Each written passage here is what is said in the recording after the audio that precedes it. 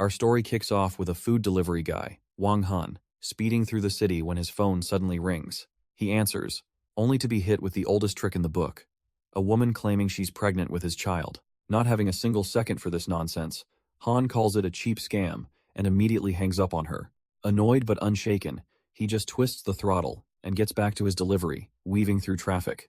And this guy's skills are on another level, parting the cars like he owns the road, hinting Hez not just some average driver. But while our boy deals with his daily drama, the story cuts away, reminding us that true monsters of wealth and power lurk in this city's shadows. Back on the ground, Han pulls up to the delivery center just as his co-workers are deep in some juicy gossip. With his signature cool, he asks his buddy, Fatty, what he's mumbling about so seriously. Turns out, the poor guy is complaining that the beautiful daughter of the prestigious Su family is being married off to the city's richest sleazebag. He rants about what a waste it is, shoving a photo of the girl in Han's face, a face that's about to make Han's world a whole lot more complicated. A guy named Han scrolls through his phone when a familiar face makes him pause, a cigarette dangling from his lips. His buddy nudges him, but Han is too busy trying to place where he's seen this woman before. His friend mocks him, asking if he's thinking about how a good girl like that was wasted on some pig. But Han scoffs, realizing she's the drunk girl who tried to throw herself at him, and it clicks that recent call wasn't a scam after all.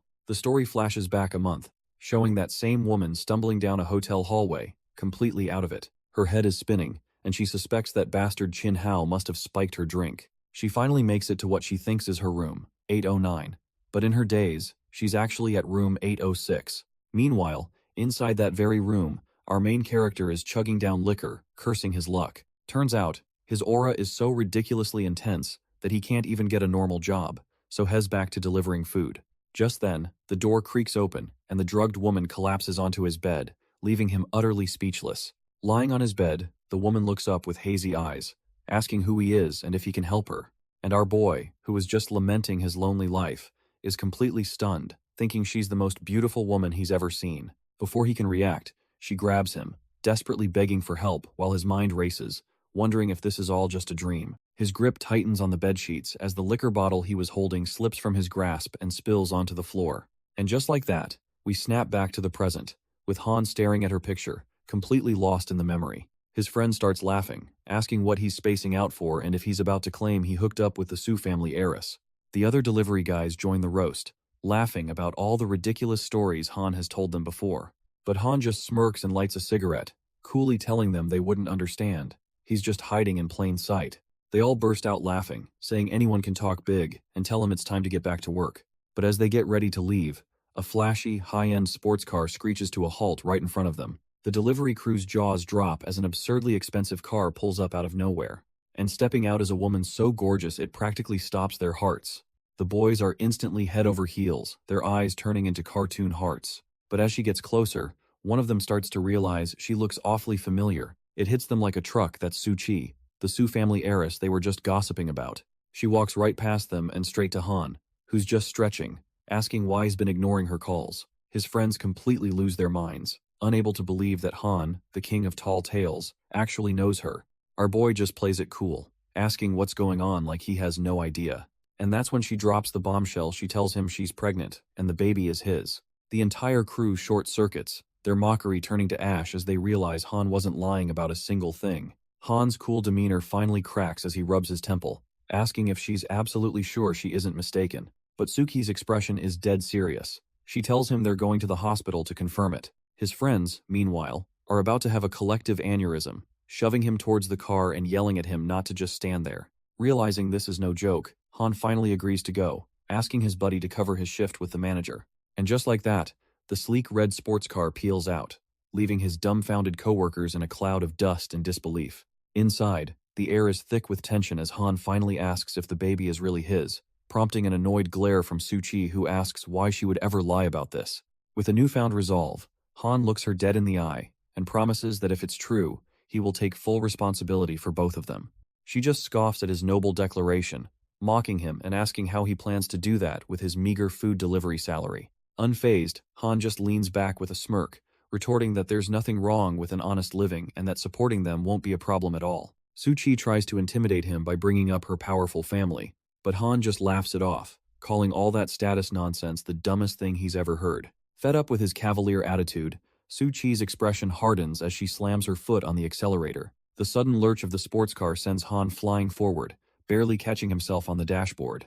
He yells at her, accusing her of doing it on purpose and questioning what's so special about her family anyway. With a screech of tires, she pulls up to a hospital and coldly tells him to get out. She warns him not to throw the word responsibility around, reminding him what her family would do if they found out. But Han is unshaken, passionately declaring that if the child is his, he will absolutely take responsibility. Unimpressed by his speech, she simply tells him to come with her into the hospital. They walk in silence down a sterile corridor, the atmosphere growing heavier with each step. Han's bravado finally cracks when he sees a sign for the operating room, demanding to know why they're here. Ignoring him completely, Su-chi gives him one last look before turning towards the door, announcing she's going in. Han's mind goes blank, his face contorting in pure disbelief at what she's about to do. He grabs her arm, desperately asking if she's really serious about this. He tries to reason with her, admitting he can't support them now but swearing he'll find a way. That money won't be a problem. But their tense moment is shattered when a nurse arrives, calling for Su-chi and announcing it's time for her procedure. With a quiet and chilling resolve, Su-chi simply agrees, her hand resting on his as if to say goodbye. She turns and walks into the operating room without a second glance, leaving Han calling out helplessly behind her. He's left alone in the hallway, clenching his fist in frustration, realizing there was nothing he could say to stop her. Inside, Su-chi is already on the operating table, as the surgeons ask if she's ready for what's to come. She lies there, her expression a mix of exhaustion and grim acceptance, ready to face the consequences. One of the surgeons prepares a syringe, calmly telling her to relax because it will all be over soon. As the anesthetic approaches, Su-chi closes her eyes, a silent tear of resignation escaping. But at the very last second, her hand shoots up, a silent, desperate plea to stop everything. Meanwhile, Han slumps in the waiting room chair, utterly defeated, believing it's all over. Suddenly, the operating room door slides open, and a fully dressed Su-chi emerges. Han's head snaps up, his eyes widening in complete and utter disbelief. He scrambles to his feet, rushing over and demanding to know how she's already out. She just looks at him, exhausted, and asks him to drive her home, trusting him with her car. Trying to regain some composure, he puts an arm around her and boasts he could fly a fighter jet if he had to. Moments later, they're speeding down the road in her sleek, expensive red sports car. He drives towards Longwan Block B, a neighborhood far beyond anything he could ever afford. As he drives, Han takes a call, his entire demeanor shifting from a simple driver to something much more serious. The voice on the other end informs him of a bidding event tonight, an order directly from the old man that he must attend. They finally pull up to a lavish mansion, and he wakes Su-chi, announcing they've arrived at her family's estate. She gets out, urging him to leave quickly before he's seen, but he notices she's unsteady and offers to help her to the door. Su-chi coldly brushes him off, thanking him for the ride but warning him to stay out of her business from now on. But as she turns to leave, the heel of her shoe snaps on the pavement, sending her stumbling forward. She cries out, completely losing her balance and pitching towards the hard ground. In a blur of motion, Han is there in an instant, catching her effortlessly in his arms. He smirks down at her, playfully calling her unbelievably clumsy for tripping on flat ground. Furious at his teasing, she pinches his side with all her might, making the would-be hero yelp in sudden pain. She digs her fingers into his side, making sure he regrets ever calling her clumsy. Han cries out that she's way too harsh, but still holds her securely despite the searing pain. Realizing she can't walk, he carries her inside the mansion and gently places her on a sofa. He gets a first aid kit and starts treating her sprained ankle, telling her to stop squirming as she tearfully tells him to go. But just as he's wrapping her foot, the front door opens, and two figures walk in on the compromising scene. It's Su-chi's mother and best friend, and her mom immediately demands to know what they're doing. Han stands up to explain that she just twisted her ankle, which Su-chi quickly confirms. Then, with a flash of inspiration, Su-chi declares that her boyfriend was just helping her with some medicine. The word boyfriend hits Han like a lightning bolt, leaving him completely stunned. Her mother erupts in fury, pointing at him and screaming about how a mere delivery boy could possibly be her daughter's boyfriend. Her mother's voice cuts through the tension, demanding to know what on earth is happening in her house. She points a finger right at Han, her face twisted in disgust as she questions who this delivery guy even is. Su-chi can only look down, immediately regretting her impulsive lie as the situation spirals out of control. She quickly tries to backtrack, telling her mom it was just a joke and that he was only helping with her sprained ankle. But her mother isn't just angry, she's worried, reminding Su-chi that she's about to marry into the prestigious Chin family and can't afford any scandals. Han, who's been silent this whole time, finally speaks up, his voice laced with irritation as he asks what's so wrong with being a delivery guy. Oh, but the mother is just getting started, sneering that a low-class nobody like him should stop dreaming of punching above his weight. That's the last straw for Han, whose eyes flash with a dangerous light as he asks her to repeat her little insult. Sensing a storm brewing, Suchi quickly dismisses him, thanking him for his help and telling him he can leave now. As Han turns his back to walk away, Suchi's friend watches him go, a curious and unreadable expression on her face. Her mother scoffs in disgust, ordering someone to wipe the floor where the filthy delivery guy stood as Lin Shuifu quietly agrees. Once they're alone in the bedroom, Lin Shuifu immediately presses for the truth, asking what's really going on with that guy. Suchi tries to brush it off, but her friend isn't buying it, claiming the way she looked at him was far from nothing. With a heavy sigh, Suchi drops the act and reveals the devastating truth. She's pregnant with his child. The news completely shatters Lin Shuifu's composure, her mind reeling in absolute shock. She asks if Suchi is serious, baffled that it was with a delivery guy, but Suchi just blames it on a drunken mistake. Lin Shuifu brings up the engagement to the Qin family, but Suchi has already made her decision she's going to keep the baby. Her friend is horrified by this, yelling that she must have lost her mind to even consider such a path. Suchi remains unshaken, explaining that she already talked to him, and he promised to take full responsibility. But Lin Shuifu is in full-blown panic, grabbing her friend and reminding her that he's a nobody and this scandal will destroy her future with the powerful Qin family. Suchi dismisses her friend's concern, telling her she'll figure it out on her own. Lin Shuifu explains her grandfather is in town to meet a big shot, so she tagged along for a bidding event. Suddenly, a wicked spark lights up in her eyes as she claims to have a brilliant idea. She leans in and whispers a vile plan. If the secret gets out, just claim the delivery guy assaulted her. Meanwhile, Wang Han is walking through the quiet, luxurious villa district, completely unaware of the plot against him. He pulls out his phone, annoyed that he can't even find a single taxi in this wealthy neighborhood. Just then, a sleek black luxury car silently pulls up right beside him. The door opens, and Wang Han looks up, a bit startled by the sudden attention. An impeccably dressed old man steps out, introducing himself as Lin Qingyun, the chairman of the Chamber of Commerce. He respectfully informs the stunned Wang Han that he's here personally to escort him to the bidding event. Wang Han calmly processes the situation, realizing his grandpa must have arranged this. Before getting in, he requests a shower and a change of clothes, which the chairman readily agrees to arrange. With everything settled, the luxurious limousine speeds off toward its destination. They arrive at the bidding event, a lavish hall packed with the city's most influential figures, and walking among them is Wang Han, now looking impossibly sharp in a perfectly tailored suit. His confident survey of the room is cut short when a familiar voice calls out to him. It's Suchi's friend, Lin Shuifu, looking at him with utter disdain, questioning what a delivery guy is doing here. She points accusingly, mockingly asking if he's here working as a waiter for the night. A flicker of annoyance crosses Wang Han's face as he begins to set her straight. But before he can finish his sentence, she grabs his arm and starts dragging him away, demanding they talk. She corners him, angrily revealing that Suchi is pregnant and he better take responsibility. Wang Han is stunned by the news, thinking to himself that she was supposed to have gotten rid of it. He grabs her, demanding to know what she means, but she just screams back that Suchi is keeping the baby. His mind reels with the realization that she never went through with the surgery yesterday. Lin Shuifu gets right in his face, threatening him one last time not to walk away from this. She tries to stomp on his foot with her heel, but he dodges effortlessly, leaving her looking foolish. Suddenly, an announcement from the stage declares that the bidding event is about to begin. Wang Han's focus is now completely shattered. He just needs to finish this and go find Suchi. But as he turns, a woman in a sharp suit approaches and respectfully addresses him as young master. She introduces herself as Liu Yue, his personal assistant assigned by Chairman Lin for the event. With his mind set, Wang Han steels himself to get through this bidding event quickly. He strides into the hall with a powerful aura, his new assistant, Liu Yu, struggling to keep up. As they enter the venue, a loud voice from the front silences the room. It's Qin Lei, the eldest young master of the Qin family, smugly demanding everyone show him respect. Liu Yue quickly explains that this arrogant fool is his biggest rival for the project tonight. Wang Han scoffs, utterly unimpressed that someone like this could even be considered his competition.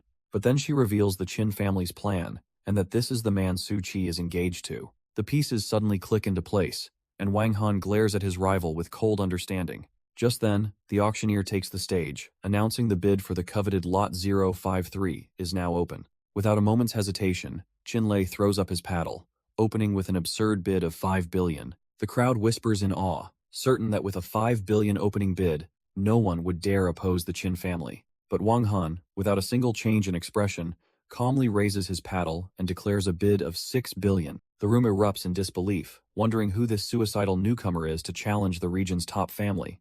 Onlookers are convinced he's just some clueless outsider who doesn't realize the Qin family will destroy him for this. Qin Li's face contorts with rage, his fist clenching as he demands to know who's intentionally causing trouble. With a look of utter boredom, Wang Han reminds him that this is an auction, and the highest bidder simply wins. The spoiled young master snarls, asking if he didn't hear him say that the Qin family wants this project. Wang Han looks down on him like he's trash, retorting that he heard. But that has absolutely nothing to do with him. The audience can hardly believe what they're seeing as this stranger goes head-to-head with the city's tyrant. Seething and humiliated, Qin Li throws his paddle up, screaming out a furious counterbid of 7 billion. Unfazed by the 700 million bid, Wang Han calmly raises his paddle and counters with 800 million. Qin Li and his goons leap to their feet, screaming that in this city, the Qin family is the law. He grabs Wang Han by the collar, spitting that no one can take what they want, but our boy doesn't even blink. With a venomous glare, Qin Li makes his final bid of 900 million, daring him to continue if he wants to die. Wang Han just lets out a quiet, mocking laugh, completely unimpressed by the pathetic threat. Then, with an arrogant smirk, he effortlessly raises the stakes to a clean 1 billion. That's it, the young master snaps, lunging forward with a fist raised, promising to feed him to the dogs. But his telegraphed punch is met with a brutal right hook that lands with a sickening crack. The blow sends Qin Li and his bodyguards flying, a tooth spinning through the air as Wang Han scoffs at the attempt. In a single fluid motion, all three of them are sent crashing into the chairs behind them, utterly defeated. But Wang Han isn't done, sending the first bodyguard flying with a vicious punch. Before the second goon can even react, he's met with a brutal gut punch that folds him in half. Clutching his swollen cheek, Qin Li sputters in disbelief that anyone would dare to touch him. Wang Han just gives him a cold smirk, confirming that yes, he's exactly the one he's hitting. He follows up with a lightning-fast kick, aimed right at the young master's stunned face. The kick lands with a sickening thud, echoing through the now silent auction hall. Qin Li is left in a pathetic heap on the floor, one of his own men draped comically over him. Unfazed, Wang Han calmly turns to the crowd and asks if anyone else would like to bid. The terrified auctioneer can only stammer that no, there are no other takers. With business concluded, he tells Liu Yue to handle the funds and walks away without a second glance. Elsewhere, Lin Shuifu finds her grandfather, wondering why he pulled her away from the auction. The old chairman, Lin Qingyun, warns her to be careful, as he hasn't yet gauged this guest's temperament. She scoffs playfully, curious what kind of big shot has her grandfather acting so cautiously. Just then, an aide reports that the auction has ended, and someone other than the Qin family won. Lin Shuifu is stunned, unable to believe anyone would be bold enough to snatch a prize from the Qin family. Her grandfather calmly informs her that this mysterious winner is the very person they're waiting for. Announcing she needs to make a call, Lin Shuifu excuses herself from the room. Lost in thought, she walks down the hall, realizing this news means the Su family can't cooperate with the Qins. Suddenly, she collides hard with a firm chest, stumbling back with a startled cry. Her shock quickly turns to indignant rage as she recognizes Wang Han, the stinking food delivery guy. Ignoring him completely, Lin Shuifu walks off down the hall, already on the phone with important news. Wang Han enters the private room, where the esteemed chairman Lin Qingyun greets him with the utmost respect. After confirming their business is handled, Wang Han casually asks about the woman he just ran into. The chairman eagerly introduces his granddaughter, Lin Shuifu, even shamelessly noting that she's single and admires him. Uninterested, Wang Han takes a seat and pivots, asking if the chairman knows Su Qi of the Su family. He then pries a little deeper, asking about her personal life and if she's ever had any boyfriends. The chairman explains that the Su family is strict, and as far as he knows, the stubborn girl has never dated anyone. A slow, knowing smirk spreads across Wang Han's face, just as the sound of a phone ringing cuts through the room. He glances down at his phone, speak of the devil. It's a call from Su Qi herself. Answering smoothly, he listens as she asks to see him and immediately agrees to go wherever she is. Waving off the chairman's final, desperate attempt at matchmaking, Wang Han makes his exit. Elsewhere, Su Qi waits for him on a park bench, looking pensive and lost in thought. He arrives in style, pulling up on a motorcycle and spotting her waiting for him. A quiet moment passes between them as he parks his bike and approaches her bench. He smoothly sits beside her, pulling her close and promising to support both her and the baby. Su Qi just scoffs, giving him a look that says she seriously doubts a delivery boy can afford her lifestyle. Completely unfazed by her skepticism, Wang Han coolly asks what could possibly be so expensive. She gestures to the designer watch on her wrist, challenging him to even comprehend its value. With a knowing smirk, he perfectly identifies the model, make, and its exact price of $352,000. She's left completely stunned, wondering how many years he'd have to work to afford something like that. Wang Han just smirks, telling her to stop worrying about money, because he can easily provide for her and the child. But just as she's about to retort, her phone buzzes, interrupting the tense moment. It's her mother, demanding she get home immediately to discuss wedding plans with a man named Qin Hao. Clearly flustered by the call, she asks Wang Han to take her home, and he agrees with a knowing smile. He gestures for her to get on his motorcycle, ready to escort her straight into the lion's den. With a powerful roar, they speed off into the city, leaving her park bench worries far behind. She holds on tightly, her hair whipping in the wind as they weave through the streets. The two of them become a blur, racing towards the inevitable confrontation awaiting them. They soon arrive at a luxurious villa, parking the bike and walking calmly toward the entrance. The second they step inside, her mother confronts them with a furious glare, scolding her for keeping her suitor waiting. Su-Chi calmly explains she was just out for a walk, facing her furious mother and a smug-looking man on the couch. Her mother immediately questions why she brought a stranger home when her wedding day is fast approaching. The man introduces himself with a greasy smile. He's Qin Hao, second young master of the Qin family. Trying to find an escape, Su-Chi points out their family's cooperation isn't even finalized yet. But Qin Hao just scoffs, thinking he'll get her in bed first and worry about the money later. Her mother desperately pushes, reminding her that the Qin family promised $1 billion to save them. But Su-Chi has had enough, her eyes flashing with defiance as she declares she will not marry him. The sudden refusal leaves both her mother and Qin Hao completely stunned into silence. She then walks over to Wang Han, grabs his arm, and drops the ultimate bombshell. She's already pregnant. The words hit her mother like a lightning bolt, her face contorting in pure, unadulterated shock. Her mother snaps, pointing at Wang Han and asking if she realizes she's throwing her life away for a simple delivery guy. Blinded by fury and shame, Yang Huimin raises her hand to strike her daughter for the disrespect. But before the slap can land, a strong hand clamps down on her wrist, stopping her cold. Wang Han effortlessly holds her back, his icy gaze asking what exactly is so wrong with being a delivery guy. He then flips the accusation, calmly questioning if selling your own daughter to a scumbag is what she considers honorable. Yang Huimin shrieks in pure rage, demanding the filthy thing unhand her immediately.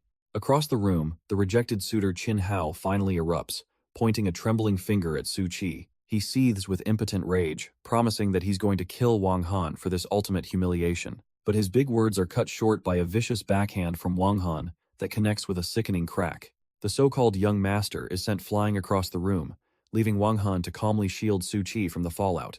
Wang Han pulls Su-Chi close, dropping a bombshell that she's pregnant with his child, stunning her into silence. Still crumpled on the floor, Qin Hao seethes. Unable to believe this, nobody dared to lay a hand on him. Blinded by rage, the young master grabs a heavy object and charges, screaming that he's going to kill him. With a confident smirk, Wang Han simply tells Su-Chi to stand back, as she nervously agrees. Qin Hao swings wildly, but Wang Han doesn't even bother to dodge, looking down on the pathetic attack. A single lightning-fast punch shatters his offense, sending the weapon flying and Qin Hao reeling. The young master is sent tumbling to the floor as Wang Han coldly reminds him who she belongs to. But he's not done yet. He mounts the downed man, grabbing his collar to teach him a real lesson. A brutal beatdown begins, each punch landing with a sickening thud as Qin Hao screams in agony. The arrogant suitor's face is a mask of pure terror, his bravado gone as he begs for someone to help him. Just as Wang Han prepares to deliver another devastating blow, Su-Chi's desperate voice cries out for him to stop. But the commotion has already drawn attention, and an imposing group of elders arrives, demanding to know who dares act so presumptuously. Su-Chi is stunned to see her own grandfather among them, his unexpected appearance turning the situation from bad to worse. An icy silence falls over the room as the family elders stare down the couple, with the beaten Qin Hao still groaning on the floor. Her grandfather's gaze is cold and unforgiving, as he reveals he overheard their entire conversation. He slams his cane into the floor with a crack, his voice booming as he confronts Su-Chi about being pregnant by a delivery boy. With a heavy heart but a firm expression, Su-Chi quietly confirms that everything he heard is true. Her family immediately erupts into chaos, panicking about offending the powerful Qin family and demanding the child be aborted. Another relative chimes in that even an abortion won't save their reputation now, leaving her grandfather speechless. The blame shifts entirely onto Su-Chi, her family declaring that her actions have single-handedly doomed them all. Su-Chi listens in silence, her expression heavy as her own family tears her down. Finally, reaching her limit, she raises her voice, begging them all to stop fighting. But the overwhelming stress is too much, and she cries out as she begins to collapse. Before she can hit the floor, Wang Han catches her, promising to take her away from this madness. Her family erupts, threatening to break his legs if the stinking delivery boy doesn't let her go. Wang Han just glares back, disgusted by their cruelty and wondering if they're even human. Without another word, he lifts Su Qi into his arms and starts walking right past them. As two relatives try to block his path, he sends them flying with a single, effortless kick. He pauses, his gaze like ice, and declares that he's taking Su Qi whether they like it or not. Her grandfather and the rest of the family can only stare, completely stunned into silence. And with that, Wang Han carries the unconscious Su Qi right through the living room, leaving her family frozen in disbelief. He had already sent two of them flying with a single kick, their pained cries still echoing in the room.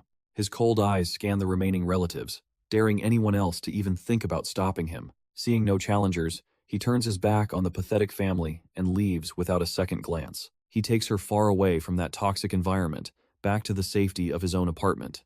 Inside, he gently lays the exhausted Su Qi down on his couch to rest. As he does, a small card slips from her purse and flutters to the floor. He picks it up, a wave of pity washing over him as he realizes today is her birthday. Looking at her sleeping form, he quietly resolves to show her what he's capable of, declaring her his woman. 20 minutes later, Su Qi's eyes slowly open, dazed and confused in the unfamiliar room. Su Qi slowly comes to, rubbing her eyes as she wonders where on earth she is. A voice calls out, and she looks up to see Wang Han, now in an apron, offering her some food. He gestures towards the dining table, revealing an entire feast he prepared just for her.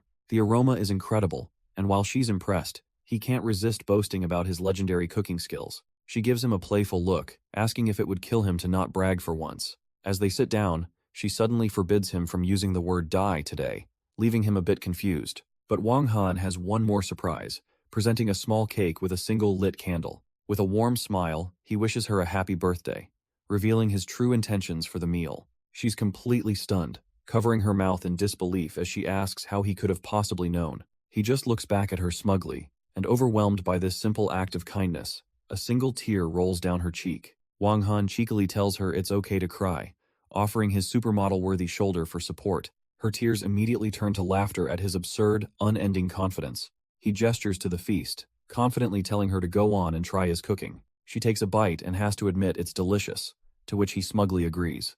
After the meal, he tells her to close her eyes and make a wish on her birthday cake. With the mood now more serious, he leans in and asks about her plans for the future. She turns the question back on him, reminding him of his promise to support her and the baby. He challenges her, asking if she'd really marry a delivery guy, and she stands up, accepting his sudden proposal to register their marriage tomorrow. With fire in her eyes, she declares that she's not afraid and is ready to do it. A sly, satisfied smile spreads across Wang Han's face. The matter is now settled, but just as the deal is sealed, the mood is shattered by the buzz of Wang Han's phone. He excuses himself to take the important call, Su Qi watching him with a curious gaze. Stepping out onto the balcony, he gets straight to the point, asking his subordinate for the situation report. The news is dire. Word on the street is that an assassin from Hydra is coming to Jiangning City just for him. Completely unbothered, Wang Han calmly confirms the target's last known location and promises to handle it tomorrow. Meanwhile, Su Qi has settled onto the couch, now on a call of her own while enjoying her cake. Her best friend is on the line, wishing her a happy birthday but miffed that she wasn't the first. Su Qi casually mentions Wang Han beat her to it, leaving her friend sputtering in disbelief. Then, with a sigh, she drops the real bomb she's marrying the delivery guy tomorrow. Her friend is left speechless on the other end, utterly horrified by the sudden insane news. But the line goes dead, leaving Su Qi alone with her desperate plan to beg the mysterious auction winner for help. On the balcony, Wang Han gets more bad news. His subordinate reveals the eldest princess was asking for his location. He lights a cigarette, a flicker of irritation in his eyes as he warns his man not to have given her his position. His subordinate confesses he had no choice, claiming the princess would have literally unmanned him if he'd refused. Furious, Wang Han can't believe his own brother-in-arms would just sell him out like that. His man tries to play matchmaker before abruptly faking a bad signal and hanging up, leaving Wang Han fuming. Now truly alone, Wang Han sinks down, realizing he's just traded one massive headache for another. Just then, his phone buzzes with an incoming message, and he wonders who else could possibly want something. It's a text from Lin Shuifu, Su Qi's friend. desperately offering to do anything if he'll cooperate with the Su family. A slow, calculating smirk spreads across his face as he reads the incredibly forward proposition. His phone rings again, this time with Suchi's grandfather, Lin Qingyun, calling to personally apologize for the trouble. Seeing his chance, Wang Han makes his demands: a sniper rifle and complete control of the project for Suchi. Elsewhere, Suchi lies in bed, texting a friend that the big shot she contacted has agreed to help. A brilliant, relieved smile spreads across her face as she confirms their meeting for tomorrow. Just then, Wang Han enters her room, nonchalantly asking what's making her so happy. He then spots her book, feigning surprise that she has a habit of reading. Leaning in close, he tells her there are many things she can't imagine about him. Completely flustered, she stammers, thinking he's about to make a move on her right then and there. But he simply plucks a pillow from the bed, announcing he'll be sleeping on the sofa. As he walks away, he casually advises her that reading in bed isn't good for pregnant women, leaving her utterly speechless. Lying in bed, Suchi can't shake the flustered thought that he was about to make a move on her. The next morning, a new day begins at their temporary home. On the balcony, Wang Han is deep into his morning routine, easily performing one-handed push-ups. Suchi stumbles upon his bizarre workout, mockingly asking if he's practicing some kind of toad kung fu. He lands gracefully, correcting her that it's his dragon hand, a name she's never heard before. He explains it's not for show, but a genuine killing technique, which only confuses her more. Wang Han proudly quotes his father's wisdom about using force to protect family, and Suchi begrudgingly agrees it's a noble sentiment. Later, she informs him that breakfast is ready, admitting she's surprised by how considerate he is. With a confident smirk, he tells her there's much more she hasn't seen, then asks her to accompany him to her home that evening. She explains they need her registration booklet for the marriage certificate, prompting him to ask if she's truly ready to marry a delivery guy. Wang Han smirks, teasingly asking if she's getting scared and wants to regret their decision. Provoked, Suchi fires back that she's not afraid of anything and they're getting that certificate immediately. As they head out, he asks if they should meet her parents, but she quickly shuts that idea down. She explains her family would look down on him, but once the baby arrives, their hands will be tied. He playfully asks if this means Hez marrying above his station, and she admits Hez got little to offer besides his looks. He feigns modesty about his poor family, then laughs it off and tells her to get on the bike. After a brief huff, she hops on behind him, ready to face her family. He tells her to hold on tight as they speed away, leaving the apartment complex behind. But they were being watched. A bodyguard reports to Qin Hao that Suchi spent the night with the delivery guy. Seething with jealousy, the young master gives a simple, brutal order: kill Wang Han and bring her to the hotel. Qin Hao's lead bodyguard cracks his knuckles, promising his young master the job will be done. Meanwhile, Wang Han and Suchi speed down the road, completely unaware of the danger closing in. A quick glance in the mirror reveals a white van, and a smirk plays on Wang Han's lips. He calmly tells Suchi he has a quick errand to run and that she should head home first. With a roar of the engine, he accelerates, weaving through the streets with incredible speed. He pulls up to a luxurious modern villa, bringing the bike to a smooth stop. After promising to pick her up later, he sends a now slightly worried Suchi on her way. With her safely inside, he turns his attention back to the van, mockingly glad they didn't get lost. He guns the engine again, ready to lead these clowns on a little chase. Hez just dropped Suchi off at the secure Lin family villa, and now it's time to take out the trash. Wang Han skids to a halt, having led his pursuers right into his own kill zone. He calmly dismounts, his senses already tingling from the hostile gaze watching him from above. On the balcony, Qin Hao's bodyguard smirks, confident their little ambush is about to begin. Ah, perfect. Wang Han decides it's time to stretch his limbs and deal with them all at once. He strolls into the empty villa, heading upstairs to a prearranged vantage point. Inside, a special delivery is waiting for him. A beautiful, high-caliber sniper rifle. He assembles the weapon with practiced ease, giving a mental nod to old Lin's efficiency. But as he moves into position, his eyes land on some unexpected lingerie lying on the bed. A sudden scream shatters the silence as a woman in a towel emerges from the bathroom. She points an accusing finger, demanding to know what a stinky delivery guy is doing in her family's villa. But just as she's about to scream again, a tiny red dot appears on her forehead, and Wang Han's eyes go wide. With a roar, he tackles her to the ground as a sniper round shatters the window right where her head used to be. She struggles against him, completely oblivious, screaming for the bastard to let her go. Pinning her down, Wang Han's calm gaze meets her terrified and confused one. He warns her to stay silent if she wants to live, before calmly asking for a status report into his comms. Grabbing his own rifle, he kneels by the window, ready to see if the enemy sniper, Hydra, is as tough as his name suggests. Without hesitation, Wang Han unleashes a deafening shot from his own weapon.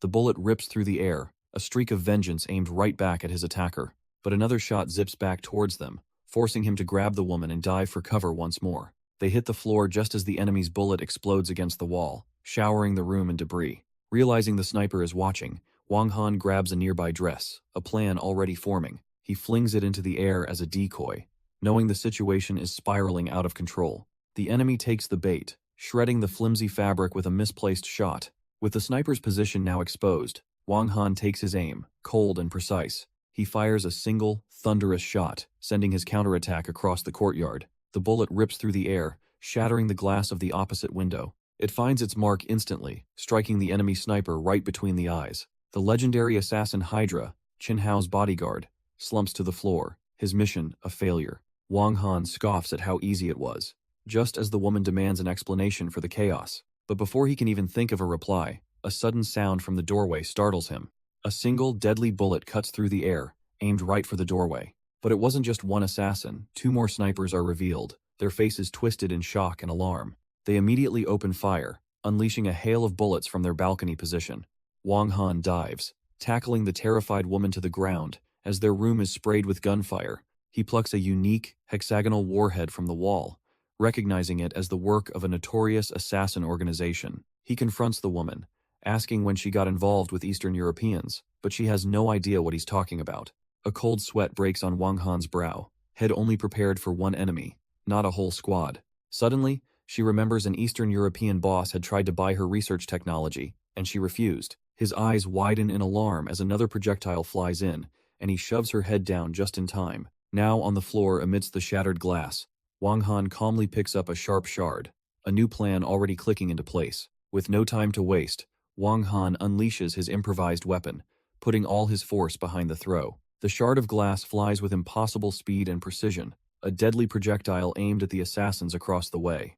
It finds its mark perfectly, slicing into the older sniper's hand and forcing him to drop his rifle with a cry of pain. In the blink of an eye, both threats are neutralized, slumping over the balcony railing, completely out of the fight. Now that the coast is clear, Wang Han casually tells the stunned woman that it's safe to get up. She's finally realized he's no mere delivery boy and demands to know who he is, but he simply tells her she doesn't need to know. She tries to threaten him by name-dropping someone called Nanan, but he calmly raises a finger to silence her. His sharp hearing has picked up a new noise, and he warns her to be quiet as her face fills with renewed terror. Overwhelmed by fear, she clings to him for protection, but he calmly tells her he'll go and take a look. Meanwhile, 3 new thugs armed with blades have arrived, confused as to why the delivery boy is still hanging around. The bodyguard, apparently back for round 2, scoffs that Wang Han must just be some common thief. But then, our hero appears at the top of the stairs, giving the goons a disarmingly casual wave. He smirks down at them with utter confidence, asking if this whole welcoming party is for him. The bodyguard angrily declares they're Qin House men, here to make him pay for getting involved with Su Qi. Wang Han just taps his head, playing dumb and asking what it is they could possibly want. Done with the games, the bodyguard gives the order, and all 3 thugs charge forward with their blades raised. Before they even take 2 steps, Wang Han moves like lightning, snapping a clean kick into the first man's jaw. The thug's eyes go wide in disbelief right before the impact sends him flying backwards. In a single fluid motion, both of the bodyguard's lackeys are sprawled unconscious on the floor. The leader freezes in shock, wondering since when the barrier to entry for food delivery was becoming a master martial artist. Refusing to accept defeat, the bodyguard roars and leaps at Wang Han with his massive blade. But Wang Han sidesteps the clumsy attack with almost insulting ease. He pivots and shatters the thug's blade with a single devastating kick, sending the man to the floor. As the bodyguard crashes down amidst his fallen lackeys, a woman in a towel appears on the stairs. She lets out a terrified scream, and suddenly, the downed bodyguard sees a new opportunity. A wicked grin spreads across his face as he gets to his feet, his attention now fixed on her. He lunges past Wang Han and grabs the terrified woman, pulling her into his grasp. Pressing the broken sword to her throat, he threatens to kill his new hostage if Wang Han moves. Wang Han just stares back, completely unimpressed, and calmly tells him to go right ahead. The bodyguard's bluff is called, and he begins to sweat as Wang Han starts walking forward, daring him to act. The bodyguard screams for him to stay back, but Wang Han's cold expression shows he has no intention of stopping. In a flash, something zips through the air, too fast for the thug to even register. Before he can blink, Wang Han is right there, stopping the blade with just 2 fingers, mocking his pathetic attempt. The bodyguard strains with all his might, realizing in horror that he can't move the blade even a single inch. Wang Han just stares him down, casually asking why he hasn't followed through on his threat yet. Utterly terrified, the bodyguard can only stammer, his mind completely blank with fear. With a slight pinch, Wang Han applies pressure, and the steel blade simply shatters into pieces. The bodyguard and his hostage can only stare in disbelief as the weapon disintegrates before their eyes. He then grabs the thug by the throat, lifting him effortlessly as he calls him worthless trash. Choking for air, the bodyguard desperately tries to save himself by claiming he's from the Black Dragon Society. Wang Han is completely unimpressed, casually slapping the thug while asking what the Black Dragon Society has to do with anything. The bodyguard is sent flying across the room, crashing hard onto the floor. In a pathetic attempt to save himself, he suddenly tries to lecture Wang Han about not going down a path of crime. Our hero isn't buying the sudden change of heart, delivering a punishing stomp to the man's back. The bodyguard screams in agony, spitting a mouthful of blood from the impact. Now he's just begging, pleading for his life, and promising he has important information to share. Wang Han gives him 3 seconds for his last words, and the thug finally spills it. Qin Hao has gone after Suchi. That name instantly changes everything, and a cold fury washes over Wang Han's face. He unleashes a vicious kick, furious that the thug waited this long to reveal something so important. But before he can act on the news, a doorbell rings, and a voice announces the arrival of the police. With Suchi in danger, Wang Han tells the woman to handle the cops before sprinting away. The blonde woman calmly faces the arriving officers, who try to reassure her. Their captain flashes his badge, demanding to know what happened here. She coolly spins a tale of a home invasion, claiming 3 men with knives broke in. The police cuff the would-be assassins, taking them into custody based on her story. An officer then reports a shocking discovery: 2 unidentified bodies found across the street. Meanwhile, in another room, Qin Hao's voice drips with menace as he recalls his last failed attempt. He confronts a terrified Suchi, smugly revealing he's already sent men to kill Wang Han. With a twisted grin, the vile suitor lunges forward, ready to assault her. He pins her down on the bed, sneering that no one will hear her scream for help. He gloats that the delivery guy can't even save himself, promising to kill her today. But before he can make another move, a fist smashes into his face, sending him flying across the room. Wang Han stands in the doorway, his voice like ice, warning that anyone who touches his woman is tired of living. Clutching his bruised face, Qin Hao sputters in disbelief, resorting to the classic, "Do you know who my father is?" Wang Han is completely unfazed, coldly stating that any father would pay the price for having a son like him. Enraged, Qin Hao boasts his father is the richest man in the city, foolishly charging forward to attack. Without breaking a sweat, Wang Han delivers a powerful kick, silencing the spoiled brat mid-sentence. As Qin Hao crashes in the background, Wang Han gently turns to Suchi, telling her not to be afraid. She leans into his embrace, relieved he came, and he promises that no one will ever harm her while he's here. Making a pathetic escape, Qin Hao scrambles out the door, screaming empty threats as he flees. With the excitement over, Suchi suddenly remembers her obligations and asks Wang Han for the time. She has an urgent company meeting and asks him to come along, to which he readily agrees. Their car speeds towards the massive Shenghua Group headquarters, where CEO Liu is apparently waiting for them. They enter the conference room, and Suchi immediately apologizes to the woman at the head of the table for her tardiness. But the CEO, Liu Yue, stares past her in utter shock, recognizing Wang Han and calling him young master. Suchi is completely stunned to discover that her bodyguard and this powerful CEO are old classmates. Trying to salvage the situation, Suchi calmly invites the flustered CEO to please take a seat. With the initial surprise over, the 3 of them finally sit down to get the business meeting underway. Just as they begin, the doors burst open and a new group arrives, led by a man fawning over CEO Liu's presence. Suchi looks on in disbelief, demanding to know why her grandfather has just crashed her important meeting. Her grandfather butters up CEO Liu, claiming he was so excited he skipped dinner just to be here. He then turns on Suchi, questioning her authority, but she firmly states that this is her negotiation. Suddenly, her own father storms in, screaming at her for daring to speak and ordering her to serve water. A smarmy young man named Su Lei steps forward, telling the CEO to ignore Suchi as her words mean nothing. The entire family has now taken over the meeting, shouting down Suchi's attempts to reclaim her project. Her uncle chimes in with a smug look, telling her to leave business to the men since she'll be married off soon. Having seen enough, Wang Han finally speaks, his face dark as he questions their shameless power grab. The family patriarch explodes with rage, demanding to know who the hell this bodyguard thinks he is. Sule just laughs, mocking Suchi for dating a delivery boy and maliciously spreading a rumor that she's pregnant. The grandfather explodes, ordering Suchi to get this low-level rubbish out, but she fires back, defending Wang Han's honest work. Lin Qingyun is utterly incensed, shocked that his own granddaughter would dare to defy him.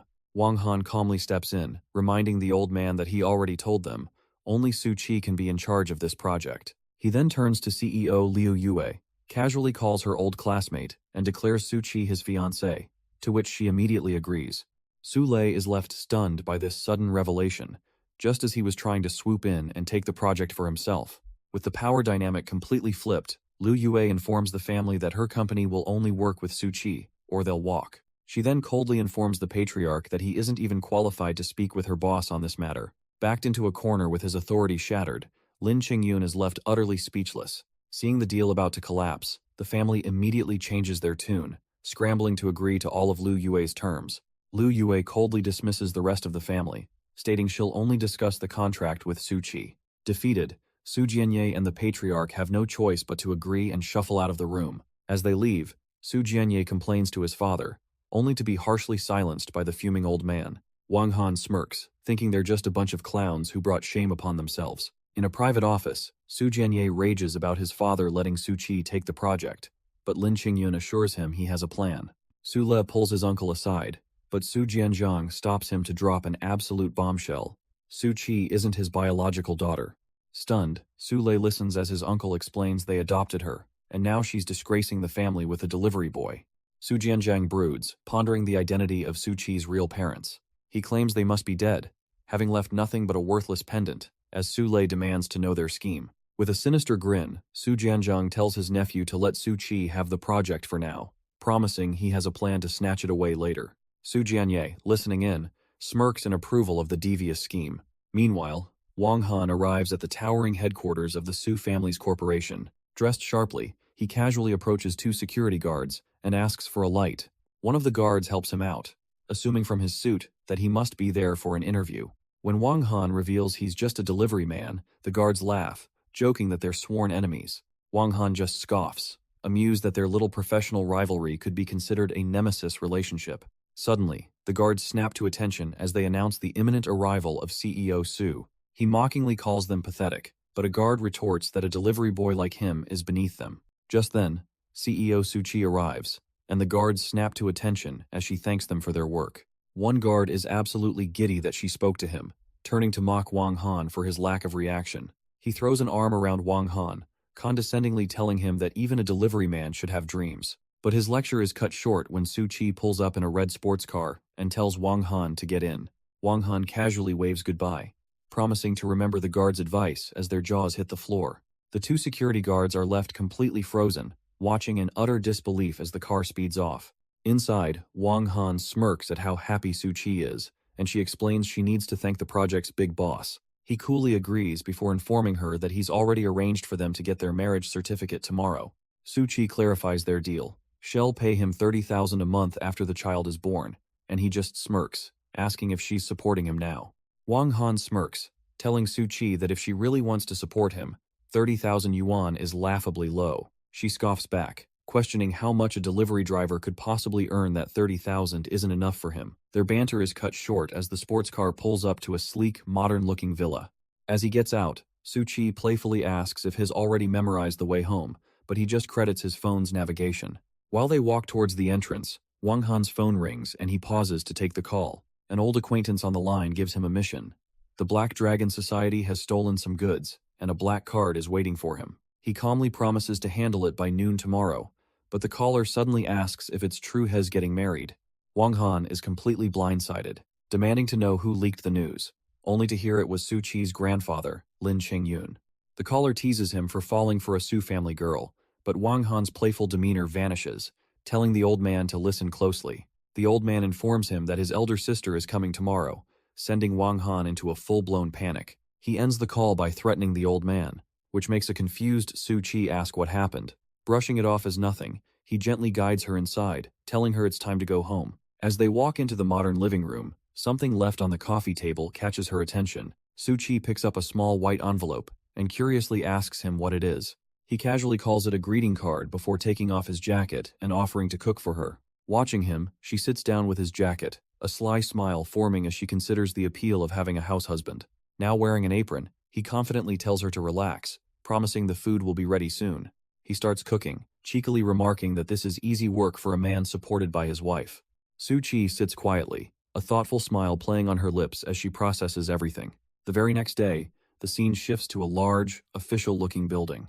They emerge together, marriage certificates in hand, as Wang Han proudly declares himself a family man. She teases him about his plans, but he cockily retorts that he's off to play with some girls. Annoyed, she calls him a lost cause and walks ahead, leaving him to chuckle at her temper. But the joking stops as he gets serious, stating it's time to finish the old man's mission. He arrives alone before a towering skyscraper, the headquarters of the Black Dragon Group. This massive corporation, he notes, was once just a local gang called the Black Dragon Society. Now, he's here to personally test just how capable this debt-collecting organization really is. He strolls into the lobby, where a couple of thugs at the desk ask him what business he has there. With a calm and confident expression, Wang Han states he's here for debt collection. The goons initially misunderstand, but he clarifies he's here to collect a debt from their boss. Realizing he's picking a fight, the two enforcers rise, questioning if he has a death wish. The long-haired thug makes the first move, grabbing his shoulder, but Wang Han remains completely unfazed.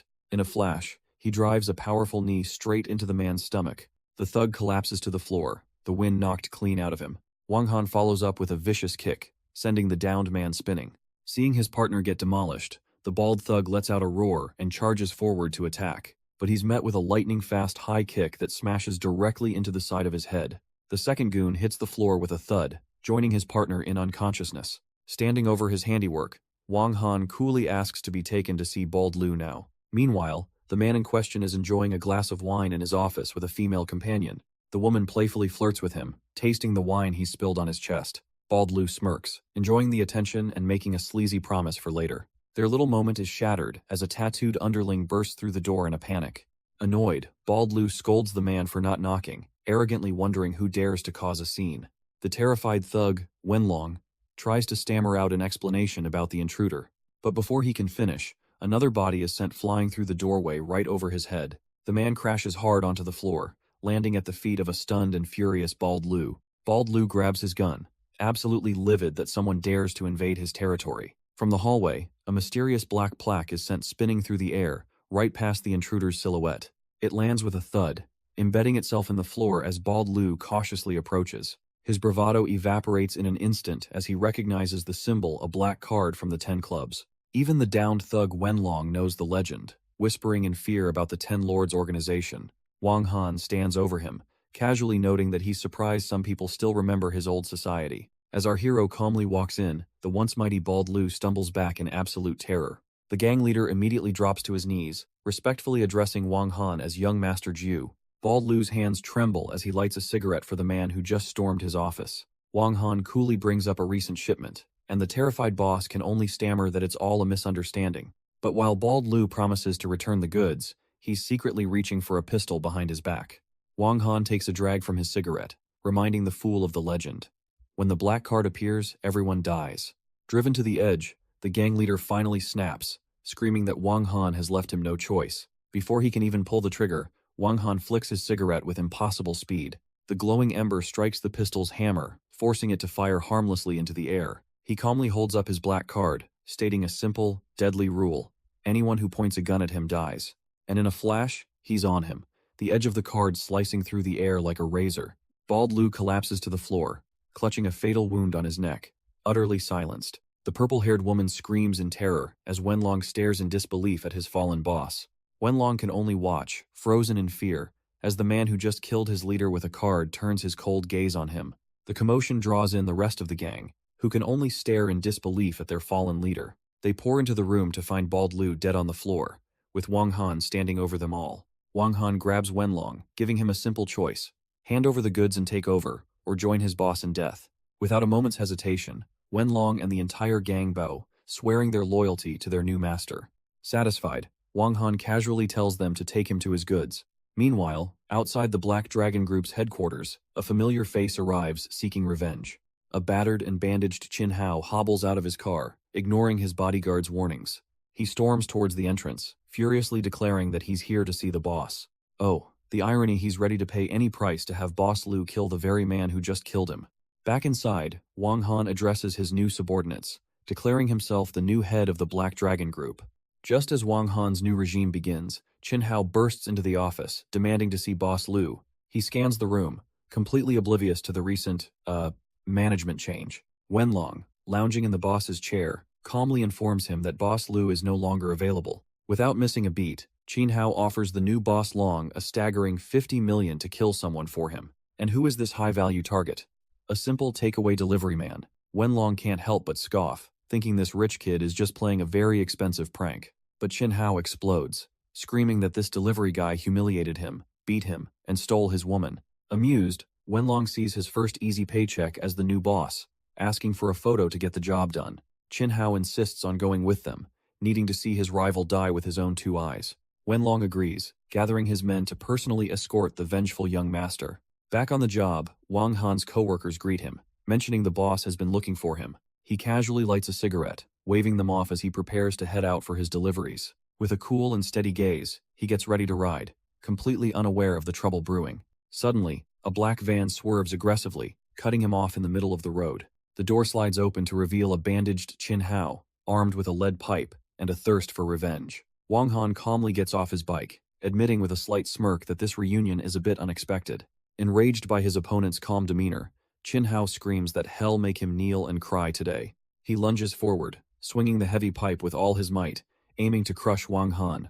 But with a simple, almost dismissive flick of his fingers, Wang Han stops the attack cold. He then drives a knee into Qin Hao's gut, asking him who exactly is going to be kneeling now. With a vicious slam, Wang Han forces Qin Hao's head to the ground, demanding to know who's kneeling now. As the pathetic young master grovels, he desperately calls for his hired boss to stop watching and do something. The van doors open and out steps Wenlong, the new head of the Black Dragon Gang, with his crew in tow.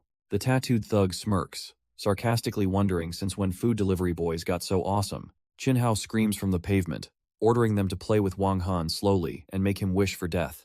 Wenlong confidently approaches, placing a hand on Wang Han's shoulder as if he's already won, but his smug expression instantly freezes, replaced by a cold sweat as he gets a proper look at the delivery boy's face. Wang Han effortlessly twists the thug's hand away, asking him just who he thinks he is. He calmly points out that Wenlong has only been a boss for a few minutes and is already acting far too arrogant. The horrifying realization dawns on Wenlong, has just threatened the 9th young master, and now has begging for his life. A bewildered Qin Hao demands to know why Wenlong is calling this delivery boy a young master. Without a second thought, Wenlong spins around and smashes his foot into Qin Hao's face. The spoiled brat goes flying, landing with a heavy thud on the hard pavement. Wang Han calmly places his foot on the whimpering man, giving him a final warning to stay out of his way. He then leans in, reminding Qin Hao that Su Qi is his wife, and that next time, he won't be so lucky. With the situation handled, Wang Han checks his phone, annoyed to see his delivery has timed out. From the ground, Qin Hao can only sputter in disbelief, asking how they couldn't handle one delivery guy. Wenlong coldly informs him that this is no mere driver, but someone he can never afford to offend. Leaving the mess behind, Wang Han speeds off on his bike toward a rundown apartment complex. He walks down the shabby hallway, package in hand, casually returning to his delivery job. He arrives at the designated apartment and knocks on the door to complete his delivery. The door opens to reveal a disheveled man, who gruffly agrees to pay in cash. But the man's expression twists with anger as Wang Han's gaze drifts past him. From the back of the room, a terrified woman in torn clothes desperately cries for help. Inside, another thug brutally slaps the woman across the face to silence her screams. The man at the door turns back, snarling at Wang Han that this is none of his business. The door slams shut, and Wang Han overhears the panicked thugs deciding to just kill the witness. A wry smirk plays on his lips. What a strange coincidence to stumble into this mess. The door bursts open again as the thug lunges out, swinging a heavy metal pipe. But with a single, effortless kick, Wang Han sends the attacker flying back into the apartment. Wang Han sighs, annoyed that he has to get his hands dirty during a simple food delivery. Inside, the second thug stares in shock at his downed partner, realizing this is a trained martial artist. With a furious scream, he lunges forward with a knife, telling the delivery man to mind his own business. But his attack is stopped dead as Wang Han effortlessly catches his wrist, looking down with utter contempt. A single decisive punch sends the thug's world spinning as the knife flies from his hand. He crashes onto his accomplice, the two of them now just a groaning pile on the floor. With the immediate threats neutralized, Wang Han casually kicks the apartment door shut. He pauses for a moment, his attention now drawn to the back of the dark room. There, tied to a bed, the terrified woman continues her weak pleas for help. He quickly moves to her side and begins to untie her, asking if she's able to walk. She confirms she can walk, so he gently places his delivery jacket over her shoulders. Wang Han explains that he's already called the police and offers to contact her family for her. Grabbing a length of rope, he heads out to make sure those two thugs aren't going anywhere. He stands over the now bound criminals, coldly informing them it was their unlucky day. The rescued woman introduces herself as Xia Wanying, and he simply replies with his own name. A moment later, Xia Wanying's eyes go wide as she stares at her phone in disbelief. She quickly hands the phone over to Wang Han, telling him that the call is for him. Confused, he answers, only to be met with an angry voice, scolding him for getting married in secret. The woman on the other end, his big sister, demands he bring his fiancée to see her tonight. Before he can even process the command, she hangs up, leaving him fuming at her audacity. Just then, the door flies open as an older man and his security detail burst in, shouting for Wanying. She runs to her father in relief, while Wang Han stands impassively over the two bound criminals. The man holds his daughter tight, his face etched with worry as he asks if she's been hurt. Xia Wanying quickly reassures him before pointing to her savior, explaining that this man saved her. With a casual nod, Wang Han orders the security guards to take the trash out, and they immediately comply. Her father, Xia Tianxiong, turns to Wang Han, thanking him, and confirming he was the one who handled these thugs. The old man is inwardly shocked, sensing the powerful aura of a martial arts master from this supposed delivery boy. Impressed, he introduces himself and offers his business card, a promise of immense favor within the city. Wang Han accepts, recognizing the name as a senior from the White Tiger Martial Arts School, but when offered a lucrative job, he simply says no thanks and walks away, leaving the powerful man speechless. As Wang Han walks off, Xia Tianxiong muses on what a prize recruit he would be. Unconcerned with the powerful family or the police cleanup, he heads straight for his bike. He fires up the engine, annoyed that a simple delivery caused so much trouble. His mind is already on Suchi. With a roar, he speeds away from the scene, leaving his good deed and a powerful connection behind. Meanwhile, at a sleek corporate skyscraper, a different kind of drama is unfolding. A man named Lin Jingpeng has cornered Suchi in her office, claiming he rushed back to save her. But Suchi is having none of it, coldly informing him that his help is neither wanted nor needed. He launches into a dramatic monologue about his undying love, but she just tells him to stay away. Desperate, he grabs her wrist, begging her to be his woman and offering her the world. She shoves him aside with disgust, delivering the final blow. She's married, and she's pregnant. Lin Jingpeng stumbles back, his face a mask of disbelief as he insists she must be lying.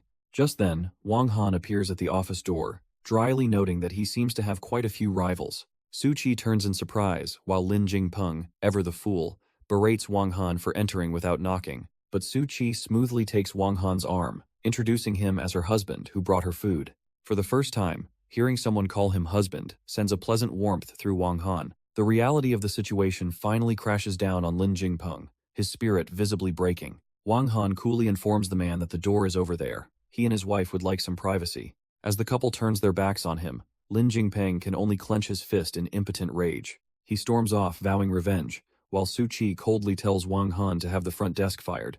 Wang Han just smirks, setting down the food and mocking his rival for running off so easily. Suchi tries to downplay the moment, stating that since there's no love between them, that man wasn't technically his rival. Wang Han just smirks, accepting her cold logic as she finally prepares to eat the food he brought.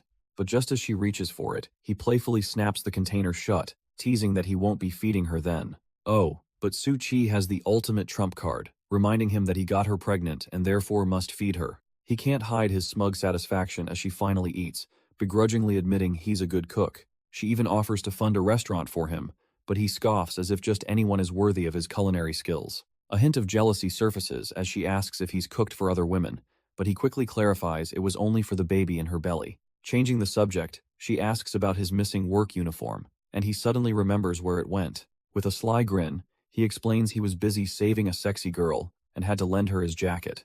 And just like that, the mood shatters as she kicks him out, telling him to go find his sexy girl while he's left utterly confused. Locked out of the office, Wang Han desperately reminds her that pregnant women can't get angry. Inside, Suchi fumes at her desk, mockingly telling the imaginary sexy girl to go deliver food. But her anger is short-lived, as she sends him a surprisingly sweet text about earning money for their baby. She then invites him to her family's house, cheekily telling him his role is simply the child's father. Standing outside, Wang Han can only sigh, a small smile playing on his lips at her stubbornness. He reads her final message, declaring him her husband, and a wave of smug satisfaction washes over him. With their little lover's quarrel now over, he swings his leg over his sleek red motorcycle. He revs the engine and speeds off down the road, ready for whatever comes next. That evening, they arrive at a massive, modern villa under the moonlight. But the second they walk in, Su-Chi's mother confronts them, demanding to know why she brought this thing home. Su-Chi proudly holds onto Wang Han's arm, coolly asking her mother if it's not okay to bring her husband home. Her mother is absolutely floored, aghast that her daughter would marry a common delivery guy. But Su-Chi doesn't even flinch, defiantly stating she knows exactly what she's doing. The rest of the family arrives, with her father trying to keep the peace, while her brother, Su-Lei, chimes in to support her. Su-Lei even puts on a welcoming smile, inviting his new brother-in-law to come sit for dinner. With the situation seemingly diffused, Su-Chi is sent upstairs to change, leaving Wang Han with the Vipers. The second she's gone, Su-Lei's friendly mask drops, revealing to his aunt that he's already called young Master Qin. The two of them share a sinister smile, eagerly anticipating the moment they can teach this idiot a lesson. And right on cue, the portly young Master Qin Hao arrives, looking for the reason he was summoned. Su-Lei greets him with a smug grin, promising the young master a very interesting surprise is waiting for him. As Su-Chi returns downstairs with Wang Han, Qin Hao spots him, utterly baffled by his presence. Su-Chi immediately challenges Qin Hao's right to be at a family dinner, but her uncle snaps at her to show some respect. Her aunt waves her hand dismissively, ordering Su-Chi to sit down next to their esteemed guest. But Su-Chi calmly points out their little trap. There's only one empty chair left at the table. Her uncle leans back with a smug look, declaring that not just anyone is worthy of a seat with the Su family. Sula chimes in with a sneer, telling Wang Han he's delusional if he thinks he can compare to young Master Qin. Su-Chi's father finally speaks, coldly suggesting that whoever can't find a seat can just squat and eat. Refusing to let him be humiliated, Su-Chi offers her spot, telling Wang Han to sit while she stands. Her father slams his hand on the table, furious at her open rebellion and demanding she sit with Qin Hao. Unfazed by the commotion, Wang Han walks forward, his silent pressure alone causing the uncle to break out in a cold sweat. But in a shocking twist, Qin Hao himself stands up, offering his own seat to Wang Han. Su-Chi's mother is absolutely stunned, sputtering that a nobody like him isn't worthy of young Master Qin's chair. Wang Han coolly accepts the seat, while Qin Hao declares that if Wang Han isn't worthy, then Hes even less so. With a confident smirk, Wang Han then tells Su-Chi to sit, casually dropping the bombshell that she shouldn't stand because she's pregnant. The entire Su family freezes in utter disbelief as Wang Han lovingly serves his honey some food. Seeing his plans go up in smoke, Su-Chi's father pulls Qin Hao aside, whispering that he has a little surprise for him. Meanwhile, Wang Han and Su-Chi completely tune out the drama, sharing a quiet and intimate toast. The father then reveals his disgusting plan. He's drugged Su-Chi's wine so Qin Hao can have his way with her. But Qin Hao recoils in pure terror, realizing this idiot is actively trying to get him murdered by that monster. In a desperate panic, he screams across the room, warning Su-Chi not to drink from the poisoned glass. Qin Hao frantically points at Su-Chi's father, screaming that the drugging plot was all his idea. Enraged by the betrayal, Su-Chi spins around and smashes the poisoned wine glass right into Su-Lei's face. Her cousin is left stunned and bleeding, utterly humiliated in front of everyone. But before he can even react, Wang Han rises from his seat, his eyes glowing with cold fury. With a single, brutal punch, he lays Su-Lei out flat, warning him to never touch his wife again. Utterly disgusted by this filthy family, Wang Han and Su-Chi turn to leave the scene. The rest of the Su family can only scramble to help the unconscious Su-Lei, their pathetic scheme in ruins. Later that night, as they drive away, Su-Chi finally breaks the silence, demanding some answers. She looks at him intently, asking why the arrogant Qin Hao was suddenly so terrified of him. Wang Han just gives a knowing smirk, explaining that some people simply need to be slapped to learn how to behave. Su-Chi rolls her eyes, telling him he's bragging again, and that his status makes fitting into her family difficult. But Wang Han just smirks, casually mentioning that his family's rules are far more intense than hers. Just then, his phone buzzes, and the confident look on his face instantly melts into pure, unadulterated panic. A message from someone named Rao Rishuang gives him a terrifying ultimatum. Show up in 10 minutes, or else. Arriving at their building, Su-Chi asks who could possibly have scared him so badly. He nervously explains his older sister is visiting, warning her not to speak out of line, but Suchi scoffs at the idea. Wang Han can only repeat his warning, telling her she'll soon understand what he means. They enter their apartment to find a woman already sitting on the couch, waiting for them. All of his previous bravado gone, Wang Han plasters on a nervous smile, greeting his big sister with forced enthusiasm. And there she is, Rao Rushuang, his eldest sister, looking down on him with an aura of absolute authority. With a cigarette dangling from her lips, Rao Rushuang issues a simple, chilling command: kneel down. And to Suchi's absolute astonishment, the once unflappable Wang Han immediately slams to his knees. His sister then turns her icy gaze to Suchi, beckoning her to join him on the floor. Thinking fast, Wang Han desperately explains that Suchi is pregnant and can't possibly kneel. Suchi quickly catches on, grabbing the sister's arm and playing dumb, asking if she's really pregnant. But Rao Rushuang's expression remains utterly unimpressed by their little performance. In a flash, she sends a powerful kick flying into Wang Han's chest, scolding him for his new tricks. He hits the floor hard, weakly trying to plead with his terrifying older sister. She looms over him, informing him that family discipline comes before any of his pathetic excuses. But before she can strike again, Suchi bravely steps in, shielding Wang Han from the next blow. Suchi stands her ground, fiercely questioning what kind of family rule justifies attacking someone without reason.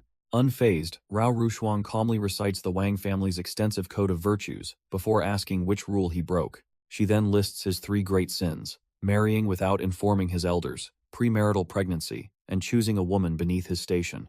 The insult hits home, and Suchi fumes, demanding to know exactly who is good enough for her brother. His sister begins listing a parade of ridiculously high-status fiancés he supposedly rejected, from wealthy heiresses to military scions.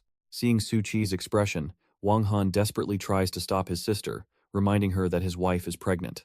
But Suchi has heard enough, suddenly turning to both of them and telling them to stop acting. She looks at a confused Wang Han with a knowing smirk, calling him and his sister incredibly naive. Suchi reveals she's seen through his entire charade, asking if he really thought she'd feel inferior over his made-up stories. As he stands there stunned, she declares she's done with his games and refuses to raise her child in this environment.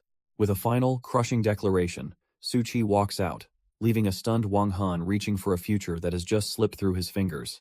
She finds refuge at her best friend, Lin Shuifu's place, the luxurious Dragon Bay villa.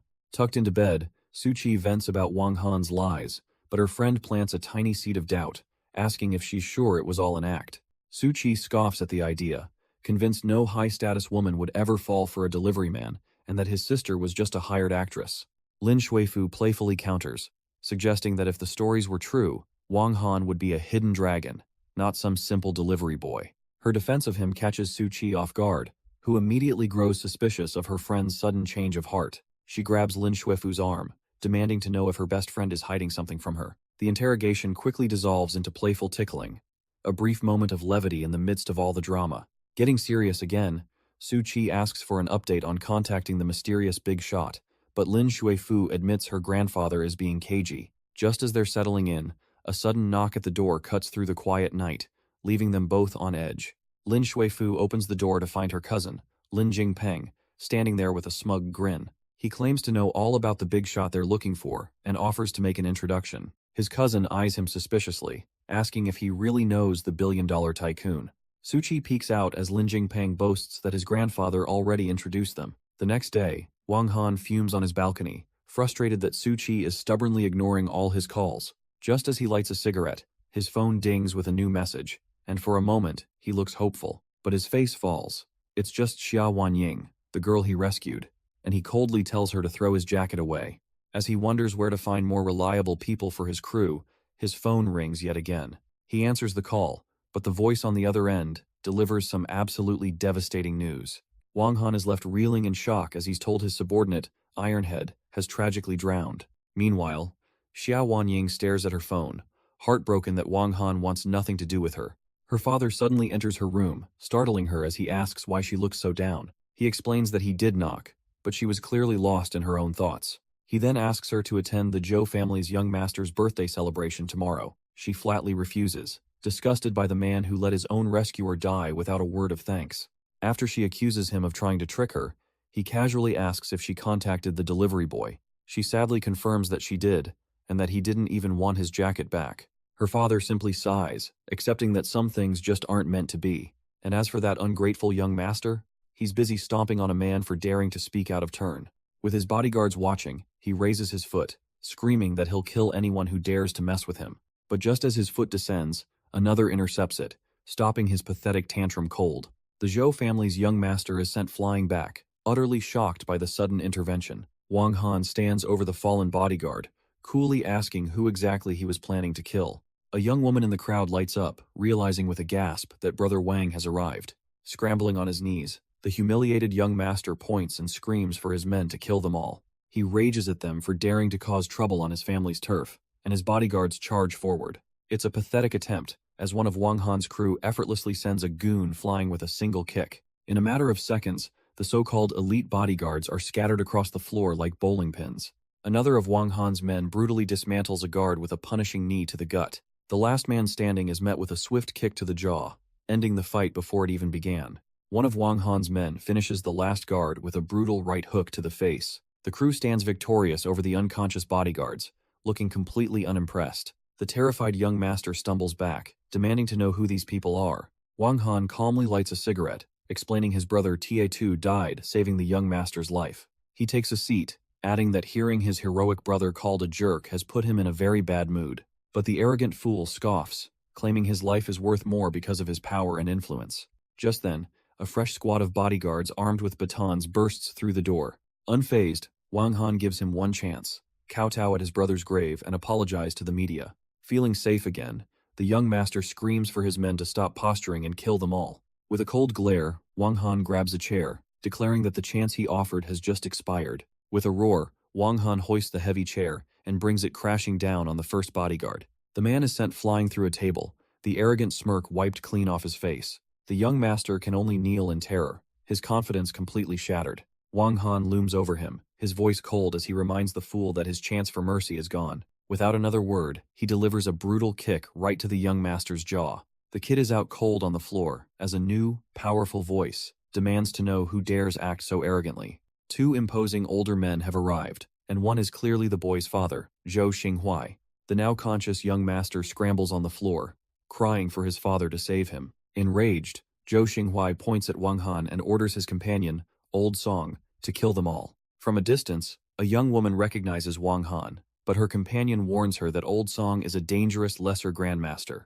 With a roar, Old Song leaps through the air, his fist glowing as he attacks the arrogant junior. But his powerful strike is caught effortlessly, the fiery energy fizzling out in Wang Han's grip. The lesser grandmaster is frozen in shock, completely unable to comprehend how his attack was stopped. Before Wang Han even has to move, one of his larger crew members steps in, offering to play with the old man. He grabs Old Song by the head and prepares to deliver a devastating immortal's head strike. With a brutal slam, he drives the so-called master's face straight into the ground. Zhou Xinghuai can only stare in horror, calling out to his now defeated bodyguard. Old Song struggles to his knees, recognizing the technique as the legendary Vajra Palm from Port City's ancient family. The name changes everything. Zhou Xinghuai quickly tries to de-escalate, welcoming them as friends. But Wang Han is unimpressed, coldly stating that his request was simple and it was the son who failed to meet it. Still trying to play the big shot, Zhou Xinghuai offers a measly 1 million to settle the death of a car mechanic. Wang Han explodes in fury, shattering the table with a kick and roaring that his brother's life can't be bought. He grabs the old man, demanding to know just how much money the Zhou family has to act so high and mighty. Unfazed, Zhou Xinghuai simply laughs, boasting that buying the lives of a few mechanics would barely cost them a thing. Wang Han's anger cools into ice as he asks if he believes he can be bankrupted right now, then tells his man to make a call. The subordinate, Xiao Hua, gets on the phone and in a single sentence, liquidates all of the Zhou family's local businesses. Still completely oblivious, Zhou Xinghuai scoffs at the display, asking if they think they're filming a movie. But his laughter is cut short as a panicked employee bursts into the room screaming that something terrible has happened. He reports all their partners have cut ties and their companies are suspended by the South China Lei Group. With a confident glint in his eye, the subordinate adjusts his glasses and introduces himself as Lei Xiaohua. The moment the name Lei registers, Zhou Xinghuai's arrogance melts into a pathetic, fawning apology. He drops to his knees, begging for forgiveness and screaming for his worthless son to come and grovel. But Wang Han steps in, pinning the young master down as he wails for his father to call his powerful second uncle. Trying to regain some leverage, Zhou Xinghuai warns them his brother holds a high rank in the military. Unimpressed, Wang Han just smirks and casually orders another of his men to make a phone call. The subordinate calmly dials, making a simple inquiry about the Zhou family's connections in Jiangning. As his crew begins dragging the terrified young master away, Zhou Xinghuai desperately asks if they've considered the consequences. The boy's continued screams for his uncle finally spur the old man into action, and he pulls out his phone. A smug, confident grin spreads across his face as he announces he's already called his brother for help. But the voice on the other end is furious, berating him for messing with big shots from the Beijing military. The old man's face drains of all color as his brother screams that He's being dismissed and investigated. The scene shifts to a quiet, somber cemetery, where debts of a different kind are about to be paid. Wang Han and his crew stand before a grave, ordering the terrified young master to kneel. He shoves the boy down, who pathetically warns him that murder is a crime. With a foot planted firmly on his back, Wang Han forces him to apologize to his fallen brother. The arrogant young master is now prostrate as Wang Han and his men pay their respects to their friend. Elsewhere in the same cemetery, Su Qi arrives with flowers to visit her grandmother's grave. She sits down and confesses that she's married and pregnant by a food delivery man her family despises. Venting her frustrations, she calls the father a hypocrite who hired an actor to seem rich. But then she mentions a benefactor who helped her, placing her grandmother's favorite foods on the tombstone. As the rain starts to pour, Su Qi finishes her visit, promising her grandmother she'll be back. She runs through the downpour towards a car where her ride is waiting. Inside with her friend and her brother, Lin Jingpeng, she impatiently tells him to get moving. But as they pull out, their path is suddenly cut off by a long black limousine. Lin Jingpeng is furious at being blocked, but Lin Shuifu can only stare at the expensive car. From the luxury vehicle, a group of men in sharp suits step out into the rain with umbrellas. Wang Han himself emerges from the car, greeted with a respectful bow from his men. He stands with his crew, calmly arranging for the care of a fallen brother's daughter. From their car, Lin Jingpeng scoffs at the gangsters, but Lin Shuifu suddenly recognizes Wang Han. Su Qi stares in utter disbelief, wondering what on earth the delivery man is doing here. As Wang Han prepares to leave, one of his men respectfully opens the car door for him in the pouring rain. Lin Shuifu points out the man serving Wang Han, but Su Qi has no idea who this well-dressed subordinate is. Lin Jingpeng, however, stares in absolute horror, recognizing him as Lei Xiaohua, the heir of the mighty Lei family. His business done, Wang Han's convoy pulls away, leaving the others to process what they just saw. Still in disbelief, Lin Shuifu urges Su Qi to call Wang Han, unable to comprehend why such a powerful figure would serve him.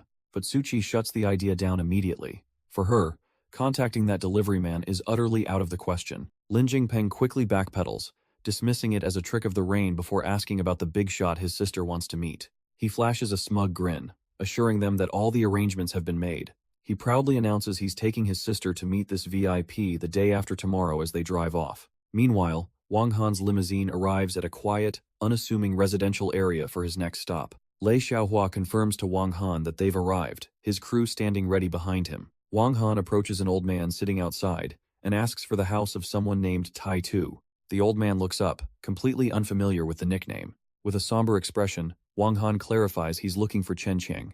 The old man's memory clicks. He points them to the third floor, but pointedly asks if they're here for the inheritance. As the group heads inside, the old man sighs, revealing their friend is dead and his greedy relatives have seized everything. Walking down the bleak hallway, the crew stops short, spotting a small child squatting all alone. While Lei Xiaohua fumes over the news of the theft, Wang Han gently asks the little girl if this is her home. The girl looks up, a bruise visible on her cheek, and says her father went to a very far place. The truth dawns on Lei Xiaohua and the others with sickening force: this is their fallen brother's daughter. Wang Han gently asks the little girl why she's outside, and she quietly admits her uncle and aunt won't let her in. She then points to a cardboard box, explaining that her aunt told her this was her new home. Lei Xiaohua is absolutely livid, realizing they've forced their niece to live in a doghouse. Filled with righteous fury, he doesn't hesitate for a second, kicking the apartment door with all his might. The door bursts open to reveal a couple shamelessly feasting on crab and lobster. The portly man leaps to his feet, enraged that someone would dare break down his door. Wang Han and the crew step inside with the girl, coldly asking when this apartment became his home. The uncle points a trembling finger, threatening to call the police, but Wang Han's aura darkens as he calls him out for his cruelty. With a roar, Wang Han drives a brutal knee straight into the man's stomach, calling him an animal. The uncle is sent flying across the room as his wife screams for help, playing the victim of a home invasion. With the little girl safely by his side, Wang Han gives his crew a simple order: teach them a lesson. Two of his men, a burly brawler and his scarred companion, grin menacingly, and crack their knuckles. The lesson begins immediately, as the greedy uncle's screams fill the air under a flurry of brutal punches. Once the screaming subsides, Wang Han gently asks the child her name, and she shyly introduces herself as Guo Guo. Lei Xiaohua soberly points out that leaving the poor girl here is just condemning her to more abuse. Wang Han's gaze softens as he asks Guo Guo if she'd like to live with them, and she timidly agrees. He then tries to pass the responsibility to Lei Xiaohua, who completely panics, insisting he's a killer, not a caretaker. As Wang Han considers this, little Guo Guo tugs on his jacket, looking up at him with hopeful eyes. Seeing his chance, Lei Xiaohua quickly anoints Wang Han as her new godfather, calling it good practice for his married life. A wry smile plays on Wang Han's lips. Married for a few days, and now, somehow, he's already a father. The very next day, a new, surprisingly domestic routine begins. Wang Han, now in full dad mode, serves a warm breakfast to his new goddaughter Guo Guo. As they eat, he decides to check in with his actual, very pregnant wife. He sends Su Qi a picture of the food, only to be brutally shut down with a demand not to be contacted. Shaking off the cold shoulder, he smiles and tells Guo Guo it's time to get her ready for school. And of course, thanks to his connections, she's not going to just any school. Uncle Lei has pulled some strings, getting her into the most prestigious private school in the district. They're immediately welcomed into the principal's office, where he's greeted as young Master Wang. The principal introduces himself, and then the young woman standing beside him, Teacher Xia. A spark of recognition hits Wang Han. It's Xia Wanying, the very woman Head rescued not long ago. Xia Wanying's eyes light up with joy and relief, exclaiming that it really is him. Wang Han plays it cool, noting she's a teacher now as she glances down and asks if the little girl is his daughter. With a proud smile, he rests a hand on Guo Guo's head and confirms that she is indeed his daughter. The principal smoothly suggests Teacher Xia take the girl to class, while she's still reeling from the shock that her savior has a child. Trusting her completely, Wang Han says he's leaving Guo Guo in her care so he can head to work. As he turns to leave, Guo Guo waves an enthusiastic goodbye, calling out to her godfather. He looks back with a charming smirk, promising to pick her up when school is over. The godfather comment catches Xia Wanying's attention, and she gently asks Guo Guo about her biological father. The little girl sadly explains her real father is in heaven, a revelation that seems to touch her new teacher. His morning mission complete, Wang Han starts up his motorcycle, musing that this whole fatherhood thing is surprisingly tough. Just as his day begins, Wang Han gets a call from a mysterious woman, her voice dripping with playful menace. He's completely baffled, wondering aloud how this princess even got his number. She threatens to come find him, but he coolly shuts her down, claiming his wife wouldn't appreciate the visit. The next morning, it's back to dad duty as he drops Guo Guo off at school before starting his deliveries. Before heading off, he decides it's probably best to give his pregnant wife a little warning. He quickly texts Su Qi, telling her to ignore any woman with a ponytail who might show up, chalking it up to more acting. With a weary sigh and a freshly lit cigarette, he laments how complicated women can be. But there's no time to dwell on it. He's already running late for another delivery order. By noon, his route takes him to the gates of an imposing and luxurious-looking mansion. He parks his bike, taking a moment to admire the sheer scale of the place he's delivering to. Wang Han arrives at the grand front door, announcing the food delivery. The door opens, and he puts on his best customer service smile for the person inside. But standing there is none other than Su Qi, who looks completely stunned to see him. He, on the other hand, just flashes a cool, knowing smirk, enjoying this little coincidence.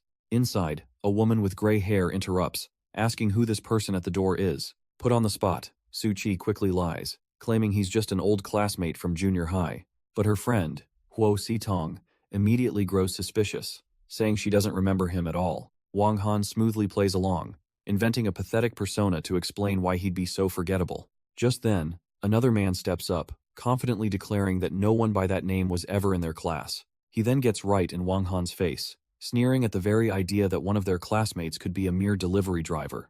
The man scoffs at Su Qi, questioning why a big boss like her would associate with a mere delivery guy. He smugly preaches about the massive gap between the elite and the lower class, warning her it's best to stay away. Turning his attention to Wang Han, he pulls out his wallet, ready to pay him off and get rid of him. With a condescending sneer, he offers a pathetic 200 as a reward, clearly trying to humiliate him. But Wang Han doesn't move, prompting the man to mock him, asking if the measly tip isn't enough. Playing along, Wang Han simply takes the cash with a knowing smirk and thanks the boss for his generosity. Just then, another woman appears asking for her pizza, and the arrogant man's demeanor instantly shifts to fawning. Her eyes, however, land on Wang Han, and she lights up, excitedly calling out to brother Wang. Wang Han gives a casual wave, coolly acknowledging the coincidence of meeting Miss Xia here. Stunned, the man asks how she knows him, but she proudly declares that this delivery driver is her savior. Wan Ying warmly invites her savior inside to rest, but Wang Han politely declines, saying he still has deliveries to make. The arrogant man, Yuan Bo, sneers that of course people like them need to work during peak hours to make a living. Not wanting any part of this drama, Wang Han turns to leave, but Wan Ying quickly runs after him. She catches up and asks if he could give her a ride to work, as she doesn't have a car available. Yuan Bo scoffs, offering his Porsche and mocking the supposed danger of Wang Han's beat-up electric scooter. But Wang Han just smirks, standing beside a gleaming red sports bike that leaves everyone speechless. Su Qi, with her arms crossed, gives a silent, annoyed approval, telling him to just take Wan Ying already. With a quick farewell to Su Qi and her friend, Wang Han lets Wan Ying hop on the back of his bike. They speed away from the lavish mansion, leaving the stunned party guests in their dust. Back at the gate, Yuan Bo tries to charm an irritated Su Qi, who clearly has no time for him. Su Qi has had enough, coldly telling Yuan Bo she has business to attend to and needs no ride from him. Meanwhile, Wang Han and Wan Ying cruise through the city streets on his powerful bike. He glances back, asking if he's going too fast as she holds on tight behind him. She says it's fine, but their peaceful ride is cut short when a red sports car aggressively pulls up beside them. And of course, it's Su Qi, who glares at them and orders Wan Ying to get into her car immediately. Seeing his out, Wang Han smoothly agrees, knowing he absolutely must not upset the mother of his child.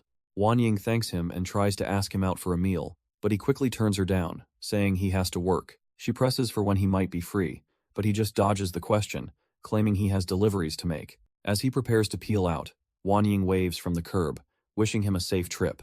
Speeding off alone, Wang Han lets out a sigh, thinking to himself that women are just too much to handle. Later that evening, Wang Han is walking home with his daughter, Guo Guo. He asks if she's hungry, and she happily tells him she loves his cooking. But as they arrive at his apartment, he freezes a pair of women's high heels are right by the door. The door is already ajar, and he knows with a sinking feeling that someone is inside. A woman wrapped in a towel steps out of his bathroom, casually asking why her honey is so late. Wang Han panics, immediately covering Guo Guo's eyes and yelling at the woman to get dressed. Her playful smirk fades as she finally notices the little girl, asking who she is. He bluntly introduces Guo Guo as his daughter, proof that he wasn't lying about being married. Completely unfazed, the woman sits down and with a sly smile, tells Guo Guo to call her mother. Wang Han is absolutely dumbfounded, shouting at her for spouting such ridiculous nonsense. He immediately warns the woman, telling her not to corrupt the children with her games. But she leans in close to Guo Guo, sweetly explaining that she's the little girl's new mother. Trying to regain control, Wang Han gently tells Guo Guo to go inside and work on her homework. As the girl obediently heads to her room, the fragile peace in the apartment is about to shatter. The moment she's gone, the woman's playful smile vanishes as she grabs him. Furious he got married. He yelps in pain, shocked at the very personal nature of her sudden attack. She follows up with a powerful high kick, mockingly asking if he missed her special brand of affection. Completely flustered, Wang Han can only yell at her to please, for the love of God, put on some clothes. But she just sits back down, a smug look on her face as she promises to deal with him for marrying another. He tosses a jacket at her, desperately trying to remind this insane woman that he's a married man now. Now dressed, Jiang Tang casually lights a cigarette, revealing she knows his marriage was just a shotgun wedding. Wang Han, desperate to change the subject, asks how long she plans to stay, clearly hoping the answer is not long.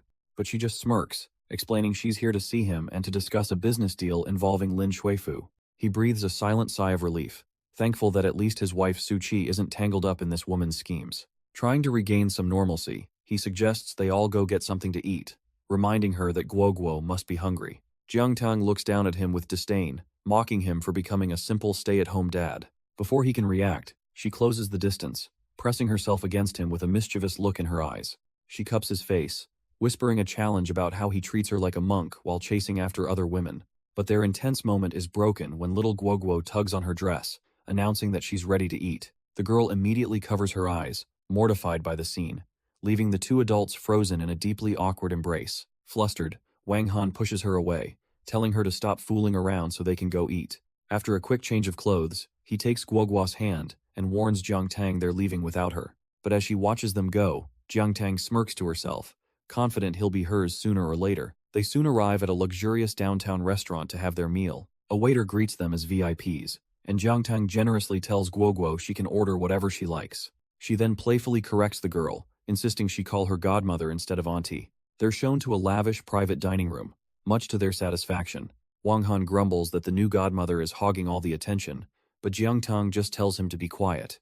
Elsewhere in the same restaurant, Qin Lei meets with one of his subordinates in a private room. The man reports his failure to find who stole the Qin family's project, only that there's a link to Lin Qingyun. Qin Lei's subordinate complains bitterly that Su Qi has completely seized control of the project. A nasty grin forms on Qin Lei's face as he hatches a plan to smear her name using her deliveryman husband. His lackey, ever the sycophant, immediately praises his boss for the brilliant and ruthless idea. But just as they celebrate, Qin Lei's eyes narrow on a familiar figure walking past their door. His man is stunned it's Wang Han, Su Qi's husband, and he immediately decides to investigate. He peeks into the adjacent private room and sees Wang Han dining with none other than Princess Jiang Tang. Inside, the group is completely oblivious, with Jiang Tang happily offering Guoguo another chicken leg.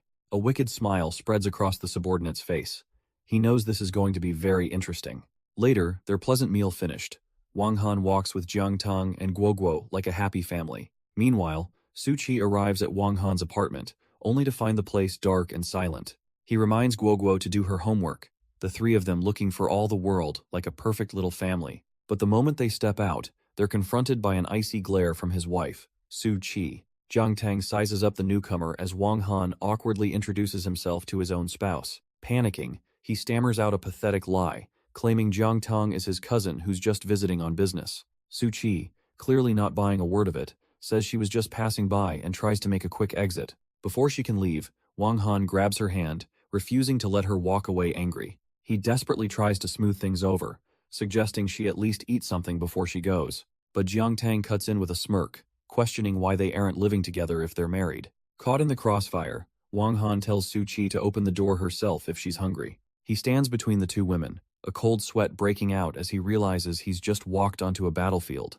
To escape the suffocating tension, Wang Han awkwardly announces he'll cook and sends Guoguo to do her homework. Left alone, Jiang Tang eyes Su Qi with a smirk, questioning when her husband ever learned to cook. Su Qi proudly remembers he only ever cooked for her, but Jiang Tang immediately retorts she wants to try his food too. Wang Han tries to shut her down, pointing out she just ate, but his words fall on deaf ears. With a dramatic pose, Jiang Tang simply declares that, oh, she's suddenly hungry again. Su Qi has had enough, walking over to her rival and warning her to start behaving herself. She offers Jiang Tang a bottle of water with a sickly sweet smile, calling her second aunt's daughter. The two women lock eyes, trading passive-aggressive jabs about who looks older than whom. Jiang Tang then loudly calls out to the kitchen, asking her brother when the food will be ready.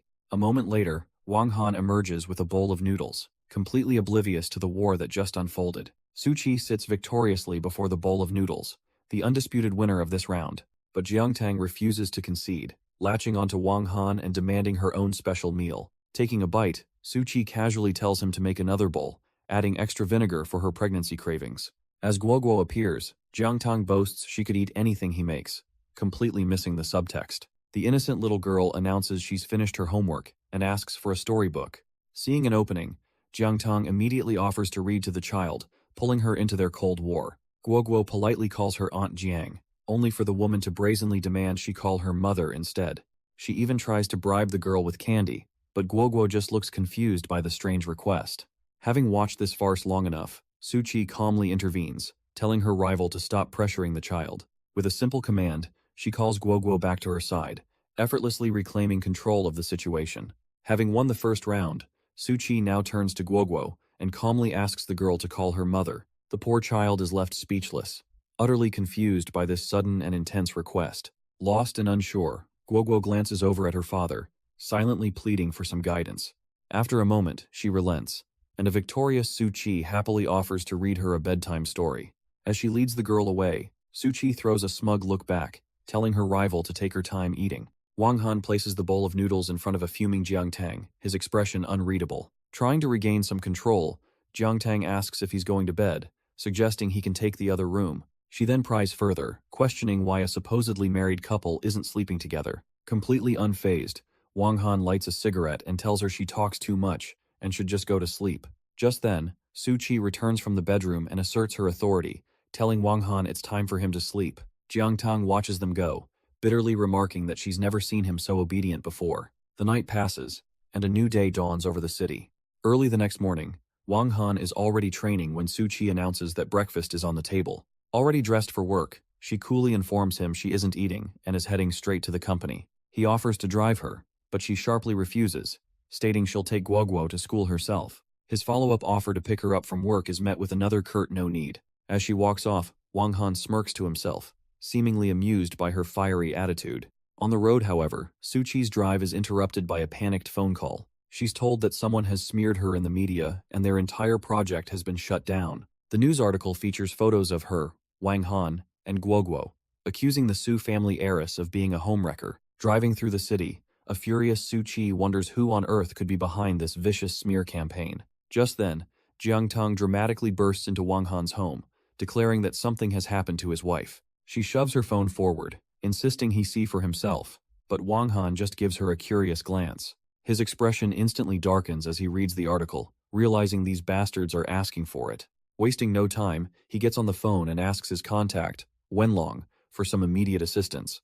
Across town, in a lavish hotel, the mastermind behind the plot is busy celebrating his apparent victory. Lying in bed, his mistress playfully asks young Master Su what has him in such a wonderful mood. He smirks, telling her that it's a very good thing indeed, feeling utterly refreshed by his scheme. But as he moves to celebrate his rival's downfall, the door to their room is violently kicked open. Young Master Su's smug face turns to shock as the imposing figure of Wenlong and his men block the doorway. Young Master Su stammers, trying to understand why the fearsome boss Wen is standing in his room.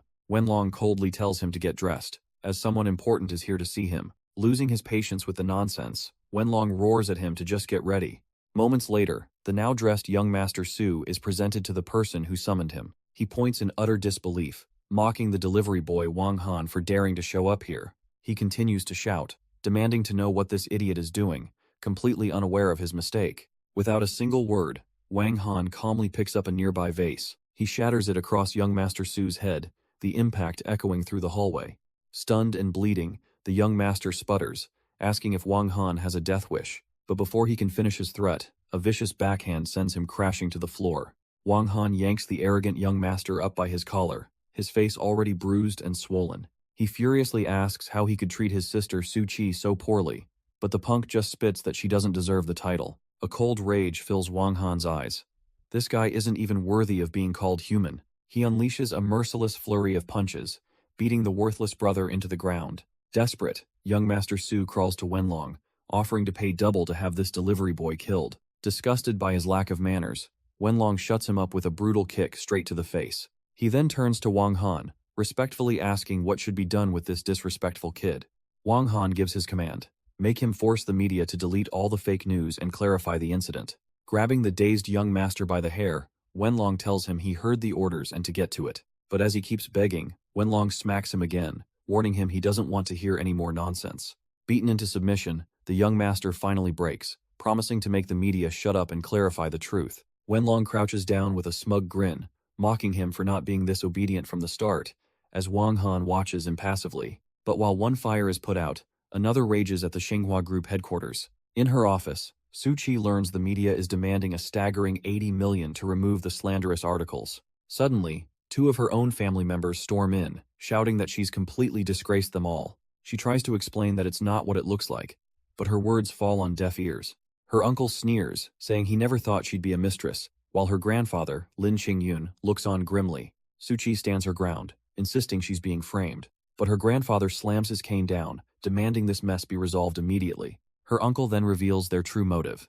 They can make this go away, but only if she relinquishes control of the company. Leaning over her desk, he gloats that the project should have been theirs anyway, and warns her to watch her step. But Su Qi stares them down, refusing to hand over power because she knows she's innocent. Her grandfather slams his cane down, yelling that she's too young and must give up the project, like it or not. Just as the family feud reaches its peak, a knock at the door announces an interruption. Sukiya's assistant enters, announcing the arrival of a CEO Liu, the very partner they've been discussing. Her uncle immediately starts groveling, apologizing profusely to CEO Liu for the family's embarrassing scandal. The grandfather then turns on Su Qi, demanding to know how she'll find the millions to fix this mess. But before she can answer, her assistant returns with a report.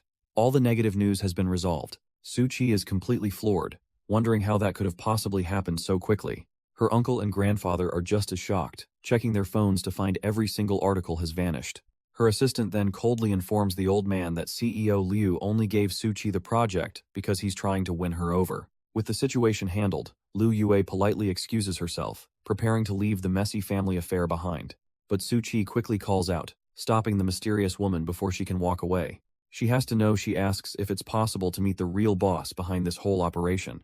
Liu Yue gives a sly, unhelpful smile, claiming she can't make that decision for her enigmatic employer. And with a final wave, she departs, leaving Suchi alone with her stunned, useless relatives. As they leave, her uncle and grandfather spit parting shots, blaming her for the family's downfall. Finally alone, Suchi sits down, her mind racing to figure out who her secret benefactor could be. Then, a news headline makes her blood run cold. A delivery driver fired over a rumored affair with an heiress. At that very moment, Wang Han is speeding on his motorcycle, heading straight for the delivery center. He pulls up to his coworkers, who are casually chatting, completely unaware of the storm brewing around him. One of his coworkers rushes over, a cigarette dangling from his lips as he warns Wang Han he's all over the news. Wang Han dismisses it as boring gossip, but his friend cuts straight to the point. He's been fired. A confident smirk plays on his face as he scoffs at the idea. Who in their right mind would dare to fire him?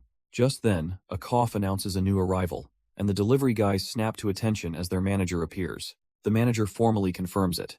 Due to the negative impact of his affair, the company has decided to let him go. Wang Han immediately pushes back, reminding him that the media already clarified the news was completely fake. But the manager just plays the victim, claiming his hands are tied before offering a job at his cousin's security company. He even lights Wang Han's cigarette, giving him a condescending lecture about not trying to live off rich women. With a final, fake sympathetic look, he hands over a business card, telling Wang Han his cousin will take care of everything. As he walks away, Wang Han considers the offer, while his coworkers tell him to maybe tone down the bragging at his new gig. As Wang Han offers his coworkers a smoke, a woman's voice suddenly calls out, asking for him by name. He and Fatty turn around, completely caught off guard by the unexpected visitor. A beautiful young woman approaches, expressing her relief at finally finding Brother Wang. Wang Han recognizes her as Teacher Xia, leaving his gawking coworkers absolutely speechless. She explains that his phone was off, so she had to ask around and track him down at the station. He asks what she needed him for, while his colleagues stare on in disbelief and envy. Teacher Xia clarifies that her father wants to see him and suggests they go somewhere more private. Since he just got fired anyway, Wang Han coolly agrees to go with her. They speed away on a motorcycle, as the delivery guys speculate she's hired him for some tough job. Their gossip is cut short when manager Bing appears and literally kicks them back to work, telling them to stop being jealous. Before the dust can even settle, another expensive-looking black car pulls up right in front of the station. The remaining delivery guys wonder what's going on as a pair of high heels steps onto the pavement. A stunningly beautiful woman gets out and asks them point-blank where she can find Wang Han. Completely mesmerized, one of the guys asks what her relationship is to their former co-worker. She smirks, dropping a bombshell by coolly announcing that she's his wife, here to take him home. Another wife? The co-workers' minds collectively short-circuit. They just can't comprehend his luck. One of them manages to snap out of it and explains that Brother Han just left with someone else. The woman crosses her arms, annoyed that the bastard managed to get away so quickly. Meanwhile, Wang Han speeds through the city with Teacher Xia, who gives him directions from behind. They finally arrive at their destination, the impressive and rather large White Tiger Martial Arts School. As they walk across the courtyard, Wanying tells Wang Han that her father is waiting upstairs.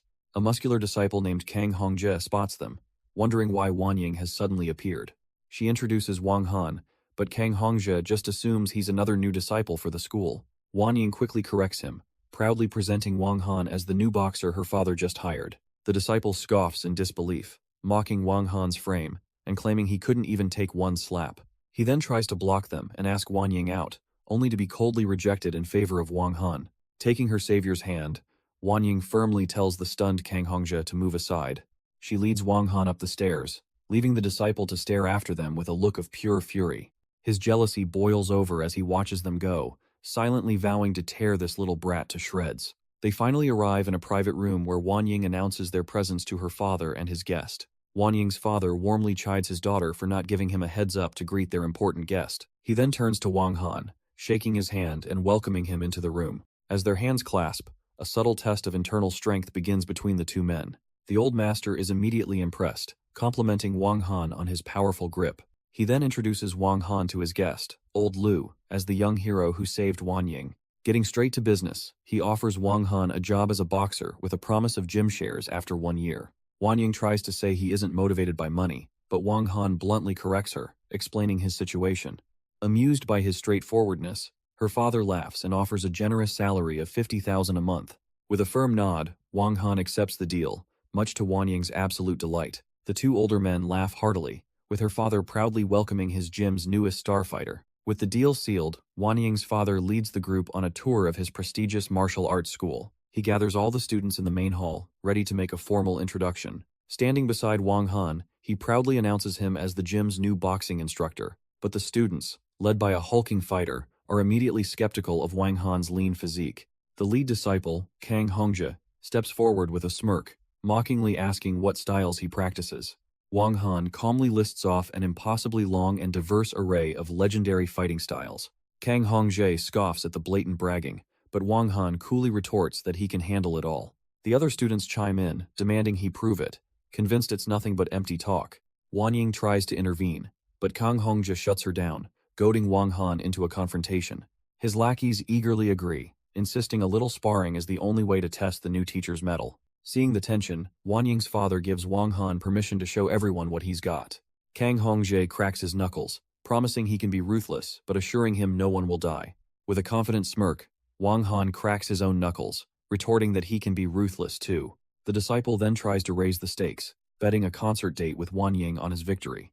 Wang Han defers to Wan Ying, who immediately challenges Kang Hongzhe on what happens if he loses. Laughing at the very idea of defeat, the arrogant disciple says she can ask for anything she wants.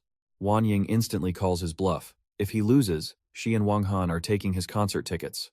As Wan Ying's father tries to calm his hot-headed disciple, Wang Han cheekily asks what to do if he seriously injures him. Ignoring the warning, Kang Hongzhe clears a path, telling the new instructor he won't be holding back. The disciple's eyes narrow with fury, utterly convinced that Wang Han is nothing but a boastful fool.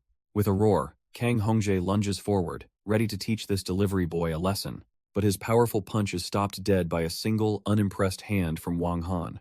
Before the disciple can even register his shock, a swift kick sends him stumbling back. Wang Han gives him no time to breathe, immediately grabbing his arm to control him. In one smooth motion, he flips the martial artist over his shoulder, slamming him into the mat. He then casually critiques the downed man, telling him his speed is decent but his power is lacking. As Wang Han walks away from the coughing disciple, Wan Ying can only gasp at how amazing he is. Old Lu quietly informs her father that Wang Han likely only used 30% of his strength. Seething on the floor, utterly humiliated, Kang Hongzhe refuses to accept his defeat. Fueled by rage, he suddenly springs up, launching a desperate sneak attack at Wang Han's back. But Wang Han's senses are on another level, and he effortlessly catches the raging disciple mid-lunge.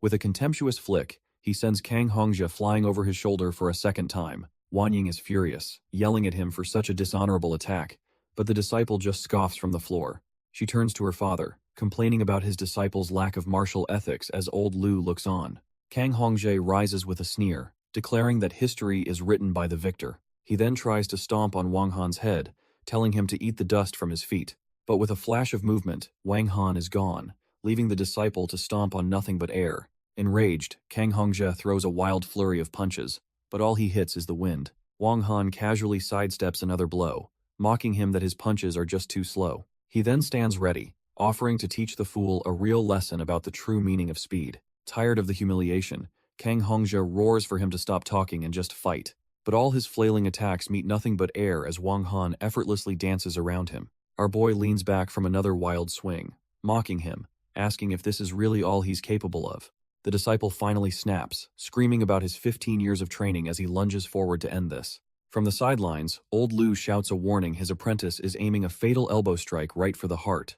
Wan Ying can only watch in horror, her face pale with worry for her savior. But before the blow can land, Wang Han is already past him, whispering right by his ear. He leans in, repeating the cold, simple truth he's been trying to teach him. "You're too slow," and with a single, blindingly fast kick, he sends the so-called master crashing to the mat.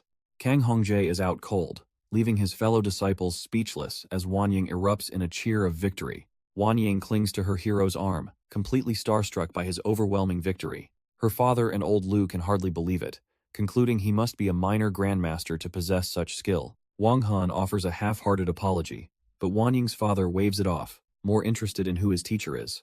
He casually deflects the question as the other disciples carefully tend to their unconscious senior. Just then, his phone buzzes, reminding him he has somewhere to be, and a new message from Suchi. She's heard he's jobless and offers a pity job, so he smugly texts back that he already landed one for 50,000. Suchi's reply is instant and dismissive, telling him to stop dreaming and be realistic. Annoyed that she still doubts him, he snaps a picture of the contract and sends it, leaving her stunned into silence. He asks if she's hungry, but she declines, saying she has to meet someone very important. She's meeting the big shot who gave her the project, and Wang Han freezes. She thinks it's someone else. Realizing She's walking into a trap, Wang Han calls for backup, asking for Suki's location. He urgently tells his contact on the other end that this is serious and to find her now. The contact is none other than Jiang Tang, who casually informs him his little darling is with another man.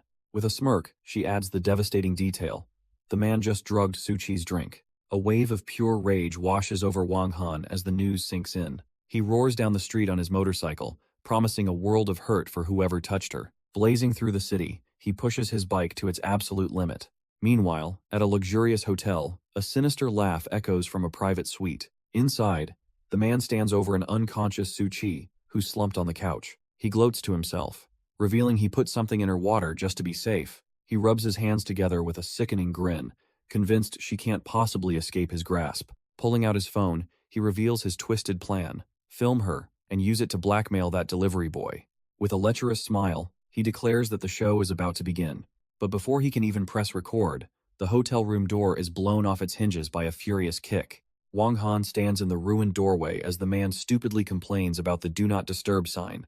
In a flash, Wang Han has him by the head, his eyes burning with rage as the man stammers in disbelief. He rears back his fist, ignoring the coward's pathetic questions about what he's doing. With a guttural roar, Wang Han unleashes all of his fury into a single, devastating punch. The impact sends the man flying, his face contorting in pain as the blow connects perfectly. He crashes to the floor, clutching his jaw and cursing his own monumental failure. The man throws a desperate punch, but Wang Han effortlessly sidesteps the clumsy attack. He counters with a brutal strike to the man's back, a solid thud echoing in the room. Scrambling on the floor, the man tries to name-drop his powerful grandfather, Lin Qingyun, to save himself. But Wang Han's foot comes down hard, and the man can only spit blood as he foolishly threatens his family. Wang Han pins him down, coldly telling him to worry about his own survival as the coward starts begging.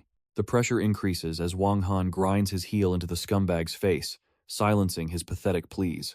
His attention is suddenly drawn to Suchi, who is murmuring deliriously on the bed about how hot she feels.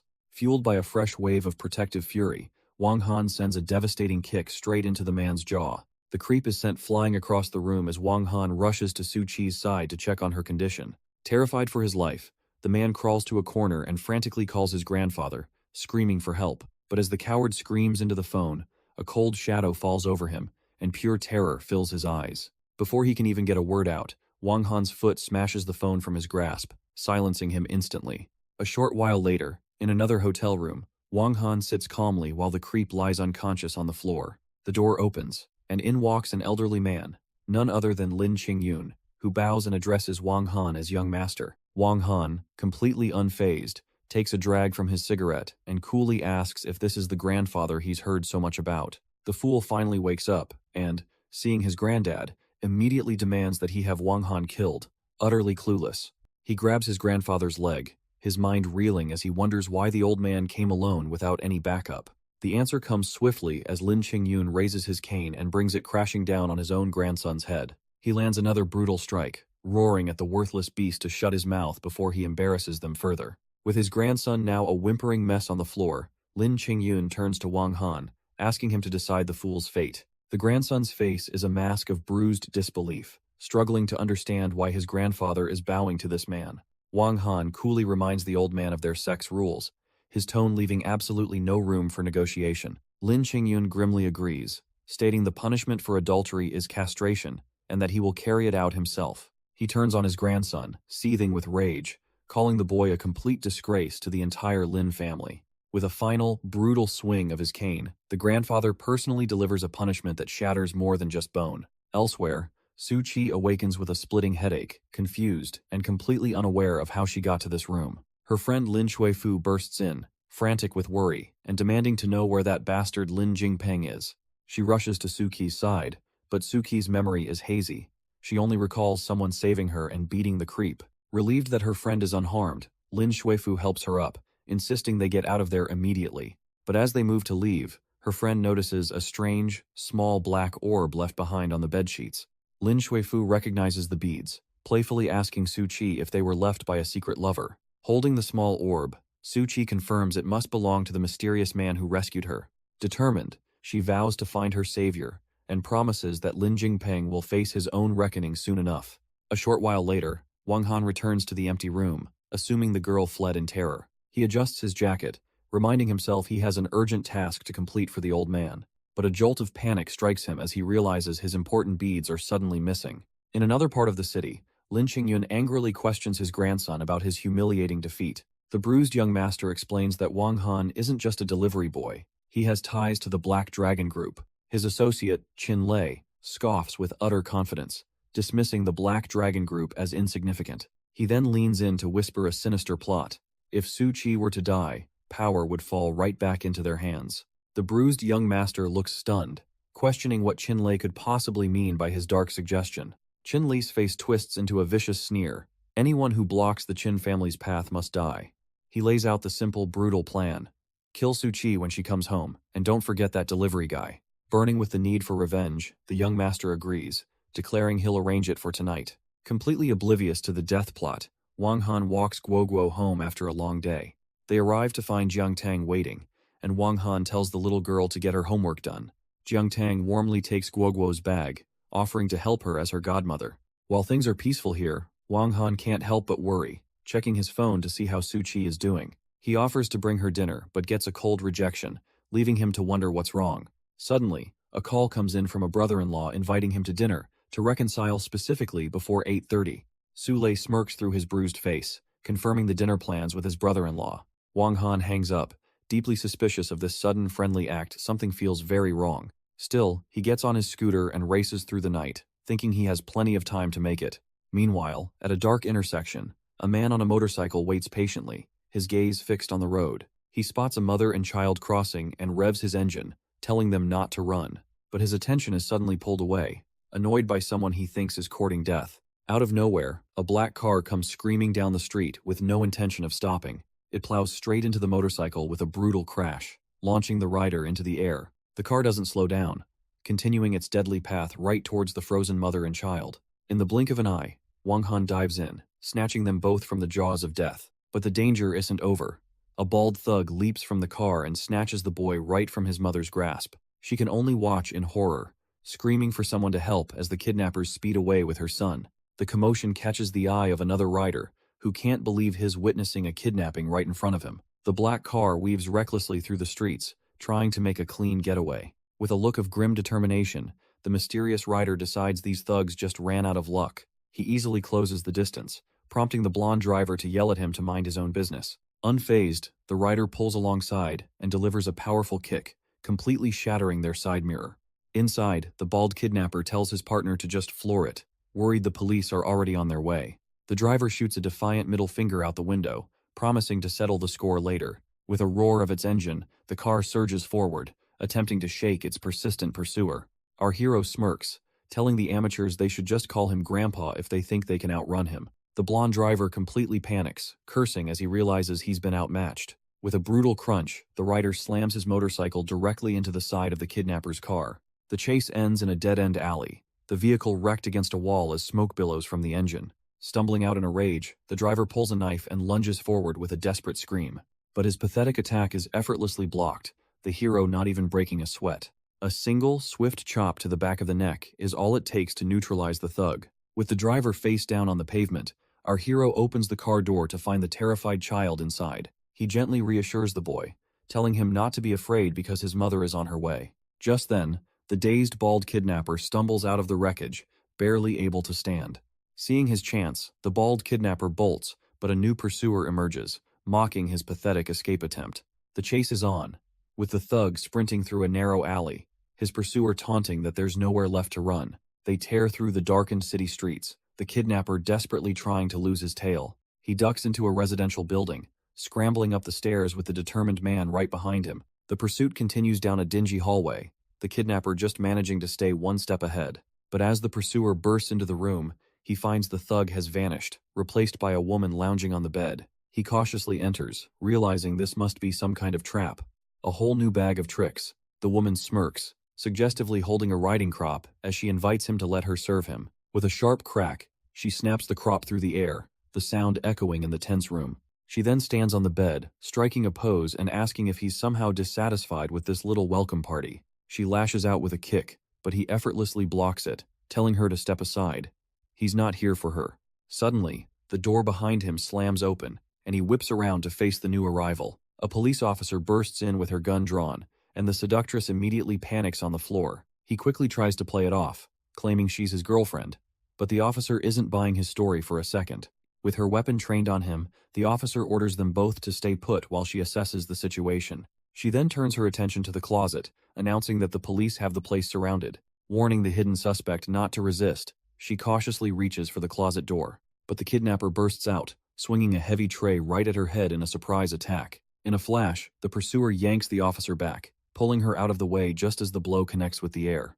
Wasting no time, the officer pivots and floors the thug with a vicious kick, proving she's more than capable. The pursuer can't help but be a little impressed. This officer is surprisingly fierce, but his admiration vanishes when she reports two suspects apprehended, looking right at him. He quickly tries to clear things up, claiming he's a model citizen who was just helping out. She scoffs, saying everyone claims that, as she pulls out a second pair of handcuffs just for him. Ignoring his protests, she grabs his wrist, telling him he can explain it all down at the station. With a click, the cuffs are on, as she declares that the police will sort the guilty from the innocent. And so, despite his good deed, our hero finds himself being escorted to the police station. Now cuffed in an interrogation room, his simple request for water is immediately shot down. Just then, a senior officer enters, congratulating Officer Xiaoyang for catching two wanted drug dealers. She looks stunned by the praise, humbly explaining that she just got lucky since one was already down. The director asks if she saw who took down the other criminal, but Xiaoyang just plays coy, ready to soak up the glory. Wang Han desperately tries to speak up, but the officer forcefully shoves his head down, telling him to be quiet. Her boss looks over, confused, asking what's the deal with the guy she brought in. She confidently dismisses Wang Han as just some random John she easily nabbed, leaving him utterly speechless. Just as he argues to check the cameras, another officer rushes in, announcing they've found the person who caught the criminals. He holds up a file, and the photo inside is, of course, the very man they have in handcuffs. The director is stunned, demanding to know if there's been a mistake before ordering Xiaoyang to release him immediately. With a satisfying click, the cuffs come off, and Wang Han smirks, muttering that she's all looks and no brains. Her face instantly flushes with rage, his words hitting a nerve as she clenches her fists. But it's too late, has already on his phone and heading for the door, leaving her to stew in her own embarrassment. A frantic call sends Wang Han into a panic as Xiaoyang fumes in the background, vowing he won't get away with this. He jumps into a taxi, desperately telling the driver to hurry, but gets a lecture on traffic safety instead. Done with the slow pace, he shoves a fat stack of cash at the driver, asking if 1,000 yuan will speed things up. With a screech of tires, the newly motivated driver floors it, weaving recklessly through the city streets. They finally arrive, not at a hospital, but at a massive villa, completely engulfed in a raging inferno. Wang Han stumbles out of the cab in disbelief, the night sky glowing orange as firefighters rush to the scene. He overhears a local woman mutter that the eldest daughter of the Su family must be inside, and his blood runs cold. Grabbing her for confirmation, his worst fears are realized when she says Su Qi should be in there right now. Without a single moment of hesitation, he shrugs off his jacket and sprints directly toward the burning building. The firefighters and the woman shout in horror, begging him to stop as he charges into the blaze with no protection. As firefighters scramble, the woman who gave him the bad info clasps her hands in prayer, horrified by what she's done. But just then, a familiar figure stumbles through the crowd, and the woman gasps it's Su Qi, safe and sound. The horrible truth dawns on her. If Su Qi is here, then that young man just charged into a death trap for nothing. Su Qi, completely bewildered, asks if anyone was even still living in the villa. The woman quickly explains that a man, believing she was inside, just heroically but foolishly rushed into the inferno. Her heart stops as she realizes who it must be, and she screams Wang Han's name, trying to run in after him. Firefighters hold her back as the distraught woman beside her prays, certain he's already been burned to ash. Overwhelmed by grief and terror, Suchi collapses, his name a desperate, broken cry. As the fire hoses blast the raging inferno, all she can think is how he could have just left her like this. But then, a powerful shockwave erupts from the blaze as a lone figure bursts out of the rooftop flames.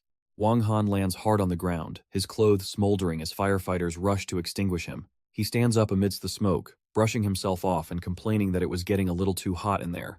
Suchi finally sees him through the chaos, screaming his name as she breaks past the safety line. She throws herself into his arms, sobbing and asking if he's a complete idiot for risking his life like that. Clinging to him, she tearfully asks what would ever happen to her and their children if he died.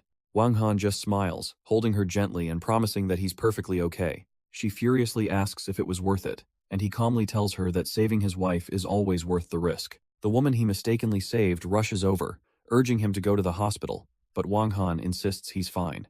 As they watch the villa burn, he wonders aloud how a fire like this could have just started out of nowhere.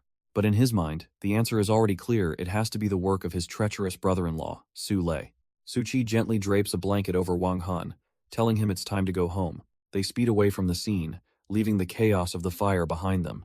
Back at their apartment, Wang Han immediately asks if Su Lei was the one who lured her out tonight. Her face hardening, Suchi pulls out her phone, vowing to send her brother to jail if he's responsible. The security footage is damning. It shows Su Lei himself arriving with 2 goons carrying canisters. Wang Han calmly tells his furious wife to eat first, promising they will settle the score tomorrow. But Suchi can barely contain her rage, swearing she will never let them get away with this. The next day, Wang Han pulls up on his motorcycle, ready for a confrontation. Out of nowhere, a red sports car swerves and cuts him off, forcing him to slam on his brakes. The driver gives him a sickly sweet smile, feigning innocence and asking for help as a new driver. The driver, Officer Xiao Yang, looks at Wang Han in complete and utter shock. He coolly greets her, sarcastically noting the coincidence of her cutting him off right here. Unfazed, Wang Han states that he works here and casually asks what she's doing at this location. As they enter, she claims to be an apprentice, but he simply replies that he just started yesterday. 2 black belt students immediately approach and respectfully greet him as Master Wang. Xiao Yang is floored by this revelation, unable to believe he's a boxer here. She scoffs, reminding him that he couldn't even beat her, so how could he possibly be a fighter? As he walks away, she points and challenges him to a fight, refusing to believe he's for real. Wang Han just smirks, completely dismissing her challenge by stating he never boxes with women. Enraged by his dismissal, Xiao Yang lunges forward, refusing to accept his bold claims. Wang Han calmly asks if she's sure, adding a rather shameless condition for when she inevitably loses. She furiously calls him a scoundrel and launches a powerful kick right at his face, but he effortlessly blocks her attack with one hand, mocking her complete lack of strength. They reset their stances, the tension between them growing thicker. With a determined glare, Xiao Yang prepares to unleash her next move. She throws another powerful high kick, but Wang Han simply ducks underneath it without breaking a sweat. He glances back with a smug grin, questioning if she got into the police force through connections. Utterly humiliated, she screams for him to shut up and launches another desperate kick. She tries again, launching another powerful kick with everything she has left. But he simply leans out of the way, mockingly telling her to fight back for real. Gritting her teeth, she warns him not to be so proud and lunges forward for a strike. Her palm connects squarely with his jaw, a brief moment where she thinks she's won, but he just smirks, easily catching her wrist and halting all her momentum. With a single smooth motion, he pulls her off balance and spins her right into his arms. Trapped against his chest, she blushes furiously and accuses him of being a pervert. She struggles against his grip, demanding that he let her go right now. Completely flustered, she can only stare in embarrassment at how easily he neutralized her. He asks if she's finally given up, and Xiao Yang begrudgingly admits her skills were inferior. Wang Han's smirk widens as he begins to remind her of the promise she made upon losing. To his absolute shock, she calls his bluff and starts to unzip her jacket. She insists a martial artist must keep their word, ignoring his panicked attempts to stop her. With a defiant look, she pulls her jacket open, declaring she'll give him a good look. He immediately throws a hand over his eyes, comically chanting that he's a married man. Still repeating his mantra, Wang Han makes a hasty retreat up the stairs to escape. Xiao Yang zips her jacket back up with a smug grin, thinking he's just a little punk. Elsewhere, Kang Hongzhe lavishes praise on Wan Ying for her beautiful piano performance. She coolly glances back, questioning if he even understands classical music or is just praising blindly. Just as Kang Hongzhe continues his flattery, Wang Han arrives, complimenting Teacher Xia's performance. The martial artist scoffs, challenging Wang Han's musical knowledge, only for him to casually name the exact piece. Teacher Xia is delighted he knows the song, but Wang Han just smirks, saying he prefers another. Completely charmed, she blushes and eagerly asks if he might play a few notes for her. Kang Hongzhe immediately mocks the idea, calling him clumsy, but she ignores the brute and leads Wang Han to the piano. With a confident smile, Wang Han sits down, ready to play the very same song as his rival watches with smug disbelief. But as the first notes fill the air, Teacher Xia is completely captivated by the flawless melody. Kang Hongzhe's smug expression shatters into pure, humiliated shock this kid can actually play. Wang Han's fingers glide effortlessly across the keys, bringing the piece to a masterful conclusion. As Teacher Xia showers him with praise, he humbly offers a small correction for her own technique. Still reeling from his humiliation, Kang Hongzhe confronts Wang Han, furious that he dared to instruct Wang Ying. At that moment, a professional-looking woman arrives, complimenting Wang Ying on the masterful piano she just heard. Kang Hongzhe seizes his chance, smugly telling Wang Han to leave now that the real teacher is here for the lesson. But Wang Ying immediately corrects her teacher, revealing that the beautiful music wasn't hers, it was Brother Wang's. The teacher, Teacher Ren, watches him walk away, a thoughtful and curious look crossing her face. Suddenly, her eyes widen in disbelief as she calls out, asking if he could possibly be the legendary Professor Wang. Kang Hongzhe scoffs at the ridiculous idea, mocking him as nothing more than a former food delivery man. But she completely ignores him, reintroducing herself to Wang Han as Ren Jingxian, a former student from Berkeley. Wang Han, ever humble, just makes a quick excuse about needing to go home and cook before saying his goodbyes. After he leaves, Ren Jingxian reveals his true identity, an honorary professor whose classes at Berkeley are world-renowned. Kang Hongzhe's entire reality shatters as he stammers in disbelief, insisting she must have the wrong person. But Teacher Ren is certain, adding that with Professor Wang's guidance, Wang Ying shouldn't even need another teacher. Wang Ying herself is completely flustered, admitting she had no idea her savior was such a legendary figure. Meanwhile, Wang Han arrives at a corporate high-rise, bringing food to a certain someone he's been lecturing about takeout. He finds Su Qi in her office, who asks how his new gig at the martial arts gym is going. Just as he settles in, his phone rings, and he's surprised to see a call from the old man. The moment he answers, a voice booms through the phone, scolding him for his unruly energy and his new job as a boxing coach. On the other end, a powerful figure threatens to get his big sister involved if he doesn't straighten up. The old man then reveals he's already pulled strings, forbidding him from returning to the gym and demanding he find a non-violent job. With that matter settled, he gives Wang Han a new mission: track down some thugs and retrieve a stolen Buddha's head. The old man warns him that the strongmen are a deranged organization of traitors who serve foreign powers. He adds one last command: find the other bead his sister mentioned, before the old man himself gets his hands on it. Wang Han ends the call, and Su Qi immediately asks if something is wrong, sensing the tension. He just tells her to eat and be careful as he heads out, his mind already on the next move. That afternoon, he pulls up on his motorcycle to a high-end residential building. He's greeted by a manager Zhang, having been introduced by a mutual acquaintance, Brother Bing. But before he can get settled, a nosy security guard approaches, a look of recognition on his face. The guard asks if Hez, the famous delivery guy rumored to be dating the Su family's daughter. Wang Han casually denies it, but the commotion draws in other guards, hungry for some juicy gossip. With a cigarette in his mouth, he looks utterly bored, asking what there's even to talk about. The nosy guard offers Wang Han a cigarette, hoping to coax the real story out of him. Playing along, Wang Han spins a dramatic tale about marrying the Su family's daughter, who looks down on him for being poor. The other guards immediately call his bluff, finding it impossible that the great Su family heiress would marry a security guard. The lead guard tells him to stop bragging, mentioning that Su Qi is renovating an apartment nearby and he'll keep an eye on her. Wang Han's composure cracks for a second. He had no idea Shed bought a house in this neighborhood. As the guards mock him for going silent, a sleek red sports car suddenly pulls up to the gate. The guards snap to attention, saluting who they assume is Mr. Su, only to see Su Qi in the driver's seat. The nosy guard grabs a stunned Wang Han, demanding to know why he's hiding from his supposed wife. Su Qi steps out of the car, surprised to see him and asking why he isn't at the martial arts gym. He calmly explains that he resigned due to some trouble, and she simply tells him to come with her. As they walk off, the nosy guard smirks to himself, thinking this is going to be one interesting show. But before he's out of sight, Wang Han turns and gives his former colleague a silent, one-fingered goodbye. Walking towards a massive high-rise, Su Qi asks just how long he was planning to hide his new job from her. She invites him to stay at her new place, but he awkwardly refuses, citing his discomfort and some strange woman at his apartment. Suchi stops him, ordering him to quit his security job and offering him a new position as her driver for $10,000 a month. She says it's her fault he lost his job anyway, tossing him the keys and telling him to be on time tomorrow. Holding the keys to a luxury car, Wang Han has a sudden, sinking realization.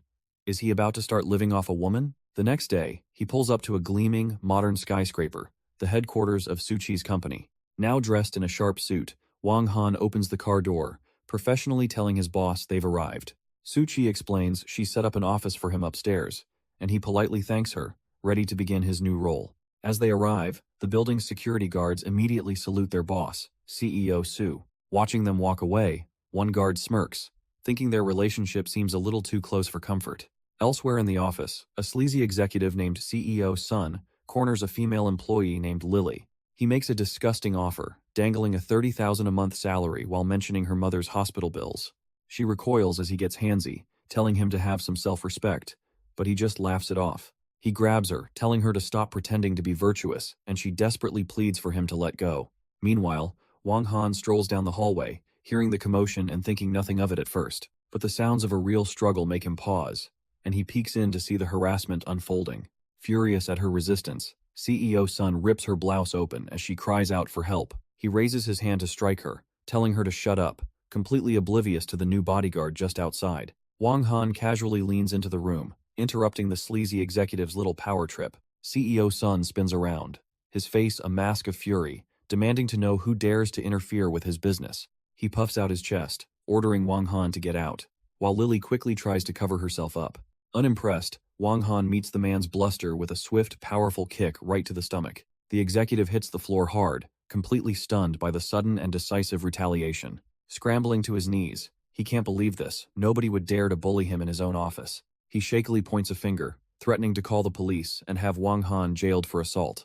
Then, in a pathetic attempt to save himself, he turns on Lily, accusing her of trying to seduce him. The man smirks, utterly convinced the authorities will believe a respected CEO over a lowly employee. But his confidence evaporates as Wang Han coolly reveals his phone, asking if anyone's phone doesn't record video. The moment CEO Sun sees the phone, he lunges forward in a desperate attempt to grab the evidence. But Wang Han simply smacks him across the face, sending the portly executive stumbling back. Towering over the pathetic man, Wang Han warns him that he's not afraid to end him right here. The CEO immediately starts begging, promising not to call the police, while Lily urges Wang Han to let it go. With the video saved, Wang Han dares the bleeding executive to ever misbehave again, receiving a terrified promise in return. His point made, he turns to leave, and a grateful Lily quickly follows him out of the office. In the hallway, she properly introduces herself as Tian Lili and asks which department her savior is from. He explains he's just the new driver, Wang Han, prompting her to offer a meal as thanks. Wang Han casually waves it off, telling her to just find him if the CEO causes any more trouble. As he walks away alone, he can't help but think what a complete mess this company is. Stepping outside for a smoke, Wang Han is approached by another driver asking for a light. The man takes a closer look, and a wave of recognition hits him. It's his old childhood friend, Da Chun. Overjoyed, Da Chun can't believe his eyes, wondering where on earth Wang Han has been all this time. He pulls his old buddy into a heartfelt hug, fondly recalling how his grandma always knew Wang Han was special. But their reunion is soured when a tattooed colleague rudely interrupts, ordering Da Chun to go buy him cigarettes. Wang Han's expression immediately hardens at the blatant disrespect. Da Chun quickly tries to play it off, telling Wang Han to wait while he handles his coworker. He pleads with the bully, Hidong, to show him some face, but only gets called an idiot for his trouble. Desperate to avoid a scene, Da Chun quietly shoves 50 yuan into the man's hand. Hidong smirks, pocketing the cash and condescendingly agreeing to give him face for today. Before the bully can even enjoy his extorted cash, a firm hand clamps down on his shoulder. Wang Han calmly steps into view, cigarette dangling from his lips, and tells him to give the money back. Hidong's defiant retort is cut short by a brutal right hook that sends him flying. Standing over the dazed punk, Wang Han issues a chilling warning. Da Chun is his brother, and he will kill anyone who bullies him. Scrambling to his feet, Hidong runs off, screaming threats, promising that this isn't over. Da Chun rushes to his friend's side, worriedly explaining that he just picked a fight with the wrong guy, but Wang Han is utterly unconcerned. Moments later, the coward returns with a whole squad of security guards, pointing out Wang Han as the one who attacked him. Da Chun immediately puts himself between them, pleading with the captain to take out his anger on him instead. but Hee-dong furiously shoves his colleague aside, screaming for him to get out of the way. Completely enraged, he even pushes back one of his own men, ready to escalate this into an all-out brawl. But instead of attacking, Da-chun suddenly turns to Wang Han, humbly asking him to go easy on the new guy. Hee-dong is completely stunned, demanding to know what on earth his captain is thinking. Without warning, Da-chun spins around and kicks his own subordinate, shouting that he deserved a beating. He then grabs Wang Han's collar, declaring that anyone who bullies Da-chun from now on is going against him too. Wang Han casually accepts the sudden loyalty shift, earning Da-chun's gratitude for giving his crew some face. As the dust settles, a beautiful woman begins walking across the plaza, instantly capturing everyone's attention. The security guards are completely mesmerized, recognizing her as the gorgeous Tian Lili. Da-chun quietly explains her tragic backstory to Wang Han, revealing she's a widow buried in her husband's debt. Just then, Lily glances over and offers a gentle smile, making the entire security team blush and swoon. Their daydreaming is cut short as she suddenly changes direction and starts walking right towards them. She walks right up to Wang Han and hands him a coffee, gently advising him to smoke less for his health. As she gracefully departs, Wang Han is left momentarily stunned while his new crew stares in disbelief. The security guards are completely floored, practically worshipping Wang Han as a god among men. Da-chun playfully asks how the coffee tastes, insisting a gift from her must be incredibly sweet. He then proudly throws an arm around Wang Han, boasting about his new brother's natural charm with women. One of the guards even begs Wang Han to take him on as an apprentice in the art of romance. Their celebration is cut short as a sleek luxury car screeches to a halt right beside them. An imposing, elegant woman with an icy expression steps out, her presence silencing the group. The guards immediately assume she must be another admirer here for the legendary Wang Han, but with a cold glare, she looks past everyone and calls out for Han Da-chun, her target finally in sight. The other guards are stunned, muttering that you really can't judge a book by its cover. The woman, Song Qian, approaches Da-chun with a disgusted look, complaining that he stinks.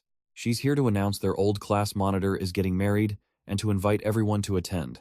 Her eyes then land on Wang Han, a flicker of recognition in her gaze as Da-chun introduces him. Suddenly, she remembers him perfectly as the troublemaker who got reprimanded every single Monday. Wang Han just sips his coffee, coolly stating that this hero doesn't dwell on past glories. Noticing his expensive suit, Song Qian pries into what he does for a living, to which he gives a vague answer. Her attitude instantly flips as she fawns over the big boss, so he gives her an absurdly complex job title. Completely dazzled, she asks what that high-end job actually entails, and he deadpans that he's a driver. Da-chun, who had been listening quietly, completely loses it and bursts out laughing. Song Qian condescendingly invites the driver to the wedding, suggesting he network, and Wang Han casually agrees. She calls out the time and location for tomorrow before getting into her car and driving away. Once she's gone, Da-chun shyly asks his bro if he can help him borrow an Audi to save face at the wedding. Wang Han tells him to be more ambitious, promising to arrange a real luxury car for him, much to Da-chun's delight. After confirming their plans, Wang Han bids farewell to his friend and the other guards. The scene then transitions, showing his arrival back at his high-end apartment building. He enters his home to find Su-chi, who questions why he's back so early, and always showers upon returning. Wrapped in just a towel, she playfully asks if he's upset that he missed the chance to join her. She then changes the subject, suddenly asking if she can borrow his car for the next day. Su-chi leans in, purring that they should forget tomorrow and drive right now, like there's no tomorrow. But wait, this isn't his wife. It's another woman entirely, and Wang Han is already shutting her down. The audacious woman, Jiang Tang, scoffs, telling him to divorce Su-chi and marry her instead. She promptly strips down to her lingerie, daring him to deny that she has everything he could want. Wrapping herself around him, she promises to make him hers before having a final showdown with Su-chi. But Wang Han shoves her away, coldly telling her to get lost because his wife is pregnant. Defeated, she sits back and explains his car was towed for repairs, tossing him the keys. He barely acknowledges her, deciding he'll just figure out another ride for tomorrow morning. A single phone call to Chairman Lin is all it takes to have a Rolls-Royce Phantom ready for him. The scene shifts to Wang Han walking through an office, lamenting how boring his new life is. He turns a corner and nearly runs into a little boy, cruelly taunting a crying Guoguo for not having a father. Wang Han stops in his tracks, wondering where this insolent little brat even came from. Before the boy can lay a hand on the crying Guoguo, Wang Han's arm shoots out, gripping his wrist. The little punk struggles, demanding to be let go, but Wang Han just gives him a cold, final warning, and with a crisp smack, he delivers a swift dose of discipline right on the kid's backside. The bully immediately starts wailing for his mother, who storms onto the scene demanding to know who hurt her baby. Her face twists in fury as she gets right in Wang Han's face, questioning if Hez lost his mind. But Wang Han just smirks, casually telling her he was teaching her ill-mannered son a lesson she clearly couldn't. The woman then cruelly points at Guoguo, sneering that her father is dead, just like her son said. Suddenly, Guoguo's teacher rushes over, kneeling down to check on the crying little girl. Through her tears, Guoguo explains how the boy taunted her and spat at her, pointing right at the smug duo. The bully's mother, Manager Song, scoffs, claiming her precious son was just trying to comfort the spoiled little girl. The teacher, Lily, begins to panic, recognizing the manager and immediately apologizing on Wang Han's behalf. But Wang Han steps forward, his presence silencing her as he coolly reveals he's President Su's personal driver. "Oh, just a driver?" Manager Song laughs, promising she'll make sure he's unemployed by the end of the day. Lily desperately tries to stop him, explaining that this woman is the finance manager and they can't afford to cross her. Wang Han just waves a dismissive hand, telling Lily not to worry. He wants to see what President Su has to say. The teacher is left in a state of dread, convinced her boss will side with the manager and ruin Wang Han's life. Manager Song storms into the president's office, demanding Su Qi fire the morally corrupt man who dared to hit a child. Wang Han strolls in behind her, calmly offering to teach her ill-mannered son a lesson for her, free of charge. He then casually takes a seat, completely at ease, while the furious manager calls him a common street thug. But before the manager can even finish her rant, Su Qi coldly tells her she understands and can leave now. Snapping her folder shut, the CEO's icy glare makes it clear the conversation is over. Defeated, Manager Song shuffles out as Wang Han smugly tells her to close the door behind her. With the office to themselves, he casually points out that for a pregnant woman, she's still wearing some killer heels. He then kneels before her, gently removing her heels and offering a pair of comfortable slippers instead. Su Qi is left completely flustered, realizing this man is someone she simultaneously loves and hates. Noticing her swollen foot, Wang Han offers to give her a massage right then and there. She tries to refuse, embarrassed, but he gently holds her in place, insisting she not move. Mortified, she can't believe he's actually massaging her feet in the middle of her office. The intimate moment is shattered when her assistant walks in, blushing at the very compromising scene she's just witnessed. After the assistant leaves, Su Qi tries to break the awkward silence with a cough, but the assistant bursts back in with terrible news. The French experts are here, but their translator is a no-show. Su Qi asks if they can just use a translation app, but the technical jargon makes it useless. As she starts to panic, Wang Han casually steps in and offers to handle the translation himself. She looks at him in disbelief. He just smirks, claiming he picked up a little French living on the streets. With time running out, Su Qi warns him that this meeting is critical and he absolutely cannot mess it up. Wang Han simply gives her a look of pure confidence, assuring her it should be possible. Having no other choice, she grits her teeth and tells him to follow her to the conference room. They arrive to find the delegation waiting, and Su Qi formally welcomes the lead expert, Mr. Chatham. But before she can finish, Wang Han smoothly greets the man in perfect, fluent French, leaving everyone stunned. Mr. Chatham warmly shakes Su Qi's hand, and Wang Han effortlessly translates his pleasantries. Su Qi stares at him, utterly bewildered. This man is truly a master of deception. The meeting begins, and her assistant announces 2 more experts are joining via video link. Suddenly, a Japanese expert named Yamamoto Ichiro appears on screen, introducing himself. The assistant rushes to Su Qi's side in a panic. No one had told them about Japanese participants. But before she can even process it, Wang Han calmly translates Yamamoto's introduction for her. Her assistant gasps in amazement, but Wang Han just smirks, claiming he picked it up while wandering abroad. Seeing no other choice, Su Qi asks him to handle the project overview, and he switches to perfect Japanese without missing a beat. She looks at him, a faint blush on her cheeks, wondering if this is really the same food delivery guy she once knew. 2 hours later, the meeting is a resounding success, with the assistant confirming the delegation left completely satisfied. With the meeting successfully concluded, Su Qi sincerely thanks Wang Han for his incredible help. He just gives a confident smile, telling her there's no need to be so formal with him. Leaning over her desk, he playfully asks what his reward is, deciding he'll need to think it over carefully.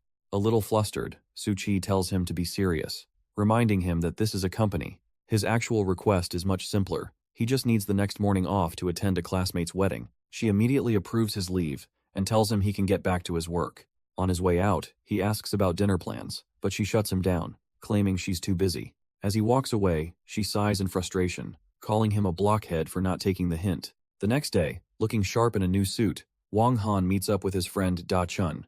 Da-chun hypes him up with compliments, but Wang Han admits he's feeling pretty nervous for the event. To calm his friend's nerves, Wang Han hands him an expensive-looking watch to wear. Da-chun puts it on, joking that while this fake looks good, a real one would be worth $1 million.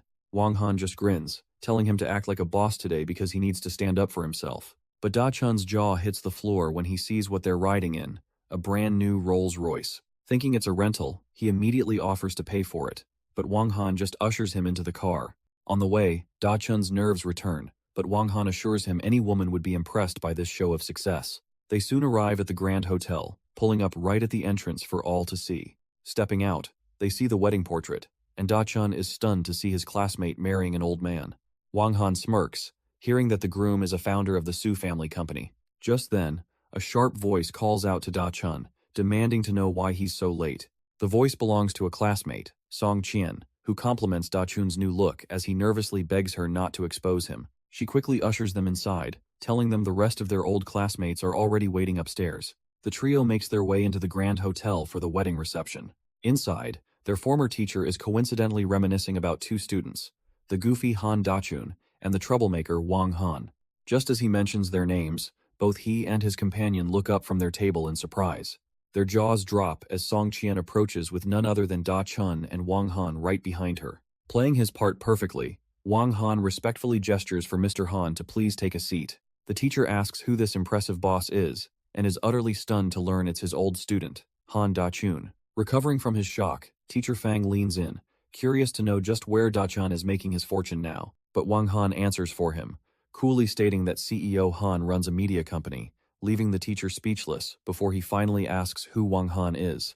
Wang Han smirks, casually telling the teacher he's just CEO Han's driver now. The teacher and another old classmate immediately latch onto this, looking down on him for working for Da-chun. The classmate, Peng Jianja, feigns sympathy, saying everyone just had such high expectations for him. Da-chun clears his throat, clearly uncomfortable with them badmouthing his friend. He tries to smooth things over, but Wang Han coolly changes the subject, asking about another classmate.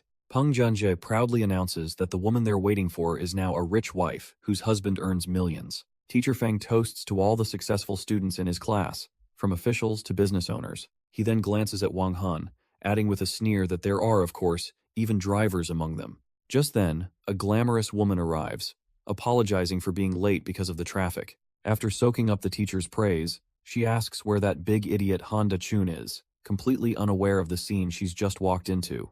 Peng Jianja slyly corrects Zhuo Jing, claiming Da-chun is now a company president, much to Da-chun's panicked confusion. But Zhuo Jing just throws her head back and laughs, saying there's no need to exaggerate since he's just a security guard. With a smug grin, Peng Jianja points out it was Wang Han who said Da-chun owned a company and was his driver. Zhuo Jing turns her scorn on Da-chun, mocking him for conspiring with Wang Han as he desperately begs her to stop.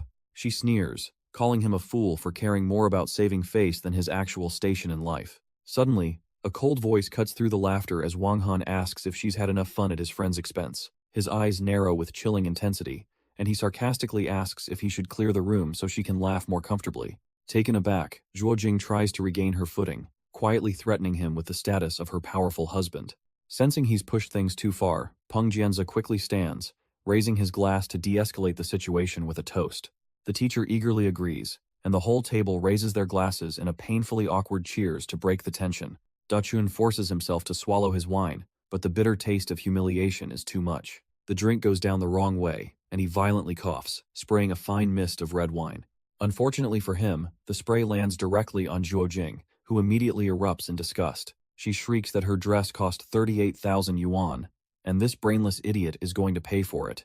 Da-chun is utterly floored by the price, his face draining of all color. He scrambles to apologize, offering to wash it for her, but she just demands the money. Peng Jianja smirks, helpfully pointing out that's almost a year's salary for a security guard like Da-chun. But Wang Han calmly steps forward, telling her to send her account number so his CEO Han can pay. A notification dings across the table. The full 38,000 has been transferred instantly. Unfazed, Zhuo Jing scoffs and pulls out her phone, ready to call her husband to get this CEO fired. Just then, her husband Jin Ji arrives, sheepishly admitting he had a little trouble parking their Dior car. He explains he scratched a car by the flower bed, and Da-chun's face goes pale as he recognizes the license plate. With a gulp, Da-chun informs the man that the car he just hit belongs to his boss, President Han. Zhuo Jing scoffs that it's just some poor bastard's car, but her husband reveals the repair bill is a staggering 700,000 yuan. Her smug expression shatters, completely floored by a price she can't even comprehend. Wang Han just smirks, coolly informing them the car they damaged is a Rolls-Royce Phantom. The other classmates at the table murmur in shock, recalling the exact same luxury car they saw at the entrance. To erase any doubt, Wang Han casually dangles the high-tech key fob for everyone to see. Jinji immediately accuses him of renting the car to show off, but Da-chun clarifies that his boss bought it just yesterday. Still refusing to accept reality, Zhuo desperately asks another classmate to use his connections and prove them wrong. The classmate agrees, pulling out his phone to check the car's registration, as Zhuo smirks, ready to expose their lie. Seeing an opening, Peng Jianzhe pretends to take pity on Da-chun, laughing that he should have just admitted to renting the car. Zhuo gets a message back. The car is registered to a company, but there's a contact number, and she's determined to see this through. With a wicked grin, she announces she's going to call the real owner right now. She dials the number, and a phone on the table in front of Wang Han immediately starts to ring, stunning the onlookers. Wang Han casually puts the call on speaker, and Zhuo confused voice echoes from his phone. Just then, her friend calls back with an update. His voice laced with shock, he confirms the car absolutely belongs to Wang Han. Zhuo smug expression completely shatters as the impossible truth sinks in. Wang Han calmly reminds them about the repair bill, leaving the entire table in stunned, horrified silence. Da-chun then lays out the cold, hard truth. His boss is the grandson of a business magnate, and only wanted a normal reunion. Zhuo and the others can only stare in disbelief, the revelation of Wang Han's true status leaving them utterly speechless. Just then, the happy couple, Ding Jing and Mr. Zheng, arrive to greet their former classmates at the wedding banquet. The table quickly raises their glasses, offering a toast and congratulations to the bride. But the groom, Mr. Zheng, squints at our protagonist, asking his friends who the unfamiliar faces of Wang Han and Da-chun are. After a quick reminder, he approaches with a polite smile, welcoming them and immediately asking where they work now. A smug classmate with purple hair decides to chime in, ready to expose Wang Han as nothing more than a simple driver. But before she can finish her sentence, the doors open to a tattooed thug named Wenlong, who strolls in and compliments the groom's new wife. A wave of fear washes over the guests as they recognize him a dangerous enforcer from the Black Dragon Society. Wenlong wastes no time getting handsy with the bride, while her new husband tries to nervously laugh it off as him being drunk. With a sneer, the gangster shoves Mr. Zheng to the floor, declaring he hasn't had a single drop as he grabs the terrified bride. Mr. Zheng pleads helplessly as the gangster Wenlong gets far too comfortable with his terrified bride. But suddenly, their classmate, Peng Jianzhe, leaps to his feet, demanding the thug take his hands off her. Wenlong sneers, amused by this random guy's sudden burst of courage and ready to teach him a lesson. As Peng Jianzhe begins to grovel, Wang Han calmly cuts in, telling the gangster to behave and taking full responsibility. The thug's arrogant expression instantly melts into pure, unadulterated fear as he recognizes the man he just threatened. In a shocking reversal, Wenlong bows deeply, respectfully greeting not just Brother Han, but his subordinate Brother Chun as well. The other guests watch in utter confusion, completely baffled by the sudden shift in the room's power dynamic. Wang Han casually dismisses his concern, telling everyone to enjoy the wedding while Peng Jianzhe stammers a greeting to Da-chun. Now sweating profusely, Wenlong meekly suggests that he and Wang Han should probably head out. He then turns to the bride and groom, bowing his head and offering a sincere apology for his earlier disrespect. The groom suddenly changes his tune, fawning over President Han, and offering him a VIP seat up front. An old teacher now shamelessly praises Da-chun, claiming he always knew the boy was destined for greatness. Wang Han smirks, casually calling out the teacher for his convenient memory loss about past criticisms. Flustered, the teacher laughs it off, insisting he's not the type to hold a grudge. Deciding the groveling has gone on long enough, Wang Han stands to propose a toast. The entire table eagerly raises their glasses, but their respect is aimed solely at Wang Han, not the newlyweds. After the party wraps up, the classmates wave goodbye, as the bride and groom finally make their exit. Later that night, Da-chun respectfully helps a slightly drunk Wang Han to his waiting car. Peng Jianzhe, now acting like a big shot, drunkenly announces that he and CEO Han have to leave for a meeting, but Wang Han coldly reminds him to pay his dues, ignoring Zhuo plea to go easy on an old classmate. Wang Han shuts down the nonsense, coldly stating he expects every single penny back. Peng Jianzhe drunkenly collapses, wailing about his lost love, but Wang Han just tells him to get in the car. Before he can be shoved inside, the pathetic classmate lets out a foul burp right in Wang Han's face. With the trash finally dealt with, Wang Han instructs his men to ensure the general manager gets home. But his night is far from over as a call comes in, plans have changed, and a new mission is afoot. Without a moment's hesitation, he confirms Hez on his way to handle it. His new destination is the opulent and brightly lit Shenghao nightclub. Arriving with his usual confidence, he's ready to see what these three brothers from the Brotherhood Alliance are all about. The bunny girls at the entrance give him a once-over and quickly dismiss him as a nobody. He pays them no mind, already reviewing the intel on his target, a manager nicknamed Little Master. He steps into the club, a kaleidoscope of flashing lights and dancing bodies. Wang Han scans the wild crowd with detached amusement, taking it all in. He strolls up to the bar, cool as ever, and orders a martini to blend in. Leaning back, he soaks in the chaotic, youthful atmosphere with a knowing smirk. The bartender slides over his drink, and he takes it, ready to begin his real work. But as he turns, a woman stumbles right into his arms, nearly spilling the glass. His eyes widen in disbelief of all people. It's Guoguo's kindergarten teacher, Xia. She's just as shocked to see him, and he can't help but call it an unexpected surprise. Completely flustered, she lands a weak punch on his chest, accusing him of being a pervert. She demands to know what he's doing here, but he just flips it back, questioning her own revealing outfit. She calls him a pervert, pretending to be respectable, but he just takes a cool sip, utterly unbothered. A message flashes on his phone, signaling that the real reason he's here, the transaction, is about to begin. He dismisses her, warning her to go home because things are about to get dangerous tonight. Making his way down the corridor, he finally spots his destination, a private room with two guards standing watch. One of the guards steps up, telling him to scan a QR code for entry, much to Wang Han's amusement. But their expressions suddenly change as they realize he's an intruder and lunge forward to attack. He dodges their clumsy assault with ease, a coin already flicking between his fingers. In a flash, he pivots and drives a precise strike into the first guard's side. The blow connects with a brutal thud, sending the man reeling back in agony. As one goon crumples to the floor, Wang Han calmly prepares to deal with the second. With the guards neutralized, Wang Han calmly concludes that violence was indeed the only solution. He steps into the VIP room, revealing a shady deal in progress with bodies and briefcases everywhere. The men inside are instantly on alert, one pulling a gun as they demand to know what he's doing here. Unfazed, Wang Han lights a cigarette and coolly informs them that their business is officially cancelled. The man in charge, Zhang Hui, shoves his gun-wielding subordinate aside, clearly not impressed. Furious at the interruption, the so-called Little Master orders his two toughest-looking goons to get him. The two enforcers charge forward with batons drawn, ready to crack some skulls. But Wang Han simply grabs the nearest heavy object, a metal sign, and prepares to swing. In one clean, devastating arc, he slices through both men before they can even react. Zhang Hui and his associate can only stare in utter disbelief at the impossible speed of the takedown. The remaining associate suddenly recognizes him, stammering that he's from the 10 Elders Society. Unimpressed, our man takes a drag from his cigarette and simply states his name, Wang Han. The name hits like a thunderclap, and the associate immediately bows, calling him the 9th young master and canceling the deal. But Zhang Hui isn't having it, pulling his gun and screaming that he's never heard of any 9th young master in his territory. Before he can even finish his sentence, Wang Han launches forward, snatching a vase to use as a makeshift club. A brutal smash sends the gun flying as the vase connects squarely with Zhang Hui's face. Wang Han stands over the unconscious fool, coolly warning the others that some things shouldn't be said casually. With the room now under his control, he casually sits down and gets right to business, demanding the Buddha head. The terrified associate explains the rules, but Wang Han cuts him off, stating he's only here for that one item.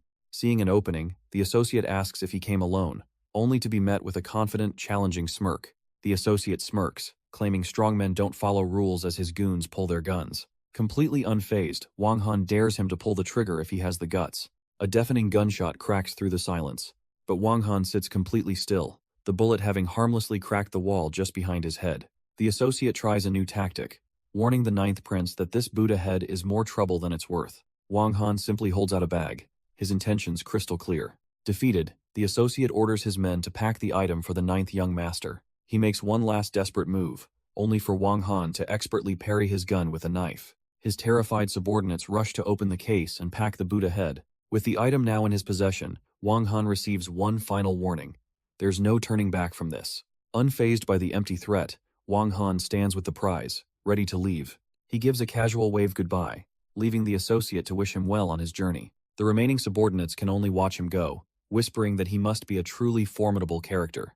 Just then, A beaten and bloodied Zhang Hui stumbles in, demanding to know where his men are. He grabs his associate by the suit, enraged that his targets are gone, but the man simply says they've left. When Zhang Hui asks why he didn't just kill Wang Han, his associate offers a chilling piece of advice. The mere mention of the 10 Elders Society is enough to make Zhang Hui's blood run cold. His associate then reveals that this was the man who killed Bald Lu of the Black Dragon Society. With a smug look, the associate implies he knew exactly what he was doing, as strong men don't need to explain themselves. Meanwhile, Wang Han's elevator dings, the doors opening to a chaotic scene of people being carried away. A group of thugs carry off a disoriented teacher Xia, who complains she's hot and dizzy while they make sleazy promises. Wang Han instantly recognizes her, thinking she's foolishly out of her depth trying to handle a mission in a place like this. With a reluctant sigh, he decides he's just unlucky and turns to follow, ready to help her out one more time. He exits the elevator into a tacky, love hotel-themed hallway, sarcastically admiring the tasteful decor. Hearing music thumping from a nearby room, he figures the party inside must be getting pretty wild. He cracks the door open to find a bizarre scene. 3 shirtless goons dancing around teacher Xia, who's tied to a pole. Wang Han can only stare, unimpressed, wondering if he's just walked into some kind of rated performance. Cuffed to the pole, teacher Xia is sweating and flushed, still muttering about how hot she feels.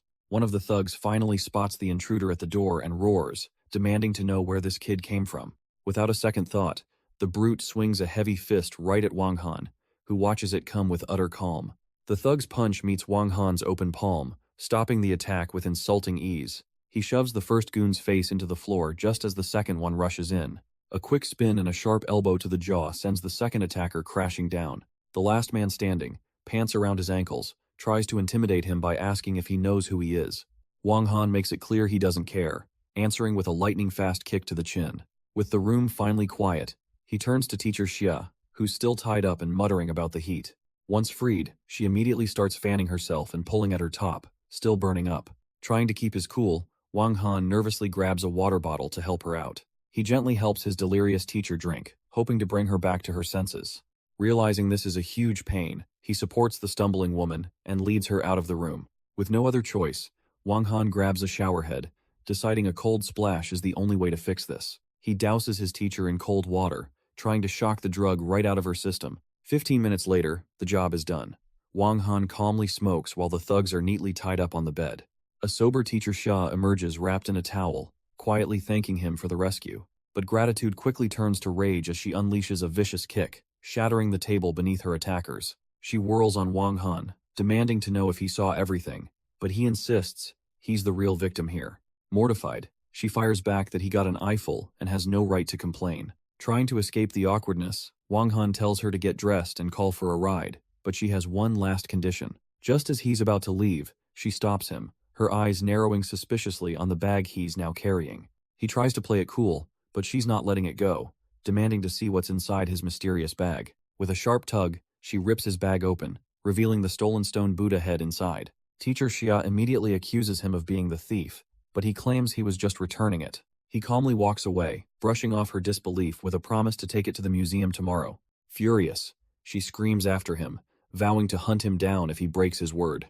Down in the lobby, however, he's intercepted by the very manager Head just dealt with, Zhang Hui. The man bows deeply, apologizing profusely to the Ninth Prince and begging for forgiveness. Wang Han accepts the gesture with a smirk, saying the misunderstanding is over and asks for a car. Zhang Hui immediately orders his subordinate to prepare a ride for the esteemed Ninth Young Master. But on the phone, Wang Han's story changes. He tells his contact he's keeping the artifact for himself. His face drops as he's told he won't be paid. Realizing this means teacher Xia will be chasing him to the ends of the earth. Wang Han walks into a suite to find Jiang Tang waiting in lingerie, immediately telling her to get dressed. She simply smirks, suggesting that wearing clothes in front of him would be completely superfluous. Unfazed, he tosses her a jacket, reminding her that Guoguo will be home soon. He then asks for his wife's whereabouts, but Jiang Tang just scoffs, wondering why he's asking her. Deciding it's pointless to argue, he calls Su Qi himself and arranges to bring her some food. But as he leaves, Jiang Tang follows, boldly declaring that if he belongs to his wife at night, he's hers during the day. He dismisses her claims as nonsense, but she seems determined to stick by his side. Their path is suddenly blocked by a group of loan sharks cornering a terrified woman over a debt. The bald leader grabs her arm, sneering that tonight, she's going to be keeping him company. Just as she cries for help, the thug looks up and his face pales, recognizing Wang Han standing right there. The woman tries to explain where she lives, but the loan shark just sneers, asking who this new man is. Wang Han's expression hardens, warning the thug to watch his mouth and stop causing trouble. The goon shoves a contract forward, claiming he's just collecting a debt, but the woman insists she's already paid him a fortune. He just laughs, clarifying that she only paid back the principal, not the exorbitant interest. Seeing her distress, Wang Han calmly pulls the woman behind him, stepping between her and the thugs. He asks how much is left, and the shark eagerly names the price. 300,000 yuan, all on paper. The woman, not wanting him involved, spreads her arms to shield him, telling them to deal with her directly. This gives the thugs a disgusting idea, suggesting she could pay off the interest by spending the night with them. But before the vile words even settle, Jiang Tang's leg whips through the air, smashing her heel right into the leader's face. The thug goes flying as she lands, declaring his shamelessness was too disgusting for her to ignore. With a confident smirk, Jiang Tang drops a bombshell, declaring herself to be Wang Han's wife. The woman is stunned, but Wang Han quickly tries to defuse the situation, telling her Jiang Tang is just a friend. The loan shark leader, nursing his jaw, couldn't care less about their drama, and orders his men to grab both women. Enraged that she dared to strike their boss, his two lackeys charge forward with fists raised. But Jiang Tang moves like lightning, leaping into a devastating kick that sends one thug crashing to the ground. She effortlessly pivots, bringing a sharp elbow down on the second goon, mocking them for being so weak. In a matter of seconds, all three loan sharks are left groaning on the pavement, completely defeated. Jiang Tang plants her foot on the leader's chest, taunting him as she asks if he's had enough fun yet. Seeing the situation handled, Wang Han tells the woman he's leaving, but she worries about Jiang Tang being left alone. He reassures her she'll be fine, as behind them, the thugs are now begging Grandma to let them go. Jiang Tang stands over the groveling thug, a smirk on her face as she says she's not done playing just yet. Meanwhile, Wang Han prepares to head to the company with Sister Lily, who looks back worriedly. He coolly reassures her, as behind them, the loan sharks are now begging Grandma to let them go. With the minor inconvenience handled, they soon arrive at the towering headquarters of the Su group. Wang Han enters Su Qi's office with lunch, presenting her with all her favorite dishes. She tastes the food, pleasantly surprised that his cooking skills have improved yet again. But their peaceful lunch is shattered by a sudden, frantic phone call for Su Qi. It's her mother, desperately claiming that her father has lost millions gambling and needs to be bailed out. Fed up with the same old story, Su Qi coldly tells her mother not to call again and hangs up. When Wang Han asks what's wrong, she sighs, explaining it's just her father's usual trick to get money. But just as Su Qi dismisses the call, a text message arrives. And this time, it's not a scam. It's a video of her father, bruised and kneeling, desperately begging her to save him from his captors. A man named Zhang Xiaohu gets on the phone, demanding 3 million in cash at the Drunken World Club, or else. Wang Han immediately steps up, offering to go with her, but Su Qi shuts him down, thinking he can't handle this. He insists on at least driving her, but she firmly refuses, believing his presence would only make things worse. So Su Qi drives off alone in her sports car, heading straight for the infamous Drunken World KTV club. She arrives with a suitcase full of cash and tells the doorman to announce her arrival to Zhang Xiaohu. But she wasn't alone for long. Wang Han followed her on a motorcycle, the club's name sparking a flicker of recognition. Inside, she's led to a VIP room where her father is on his knees before a man lounging on the couch. As the boss casually munches on watermelon, her father pleads that the money is here and begs to be spared. Su Qi coolly states the money is here, demanding they let her father go, who cries out in relief that she's finally arrived. But the boss, this third master, rises from the couch, his eyes raking over her as he remarks on her beauty. He gets closer, explaining that money isn't enough. Her father put his brother in the hospital, and a debt must be paid. With a sickeningly smug grin, he practically spells out his vile intentions for her. And in the ultimate act of cowardice, her own father begs his daughter to sacrifice herself for his sake. Furious and disgusted, Su Qi unleashes a sharp slap right across the third master's face. Stunned and enraged, he screams at his men to grab her and force a whole bottle of wine down her throat. His two thugs immediately seize her arms, holding her in place as their boss approaches with the bottle. He grabs her chin, trying to force the liquor into her mouth to break her defiant spirit. But she's a fighter, and a swift, brutal knee to the groin sends him reeling back in agony. The third master's eyes nearly pop out of his skull from the sheer, blinding pain. Furious, he smashes the wine bottle, screaming that Su Qi almost made him childless. Meanwhile, her pathetic father kneels and begs, offering his own daughter to save his skin. Recovering his composure, the enraged boss grabs Su-chi, threatening to shred her face with the broken glass. But just in the nick of time, the door flies open and Wang Han crashes the party with a flying kick. Her father immediately sells him out, calling him a worthless delivery boy trying to woo his daughter. A delivery boy? Insulted beyond belief, the third master points and orders his men to kill him. His two hulking subordinates immediately abandon Su-chi and charge straight for Wang Han. The first thug is instantly met with a sharp, brutal kick that snaps his head to the side, and the second goon is immediately greeted by a solid right hook square on the jaw. With his two bodyguards sprawled unconscious on the floor, Wang Han calmly faces the shocked third master. Su-chi, feeling the effects of the drugged wine, finally gives in to dizziness and leans against him. The third master loses it, grabbing the broken bottle and screaming at the delivery boy for daring to touch his woman. He lunges forward with a furious cry, ready to plunge the jagged glass into Wang Han's face. But his attack is stopped cold as Wang Han effortlessly catches his wrist, his eyes promising a swift death. The arrogant young master strains with all his might, but he can't budge the iron grip holding him in place. Pure, unadulterated fear floods his eyes as he realizes he's just picked a fight with a monster. With a casual shove, Wang Han sends the pathetic man stumbling backward. The third master lands hard on his backside, looking utterly defeated and humiliated. At that moment, Su-chi's father rushes back in, begging Wang Han not to do anything rash. The so-called third master is left sprawled on the floor, looking utterly pathetic. As Wang Han holds a dazed Su-chi, her father rushes in, pleading for him to stop. But seeing his ally arrive, the young master's arrogance flares up, demanding he call for backup to kill this nobody. Instead of help, a sharp crack echoes as Su-chi's father viciously slaps him across the face. The father frantically apologizes to Wang Han, and the third master finally realizes he just threatened the legendary ninth prince. He's immediately forced to his knees, stammering a desperate apology for his monumental mistake.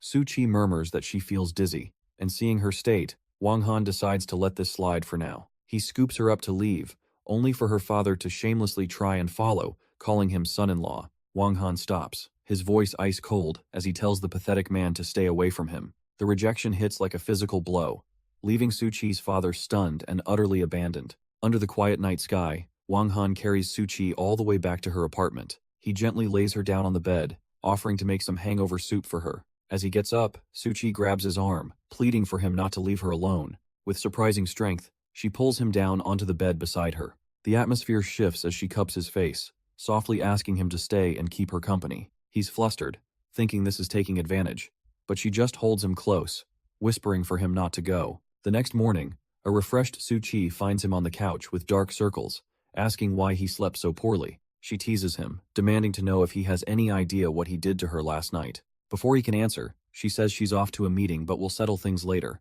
while he reminds her to pick up Guoguo. With a vague "we'll see," she heads out the door, leaving him to face the day alone. Just as Wang Han tries to relax on the couch, a sudden scream erupts from the bedroom.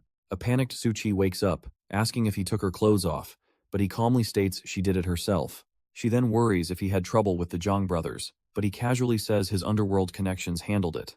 As he hands back her clothes, a small, dark object slips from the folds and falls to the floor. Wang Han freezes, recognizing the black bead he's been searching for this entire time. Su-chi is confused, explaining the bead was left by the mysterious man who saved her at the hotel. He proudly shows her the character for Han on its surface, proving his ownership beyond any doubt. The realization dawns on her. Could this delivery boy have been her heroic savior all along? Later, they arrive at her company headquarters, where security guards immediately snap to attention. The guards salute respectfully, wishing both CEO Su and brother Han a good morning. Before leaving, Wang Han casually reminds CEO Su to let him know what she wants for lunch. Inside her office, Su-chi is surprised by a visit from her best friend, Lin Shuifu. Shuifu reveals she's here to invite her to a Chamber of Commerce celebration tonight.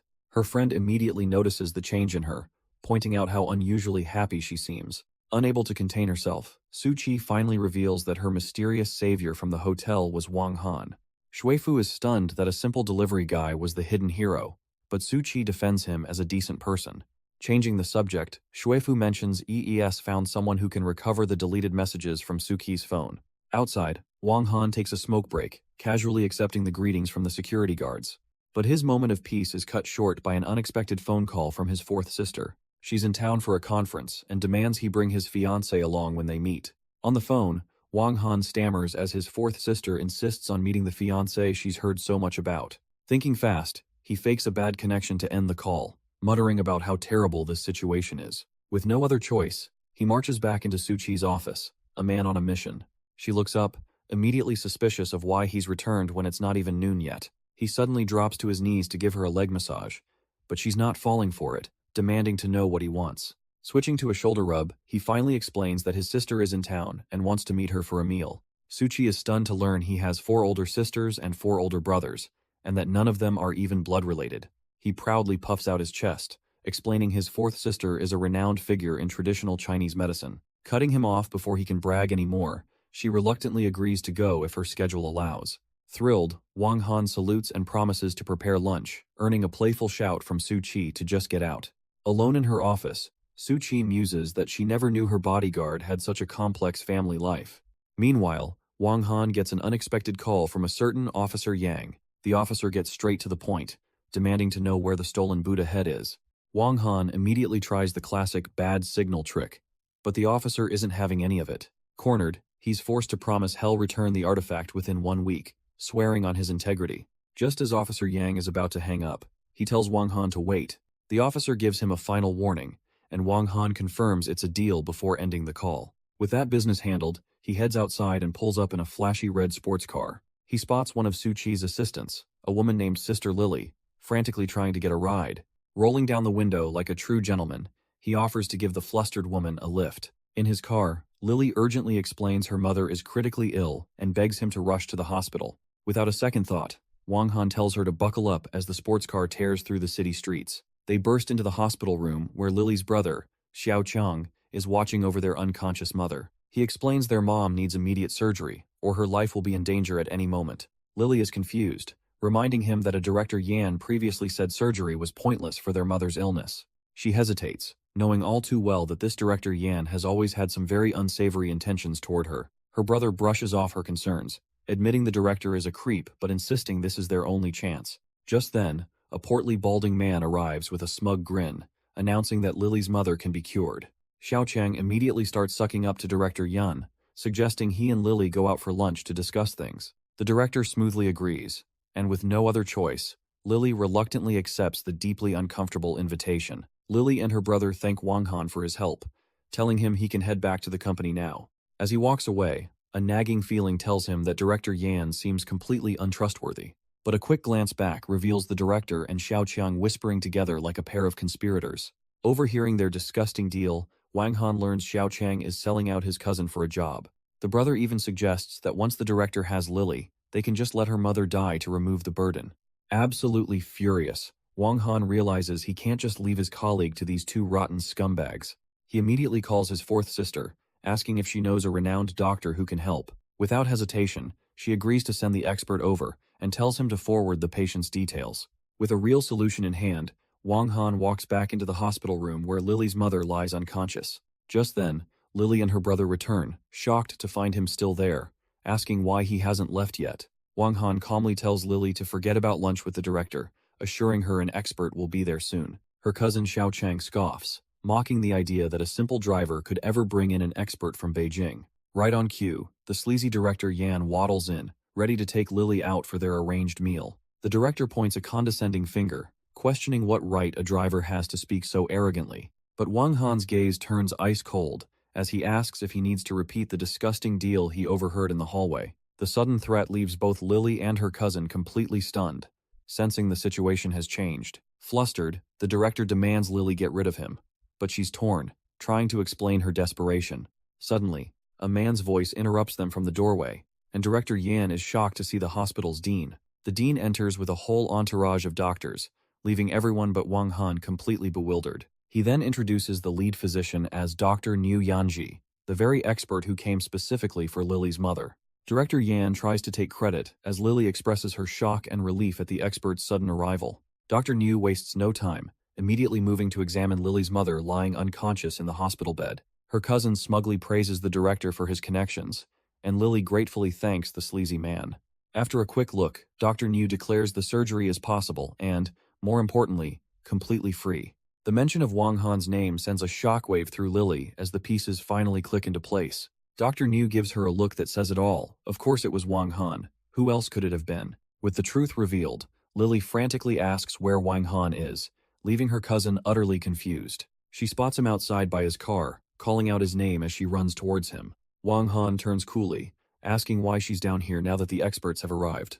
Overcome with emotion, Lily throws herself into his arms, thanking him with everything she has. Wang Han gently holds Lily, calming her down before offering to take her to lunch as a small gesture. She has to make a delivery to manager Su, but they agree to meet another time as he heads to his car. A quick phone call from Su Chi changes his plans entirely. He's no longer a delivery boy, but her date for a dinner party. His sleek red sports car pulls up to a lavish estate where the city's elite are gathering. He smoothly helps Su Chi, now dressed in a stunning evening gown, out of the passenger seat. Their arrival definitely makes an impression on the other guests milling about the entrance. Dressed in a matching tuxedo, Wang Han quietly reminds her that tonight, they're here to blend in, not stand out. Inside, they're quickly greeted by Su Qi's friend, who immediately wants to introduce them to a powerful figure. Wang Han gives Su Qi a quick rundown on the man. Lu Chengping, an old but surprisingly virile president of a major commerce chamber. The friend, Shuifu, congratulates the elderly Mr. Lu on his newborn son, and he casually asks about her grandfather in return. Just then, a smarmy-looking man named Qin Lei approaches, commenting on how even President Su brought her family. The elderly chairman Lu turns to Su Qi, innocently asking if she brought her father or grandfather along. With a wicked grin, Qin Lei loudly announces she brought her husband the food delivery guy, and Su Qi seethes, telling him he's gone too far. He doubles down, pointing across the room and making sure everyone knows the man eating is CEO Su's husband. And there he is, Wang Han, calmly enjoying a drink at a table, completely unfazed by the drama. Intrigued, Chairman Lu asks Su Qi to bring him over for an introduction, and she has no choice but to agree. She walks over to Wang Han, formally introducing him as her husband to the powerful chairman of the Chamber of Commerce. Wang Han, cupcake in hand, casually offers a handshake, but the old chairman seems to hesitate. Suddenly, another guest intercepts the handshake, warmly greeting Wang Han as an old acquaintance. Qin Lei is absolutely floored, demanding to know why CEO Zhou would ever shake hands with a lowly delivery boy. When CEO Zhou asks what he does, Wang Han simply states that he drives for CEO Su. Qin Lei smirks, whispering to Chairman Lu that he's nothing more than a food delivery guy. Just then, the evening's entertainment begins as a young woman takes the stage at the piano. She announces she will be performing a piece for the distinguished guests. With a flourish, her fingers begin to glide across the keys, filling the hall with music. Qin Lei immediately starts flattering Chairman Lu, boasting that the girl is a top student of a famous piano master. But Wang Han listens with a frown, wondering how such a renowned teacher could produce such a lackluster performance. Seizing his chance, Qin Lei loudly points out that Wang Han seems to have an opinion, goading him to share it. Abruptly, the music cuts short as the pianist and her mother stop the performance. The girl whirls around, infuriated, demanding to know what right he has to critique her music. Qin Lei sneers, daring the delivery guy to play, but Wang Han just smirks and accepts the challenge. Ignoring Su Qi's worried plea, he confidently strides towards the stage, leaving everyone watching in suspense. He sits at the grand piano and dedicates his performance of Dream Wedding directly to Su Qi. Su Qi and her friend can only stare in disbelief, wondering if he can actually pull this off. But as his fingers dance across the keys, a breathtaking melody begins to fill the entire hall. The guests are utterly captivated, closing their eyes and swaying to the beautiful, emotional music. Even the young pianist who had yelled at him now watches with a deep blush, completely mesmerized. The final note hangs in the air before the room erupts into thunderous applause for his masterful performance. Desperate, Qin Lei asks the pianist's mother for her professional opinion, hoping she'll find a flaw, but she simply smiles, delivering the final blow by stating she isn't even qualified to judge him. Qin Lei can only stare in utter disbelief, his entire scheme completely shattered. Even Chairman Lin Qingyun has to admit that Su Qi's partner played surprisingly well, impressing everyone. Later, while driving home, Su Qi finally asks Wang Han how he knows the powerful CEO Zhou Huixing. He smirks, casually explaining that he once helped the man by educating his son. Su Qi's friend chimes in, admitting he looked quite handsome during his performance, and he smugly agrees. But his playful mood vanishes as he glances in the rearview mirror, sensing they're being followed. Without warning, Wang Han slams his foot on the accelerator, flooring the sports car. The girls are thrown back in their seats, yelling at him for suddenly driving like a madman.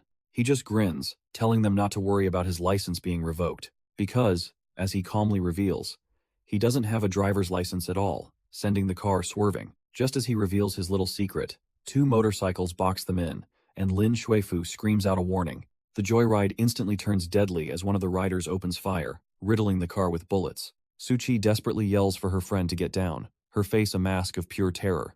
But while the girls are panicking, Wang Han remains unnervingly calm, his eyes locked on the road ahead. With a sudden, violent jerk of the wheel, he slams the sports car directly into one of the assassins. He barks at them to hold on tight as the sound of crunching metal fills the air. The second motorcycle goes flying as well, but the chase is far from over as a new car joins the hunt. As their pursuers open fire again, he shouts for them to keep their heads down.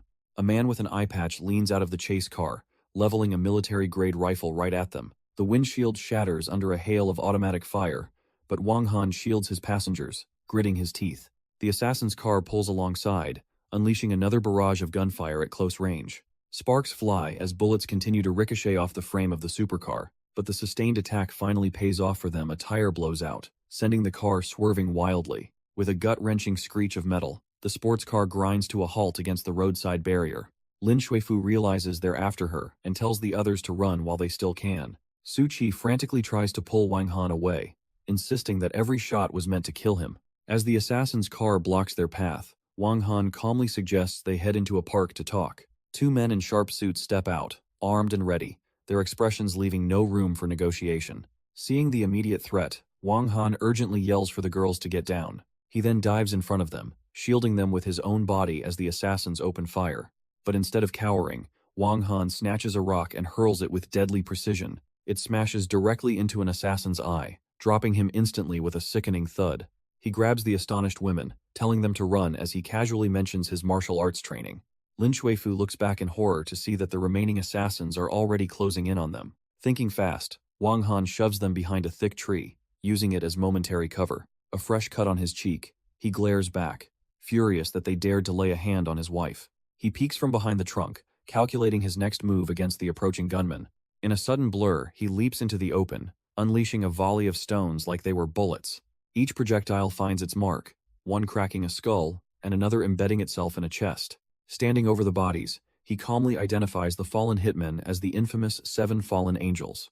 Suchi and Lin Shuifu rush to his side, asking what on earth the 7 fallen angels are. He calmly points to the 6-pointed star tattoo on a corpse's neck, the mark of the Abyss organization. Lin Shuifu realizes they were after the item he won, which he reveals can alter genes and extend life. Suchi looks at him with newfound admiration for his skills, but he just smirks, promising she's seen nothing yet. Shaken, Lin Shuifu quickly calls her grandpa, telling him there's been an accident and they need a ride. She hangs up, assuring them help is on the way, as Wang Han advises her to get more bodyguards. Still frightened from the ordeal, Lin Shuifu asks Suchi to stay close to her for comfort. Later, Wang Han spots Suchi's assistant, Lily, on the street as her high heel snaps, sending her stumbling. He rushes over to help, asking why she's carrying a heavy box all by herself. But as he gathers her fallen belongings, he accidentally picks up a lacy pair of underwear, freezing in embarrassment. Lily notices the fresh cut on his face, but he brushes off her concern, asking if her mother's surgery was successful. As he gets ready to leave, she shyly reminds him about the dinner invitation she extended. Wang Han just smiles and politely postpones, promising they can make it up another time. He walks away, still reeling from the underwear incident, thinking to himself that women are truly terrifying. Arriving home, he opens the door to find an unexpected guest lounging on his sofa. It's his 4th sister, dressed in revealing lingerie, and he immediately asks her to cover up. She teases him, but he cuts straight to business, asking if her interest in Lin Shuifu is about the life-extending drug. While casually putting on a shirt, she confirms his suspicion, wondering how he knew. He lights a cigarette, explaining that an organization called Abyss already sent assassins after the girl for it. She gets close, asking for a plan, but he simply reminds her that the leader of Abyss owes her a life debt. She leans in, reminding him that the solution is simple, he just has to say the word. Getting even bolder, she tries to tempt him, suggesting they have some fun while his wife isn't around. Wang Han pushes her away, agreeing to contact the leader of Abyss, but warning her to still be careful. Thrilled by his cooperation, his 4th sister offers him any reward he wants, getting a little too suggestive. But their late-night meeting is suddenly interrupted by a small voice calling out for her dad. Caught off guard, his sister quickly pretends she was just searching for a lost earring. Guoguo walks over, handing Wang Han amusement park tickets that her teacher asked her to deliver. He looks at the tickets, and it all clicks he'd completely forgotten his promise to take Guoguo out. Promising to take her this weekend, he sends a delighted Guoguo off to bed. Wang Han scolds his sister for being so careless, but she just scoffs, vowing to become Guoguo's mother one day. As Wang Han prepares to leave, His fourth sister casually asks if he can't stay a few more days. She strikes a pose, purring that if he really wants her to, she'd be more than happy to stick around. But he coldly shuts her down and walks away, leaving her fuming and vowing to confront Su-chi for stealing her man. Meanwhile, at the Lin family villa, the night is deceptively still as two guards stand watch. Suddenly, a blade slices through the darkness, embedding itself deep in one of the guards' necks. Before his partner can even raise an alarm, a deadly female assassin appears and neutralizes him in a flash. The commotion startles Su-chi and Lin Shuifu, who sit bolt upright in bed, sensing the danger. The assassin stands in their doorway, her shadow looming over them as she asks for any last words. A cold, pitying smile crosses her face, clearly unimpressed by her terrified targets. But Lin Shuifu bravely shields her friend, declaring that she is the target and telling the assassin to leave Su-chi alone. The assassin, Medusa, silences Lin Shuifu, bringing a blade to her throat with a smirk. But just as she's about to strike, her phone rings, and she casually answers a call. Her expression sours as she's told the mission is cancelled, an order coming directly from the Emperor. With a sigh of frustration, she tells the terrified girls it's their lucky day. In a flash, Medusa leaps from the balcony and vanishes into the night. Seconds later, armed guards burst into the room, led by Lin Shuifu's uncle. He rushes to his niece's side, relieved to find both her and Su-chi unharmed. Kneeling by his fallen man, the uncle is stunned by the clean, professional one-hit kill. Lin Shuifu then reveals what she saw: a six-pointed star tattoo, the mark of the infamous Abyss organization. Her uncle pales, realizing they were targeted by an 8-star fallen angel and somehow survived. Lin Shuifu explains that the assassin's mission was abruptly cancelled by a mysterious figure called the Heroic Emperor. Her uncle overhears, completely baffled by the name, and vows to investigate this unknown power. Still processing the near-death experience, Lin Shuifu quietly thanks him for his concern. The next morning, Su-chi's assistant Lily finds herself stranded, unable to hail a taxi. Out of nowhere, Wang Han pulls up on a motorcycle, offering her a ride since CEO Su's car is out of commission. A little surprised but grateful, Lily hops on the back and holds on tight. With a rev of the engine, they speed off toward the office building. During the ride, Lily's curiosity gets the better of her, and she asks about Guoguo's mother. Wang Han somberly explains that the girl's parents passed away, leaving him as her sole guardian. As they arrive at Shenghua Group, he tells Lily that Su-chi is resting at home after the terrifying events of last night. After dropping Lily off, Wang Han can't shake his worry for Su-chi, who hasn't shown up or answered his messages. Deciding work can wait, he hops back on his bike, a gut feeling telling him to check on things at home. With Guoguo due back from school soon, he figures it's best to head back and make sure everything is all right. Arriving home, he calls out to Su-chi, concerned that she wasn't feeling well after the previous night's ordeal. But as he walks through the apartment, he finds the bedroom door slightly open, which immediately feels off. Peeking inside, his concerned expression instantly dissolves into one of pure, unadulterated shock. Lounging on his bed in a very revealing outfit is a woman who asks why he's only just getting back. She beckons him closer, purring about trying something a little more exciting tonight. Wang Han is completely floored, his mind racing as he tries to process who this woman is and what is happening. She rises from the bed, wrapping her arms around him and whispering for him to turn around for a surprise. But as she whispers about her surprise, her hands hold him firmly in place. In a flash, a knife appears in her hand as she lunges forward for a killing blow. Wang Han, however, moves like lightning, casually dodging the stab and grabbing her wrist.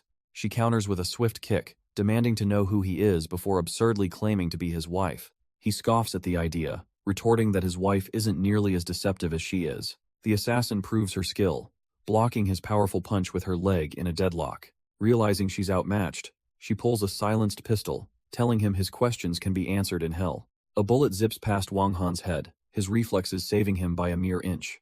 Now on the floor, she keeps the gun trained on him, demanding he hand over the Buddha head. Unfazed, Wang Han calmly reveals he doesn't have it, stating it's with someone else entirely. She fires wildly, accusing him of taking the gold, but her desperate shot misses its mark. With a flick of his wrist and a simple card, Wang Han effortlessly slices the gun from her hands. Pinning her to the bed, he demands to know her identity, but she cheekily sticks to her story of being his wife. As he holds her down, his hand brushes against a small, hard object hidden in her dress. He pulls out a familiar pendant, instantly recognizing it and asking if she's from Chaofeng Valley. Seizing his moment of distraction, she kicks him away and makes a desperate scramble to escape. Landing gracefully by the window, she smirks, surprised he even knows about her home. Wang Han stares at the pendant, his mind reeling. Could this be the girl he was betrothed to as a child? She gives him one last chilling warning not to have the Buddha's head before turning to leave. With a final leap, she vanishes out the window, leaving Wang Han with the mysterious bead in his hand.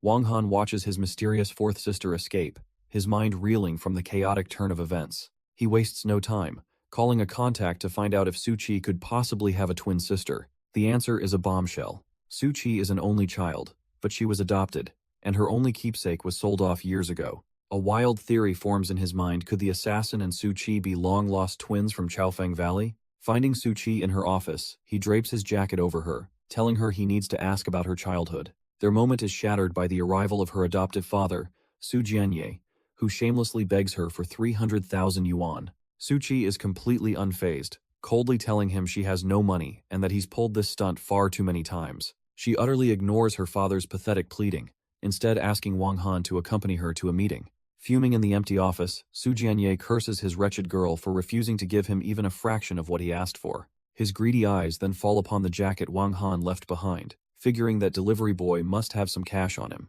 He rifles through the jacket, finding barely any cash, but then his eyes land on a familiar white bead. A greasy smile spreads across his face as he realizes he can use this, her only link to her past, to blackmail his own daughter. Su Qi returns to her office, immediately annoyed to find him still there, assuming he's cooked up another lie for money. But this time, her father stops her cold, finally revealing the truth he's hidden for years.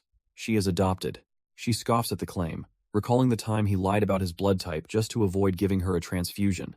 Unfazed, he presses on, even offering a paternity test, but Su Qi has no interest in hearing his stories. He then dangles the bead in front of her, explaining it's the key to her real identity, and she feels a strange sense of familiarity. With her attention finally captured, Su Jianye names his price for the keepsake, 500,000 yuan. But Su Qi is a ruthless negotiator, and he quickly buckles, haggling his way down as she threatens to walk away. The deal is done, and a notification for 300,000 yuan lights up his phone, a smug grin plastered on his face. With his pockets full, Su Jianye tosses the bead onto the desk and makes his grand exit. Su Qi picks up the strange memento, a flicker of recognition stirring deep within her. A moment later, Wang Han strolls back into the office, looking for Su Qi. Suddenly, his expression shifts to one of pure panic as he frantically pats down his jacket. He realizes his own beads are gone, immediately suspecting the mysterious woman who looks just like Su Qi. Su Qi returns, asking what's wrong, but he deflects, confirming only her father had been there. Seeing his troubled face, she simply tells him to get ready to go to the hospital with her.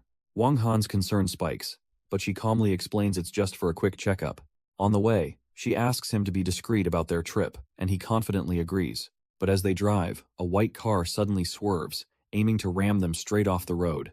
Wang Han curses the reckless driver, completely oblivious to the bead that just slipped out from under his shirt. The sudden jolt, however, triggers a flash of memory for Su Qi. She turns to him, her eyes fixed on the black bead, and asks where on earth he got it. He casually explains his older sister gave it to him, but seems reluctant to share the full story. Pressured, he reveals it's a betrothal token from a childhood arrangement, one of a pair representing a dragon and a phoenix. He smirks, asking if she's jealous, but Su Qi coolly tells him he's overthinking things. Back at her office, she learns the paternity test results she ordered will be ready the next day. Alone, she pulls out her own white bead, the phoenix to his dragon, and wonders if this is all fate's design. Just then, her assistant Lily enters, announcing that someone is here to see her, and striding in with an air of confidence is Princess Jiang Tang, the mysterious woman who looks just like her. Su Qi cuts straight to the chase, asking her look-alike cousin what she wants. Jiang Tang doesn't beat around the bush, offering a card with 100 million to make her leave Wang Han. Amused by the sheer cliché of it all, Su Qi scoffs as Jiang Tang leaves the offer on the table for her to consider. But Su Qi stands firm, immediately rejecting the money and declaring she's legally married and pregnant with his child. Jiang Tang pushes back, condescendingly suggesting she rethink it, as if 100 million is an offer she can't refuse. With a final scoff, Jiang Tang turns to leave, wondering aloud how Wang Han could possibly be worth that much. The mysterious doppelganger exits, leaving Su Qi alone to contemplate the absurd encounter. Just then, another woman bursts in cheerfully, announcing she has some fantastic news. She playfully embraces a flustered Su Qi, excitedly explaining her new medicine has attracted big shots from Beijing. The collaborator is a medical genius named Ye Qingchu, and the name alone makes Su Qi pause in thought. Her friend confirms it's the medical genius Ye Qingchu, absolutely ecstatic about the opportunity. She insists Su Qi has to come meet her, gushing that her pulse diagnosis is legendary and a rare chance. Without taking no for an answer, she starts dragging a reluctant Su Chi right out of the office. Just after they leave, Wang Han quietly slips into the now empty room, checking to see if anyone's around. His eyes land on the desk, spotting the bank card left behind by the mysterious Jiang Tang. He picks it up and smirks, finding it hilarious that the password was written right on it for him to find. Later, Wang Han calls his fourth sister, telling her he'll bring Su Chi over to meet her soon. He's stunned when his sister says she's already met Su Chi, describing her as a nice girl from a poor family. Now with the real Su Chi, he tells her to be ready, reassuring her that his sister is actually very easygoing. But as they arrive, both of them freeze in utter shock at the scene unfolding before their eyes. And there she is, the Su Chi his sister met, Jiang Tang, helping a woman named Ye Qing Chu in the kitchen. Wang Han and the real Su Chi walk in, and he cheerfully greets the woman as his fourth sister. Su Chi's mind races. She recognizes her as Ye Qing Chu, a legendary figure in the medical world. With a calm smile, the fourth sister formally introduces herself and invites both women to the table. An unbelievably awkward dinner begins, with Wang Han trying to smooth things over with his specialty fish dish. But fourth sister lays down the law. Su Chi is pregnant and needs rest, so she'll sleep with her tonight. Wang Han is banished to the sofa, much to Jiang Tang's amusement as he quietly serves her food. Later that night, he lies on the couch, wondering how he'll ever solve this impossible doppelganger situation. His thoughts are cut short by the buzz of his phone, a text message arriving in the dead of night. He opens it, and his eyes widen in absolute shock at what he sees on the screen. The message is from Lin Shuifu, Su Chi's best friend, sending a rather persuasive photo to remind him of a promise. Wang Han can only groan in disbelief. That woman is truly willing to do anything for her friend. The next day, he takes Guoguo out for some fun, only to be greeted by a familiar voice calling his name. It's Wanying, who Guoguo happily greets as Teacher Xia, and she invites them to join her. With Guoguo excited for the carousel, the three of them head deeper into the park together. But Wang Han suddenly freezes, his senses picking up an unwelcome presence nearby. A heavy hand clamps down on his shoulder as a gruff voice demands to know what he's looking at. He turns to find himself face to face with a mountain of a man, an imposing figure he seems to recognize. The newcomer, Kang Hongzhe, casually greets Wanying, but her expression sours instantly as she accuses him of following her. She threatens to tell her father, but he coldly warns her to stay away from Wang Han, reminding her that her master wouldn't approve. Defeated, Kang Hongzhe storms off, muttering a childish threat that if he can't have her, no one can. Later, at a food stall, Wanying asks a very excited Guoguo what she wants to eat, and Wang Han agrees to go get it. But their peaceful moment is shattered by panicked screams from a nearby crowd. Someone is drowning, and as people rush to the edge of the water, our group follows close behind. Without a second's hesitation, Wanying declares she's going in to save them, but Kang Hongzhe reappears, grabbing her arm and forbidding it, more worried about her master than a dying man. While they argue, Wang Han has already taken action, launching himself into the water in a perfect dive. He cuts through the water with shocking speed, leaving onlookers wondering if he's on the national swimming team. As bystanders help pull the first victim out, the man gasps that there's still someone else in the water. Wang Han turns back to the murky depths, realizing the crisis is far from over. The other person is tangled in seaweed. Wang Han plunges back into the depths as Wanying and a tearful Guoguo cry out his name from the shore. Wanying comforts the terrified child, who tragically reveals her own father died the exact same way. As 10 minutes pass, a bystander cruelly suggests Guoguo accept her father's death, earning a sharp rebuke from Kang Hongzhe. After 20 agonizing minutes, Wanying's patience snaps, and she lands a resounding slap across Kang Hongzhe's face. He grabs her as she tries to dive in herself, and she furiously calls him a selfish coward who could never understand. Just then, a ripple in the water catches the crowd's eye, though they doubt it's the young man they've all but given up on. But it is Wang Han, who erupts from the surface with the second victim held firmly in his grasp. He carries the unconscious man to the edge as medics rush forward, the onlookers completely stunned by his incredible stamina. Little Guoguo runs to embrace him, but he gently holds her back, not wanting his soaked clothes to chill her. The medics find the man is breathing but won't wake up, and Wang Han senses that this rescue is far from over. Wang Han pushes past the medics, insisting he can help the unconscious victim. Little Guoguo rushes to hug her dad, but he gently holds her back so she doesn't get wet. The medics are completely stumped. The person is breathing but simply won't wake up.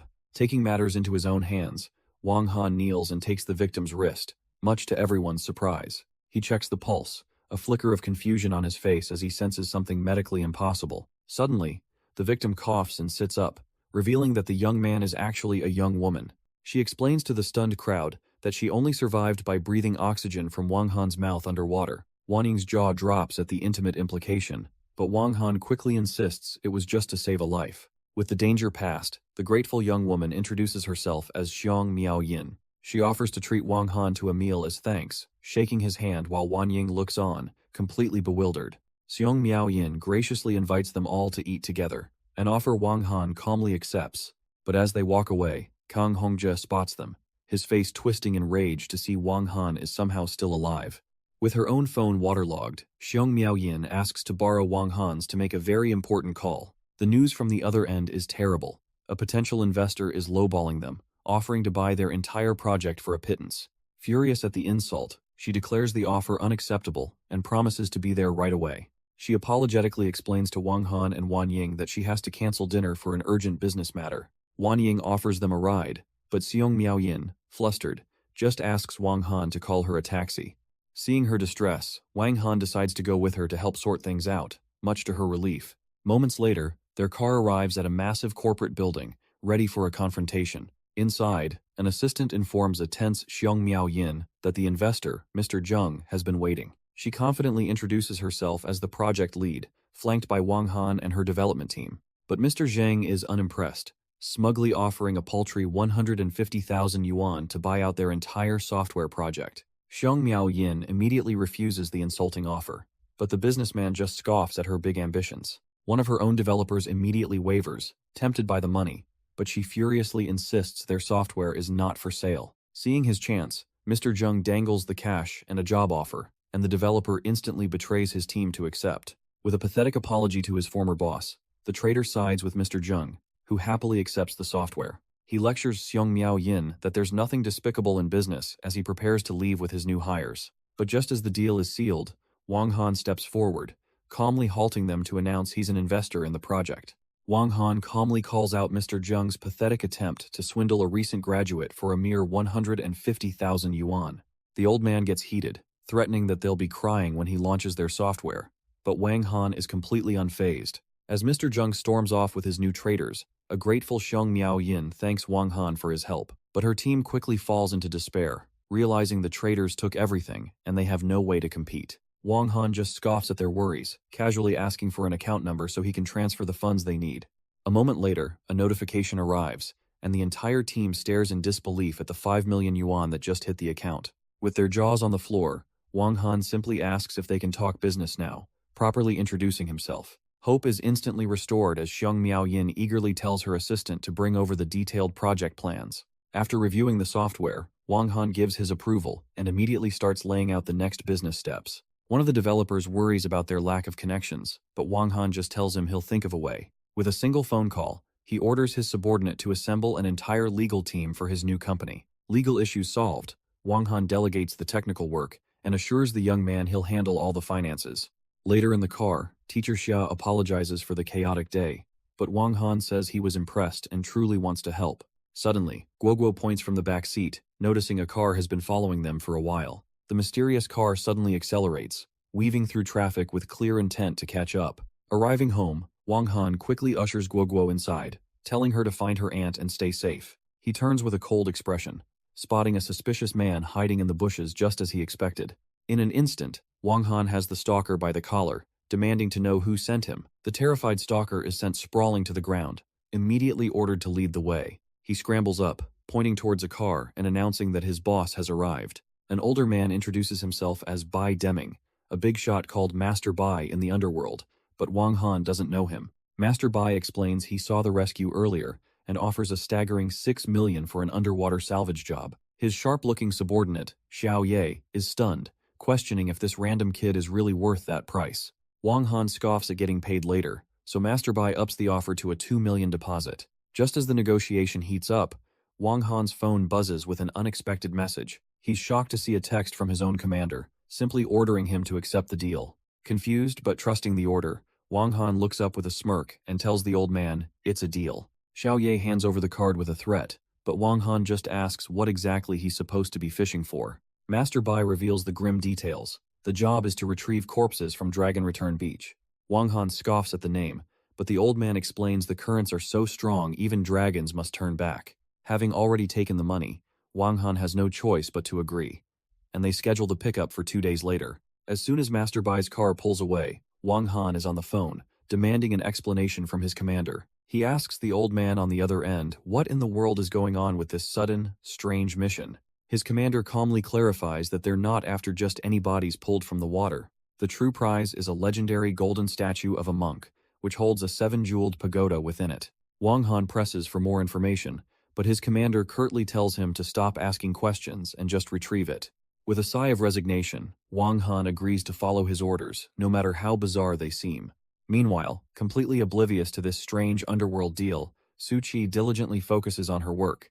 Wang Han arrives home to find Su Qi still working, who notes that he's back unusually early. His eyes immediately land on a document left on the table, an appraisal report, piquing his curiosity. Before he can get a good look, Su Qi snatches it away, insisting it's just her own private business. She quickly changes the subject, pointing to the bead on his necklace and demanding to know if it truly belongs to him. Pressed about his real identity, Wang Han decides to have some fun, spinning a wild tale about being a legendary assassin. Su Qi just rolls her eyes, completely unconvinced, as he casually offers to go make her dinner instead of telling the truth. 2 days later, Su Qi pulls up to her company building, exchanging morning greetings with the security guards. But as she enters her office, she finds an unwelcome guest lounging on her sofa, the imposter, Jiang Tang. Jiang Tang confidently takes her hand, declaring her relationship with Wang Han is stable and that she's loved him for 12 years. She then reveals a shocking secret. Wang Han still carries 6 bullets in his body because of her, and she would die for him without hesitation. Jiang Tang slides a document across the desk, telling Su Qi to name her price, but Su Qi coldly refuses to sign away her man.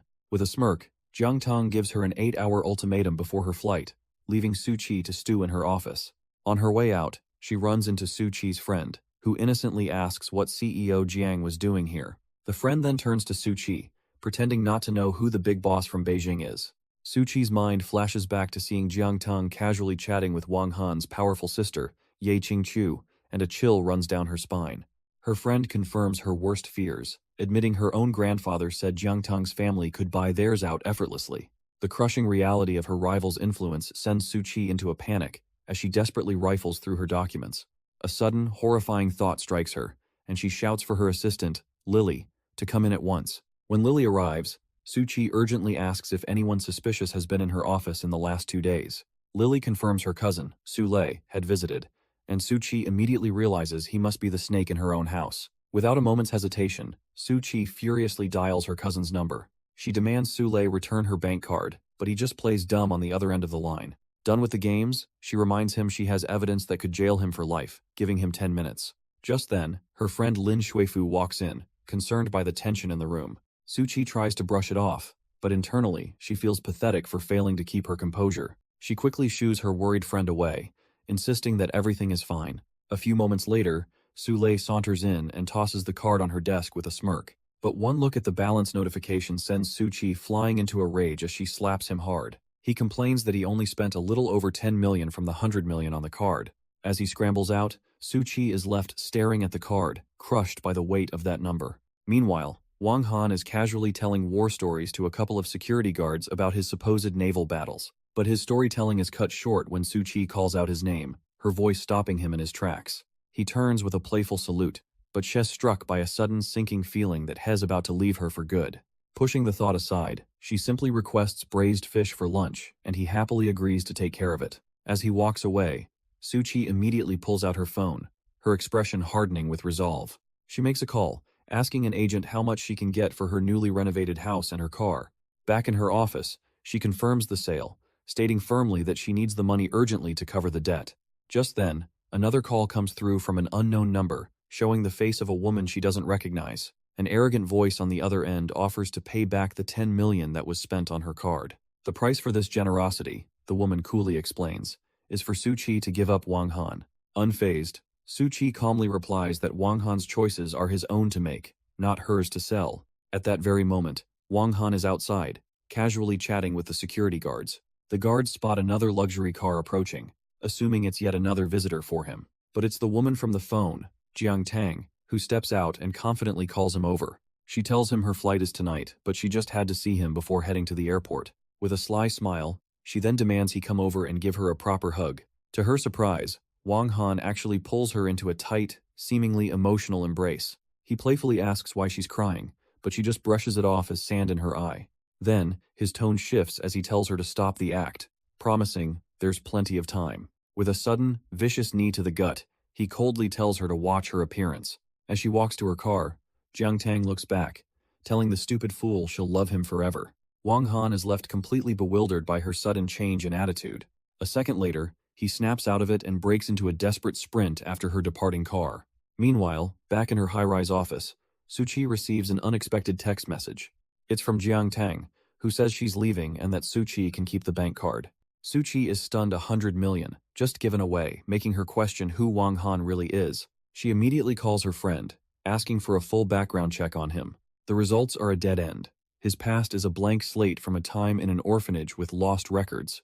Undeterred, Suchi gives her friend 2 more names to investigate his sisters. At that same moment, Wang Han gets a call with a lead on a woman who looks just like Suchi. The call comes in. They've arrested a contact of the woman, but the man is still unconscious. Hez at Dragon Bay Villa, and Wang Han, with a hardened expression, says Hez on his way. With a roar of the engine, he speeds off on his bike, wasting no time. He soon arrives at the luxurious villa, a clear sign of his influence and resources. Wang Han walks in with purpose, immediately looking for his subordinate, Old Lin. Inside, his men point him to their target, a man passed out cold on the sofa. Without any patience for pleasantries, Wang Han grabs the man by his shirt, ordering him awake. A sharp splash of cold water is thrown directly in the man's face. The man jolts awake, sputtering and confused by the intimidating figures surrounding him. Wang Han immediately shoves a photo of the imposter in his face, demanding to know her location. The captive smirks, recognizing the woman and trying to deflect by mentioning some Buddha's head. Unimpressed, Wang Han delivers a brutal backhand, demanding to know her location, not some artifact. Still defiant, the thug spits that Wang Han should prepare to die, a threat that is met with cold amusement. With a chilling smile, Wang Han decides it's time to teach this fool how to answer questions properly. A sickening crack echoes as he snaps the man's finger, instantly shattering his tough guy act. Now terrified, the man blurts out that the woman's name is Hu Dai, and she's not hiding, she's actively hunting Wang Han. He reveals she's from the notorious Ji family, part of the Dark Eight Gates, a name that clearly worries Old Lin. But Wang Han just scoffs, dismissing the infamous family as nothing more than a bunch of shady characters. With the information secured, he coolly orders his subordinate to take the now useless informant away. As the thug is dragged out, Old Lin gravely warns his master that the Dark Eight Gates are ruthless assassins, not to be underestimated. Unfazed by the threat, Wang Han simply tells Old Lin to arrange some secret protection for Suchi, just in case. But they're interrupted by a surprised voice from the stairs. It's Lin Shuifu, wondering what Wang Han is doing here. She's utterly confused, asking her grandfather why he's addressing this man as young master. With a wry look, Old Lin reveals to his granddaughter that the mysterious big shot who won the Qin family project is standing right here. The horrifying realization dawns on Lin Shuifu. The powerful man she tried to seduce with photos was Wang Han all along. Wang Han twists the knife, coolly commenting that the photos weren't very good and the photographer could use some practice. Mortified beyond words, she lets out a scream and flees up the stairs, leaving her grandfather to sigh at her immaturity. With that distraction gone, Wang Han orders Old Lin to keep an eye on the informant and continue the hunt for Butterfly. As his subordinate departs, Wang Han cracks his knuckles, a low buzz suddenly emanating from his pocket. He pulls out his phone to see an incoming call from a contact named Xiong Miaoyin. He answers the call, only to get some bad news from his associate, Xiong Miaoyin. A rival named Zheng Hongwei has launched their software first, and Wang Han immediately heads for the company. Back at the villa, Lin Shuifu comes looking for him, but her grandfather simply tells her the young master is already gone. She's still completely mortified, unable to process that the man she tried to seduce was such a powerful figure. Old Lin then gives her a stern warning. His identity must remain a secret from everyone, even Suchi, to ensure her safety. Arriving at the office, Wang Han finds his team in a panic. Their rival has already spent 2 million on advertising. He asks why the 5 million he gave them hasn't been spent, and a nervous Xiong Miaoyin admits he was too scared to make the call. With the software ready to go, Wang Han gives a simple, decisive order. Dump all 5 million into promotion right now. Xiong Miaoyin is floored by the amount, but Wang Han tells him to get used to it, as he'll be managing the company from now on. At that very moment, their rivals are celebrating an early success, blissfully unaware of the financial tidal wave about to crash down on them. Their rival, CEO Zheng, is busy celebrating his supposed victory with one of his female employees. He laughs, already planning to send Xiong Miaoyin a bamboo basket full of water, a classic insult for getting nothing. But the party stops when Zheng Hongwei notices that their rival's promotional campaign has suddenly roared to life. The CEO is in disbelief, wondering where on earth they could have possibly gotten the money. His team scrambles for an answer, and the number they come back with is utterly staggering: 5 million. Enraged, CEO Zheng refuses to be beaten, roaring at his team to match the amount and smash them into oblivion. Meanwhile, Wang Han's team is cheering as their software shoots to the #1 spot, though he remains calm. Xiong Miaoyin's celebration is cut short by a bank notification. Another 5 million has just been deposited. He asks Wang Han why, who simply explains that he predicted their opponent was too arrogant to give up so easily. Right on cue, the rivals' ads intensify, and Wang Han gives the cool command to drop another 5 million. Xiong Miaoyin questions the massive sum, but Wang Han is stone cold, ordering him to smash the competition without mercy. The rival office erupts in chaos as they discover their opponent just matched their $5 million investment instantly. CEO Zhang seethes, having already spent 7 million, refusing to let his investment go to waste.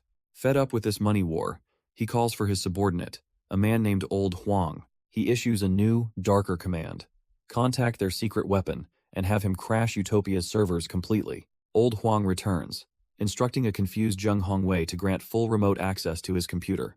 A stylized goat logo appears on the screen, and the employees feel a strange sense of familiarity with the design. One of them suddenly realizes who it is, blurting out the name Bafom. He explains that Bafom is the infamous leader of the Black Goat hacker group, ranked 10th in the world. CEO Zheng smirks, gloating that it's far easier to just ruin your enemy than to try and outspend them. Back at Utopia's office, panic erupts as their server is suddenly attacked by an intruder using a familiar Black Goat logo. The team quickly identifies the culprit as Bafom, the world's 10th-ranked hacker, and Xiong Miaoyin knows exactly who hired him. He apologizes to Wang Han for the wasted 10 million, but Wang Han calmly notes that their rivals have started playing dirty. With an unbothered smirk, he asks if they're really giving up already, dismissing Bafom as just another hacker. Wang Han then begins making a series of calls, stunning the room as he effortlessly cycles through multiple languages. Meanwhile, CEO Zheng's team celebrates their premature victory as Utopia gets delisted from major platforms. Their celebration is cut short when Zheng Hongwei cries out in alarm, his own computer suddenly going completely haywire. The intimidating Black Goat logo glitches out and is humiliatingly replaced by a picture of a woman in a bikini. CEO Zheng's group is thrown into chaos, realizing they're now under attack and scoffing at the idea that Utopia could find a worthy opponent. But Zheng Hongwei stares in pure shock, reporting that they didn't hire one hacker, they hired several, including the #1 in the world. Back at Utopia, the team erupts in celebration, as Wang Han calmly reveals his old friends just dismantled the world's 10th-ranked hacker. With the battle won, he coolly tells Xiong Miaoyin the war has just begun, ordering him to hire celebrities to endorse their software. Having set his plans in motion, Wang Han rides off on his motorcycle, pulling up to a sleek, modern bar. He strolls inside, confidently greeting the woman behind the counter as Sister Meng. She asks what brings him here, and he notes how quiet the place is before saying he needs a favor. To his surprise, she admits she's selling the bar because she urgently needs the money, pouring him a drink. He asks for her help finding celebrity endorsers, using her old entertainment industry connections, and she readily agrees. But Wang Han can't let it go, asking about the sale again. When she mentions a friend is short on funds, he offers to pay the rest. She's stunned when he doesn't even flinch at the 9 million price tag, simply confirming he'll buy it. And just like that, with a casual promise to transfer the money, Wang Han becomes the new co-owner of a bar. Just as the deal is done, 3 thugs swagger into the bar, demanding Sister Meng pay up. The leader spots Wang Han sitting leisurely at the counter and sneers, wondering who this new face is. He actually recognizes Wang Han as a delivery boy, but Sister Meng steps in, telling the thug to leave her friend alone. With a vicious shove, the man, Shi Qiang, dismisses her, revealing his boss will only pay 5 million for the bar. Holding her cheek, Sister Meng calmly informs him that he's too late. The bar has already been sold. Enraged at this news, Shi Qiang grabs her by the throat, demanding to know who dared to buy it. A bottle suddenly shatters against the back of his head with a sickening crunch. Wang Han stands over the stunned thug, coolly asking what kind of person thinks it's okay to bully a woman. Clutching his bleeding head, Shi Qiang screams at his men to kill the filthy delivery guy. His two goons immediately charge forward, fists raised and ready to put Wang Han down for good. Without a moment's hesitation, Wang Han sends the first goon flying with a perfectly aimed kick to his chair. The second thug charges in, only to be met with a brutal kick that sends him sprawling, mocking his so-called skills. In a blur of motion, Wang Han dismantles the entire crew, leaving them in a heap on the floor. Sister Meng grabs his arm, frantically warning him to stop, revealing the thugs are from the notorious Brotherhood Alliance. Wang Han simply glances over, completely unimpressed by the name that made her pale with fear. She urges him to run, insisting they can't afford to provoke such a powerful group, while Xiqiang smirks from the floor. But Wang Han just pulls out his phone, calmly stating he'll make a quick call to someone named Erhu. The defeated thug scoffs, thinking he's just bluffing, until his own phone suddenly starts to buzz. He answers the call from his third brother, his voice immediately shifting to one of meek submission.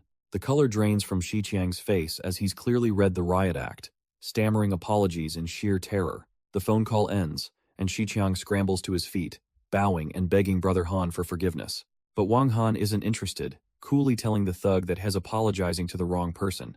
The terrified goon immediately turns on Sister Meng, slapping himself and pleading for her to forgive his foolishness.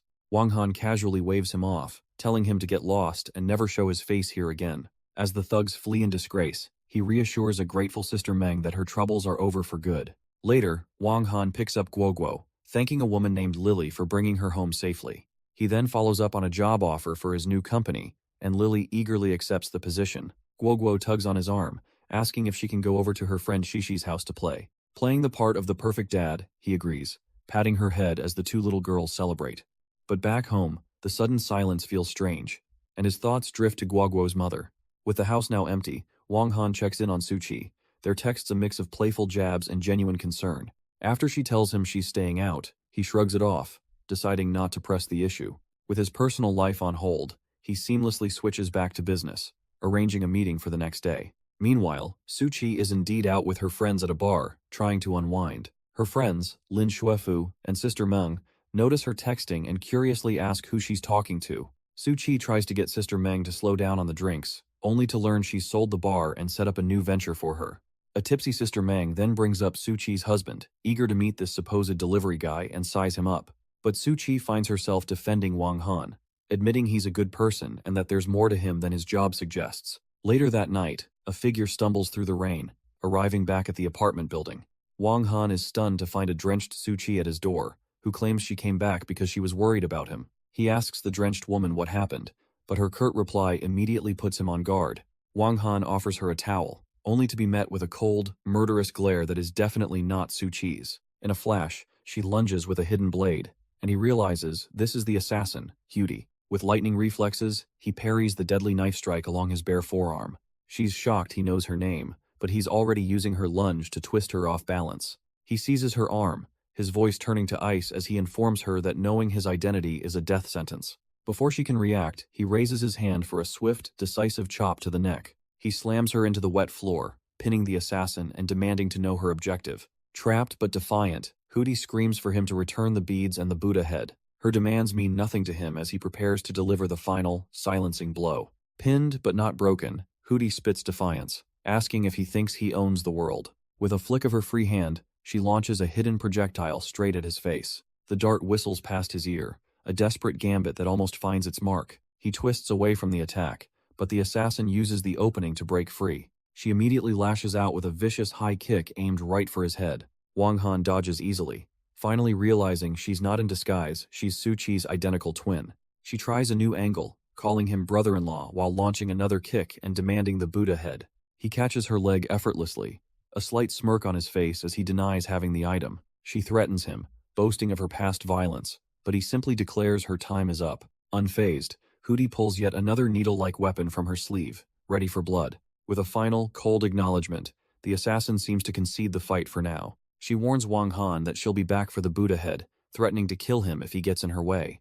Before he can react, she's a blur, dashing out of the apartment to make her escape.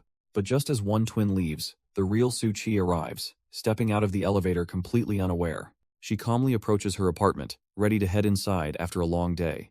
The click of the lock startles Wang Han, who sits up in bed, thinking the assassin has returned. Suchi steps in, immediately noticing the strange water stains all over her floor. Suddenly, Wang Han grabs her, mockingly asking if his sister-in-law is back for a surprise attack. He checks her pulse, his eyes widening in confusion as he senses something completely unexpected. Playing it cool, he asks why she's back from her friend's place, leaving a baffled Su-chi to explain she forgot a document.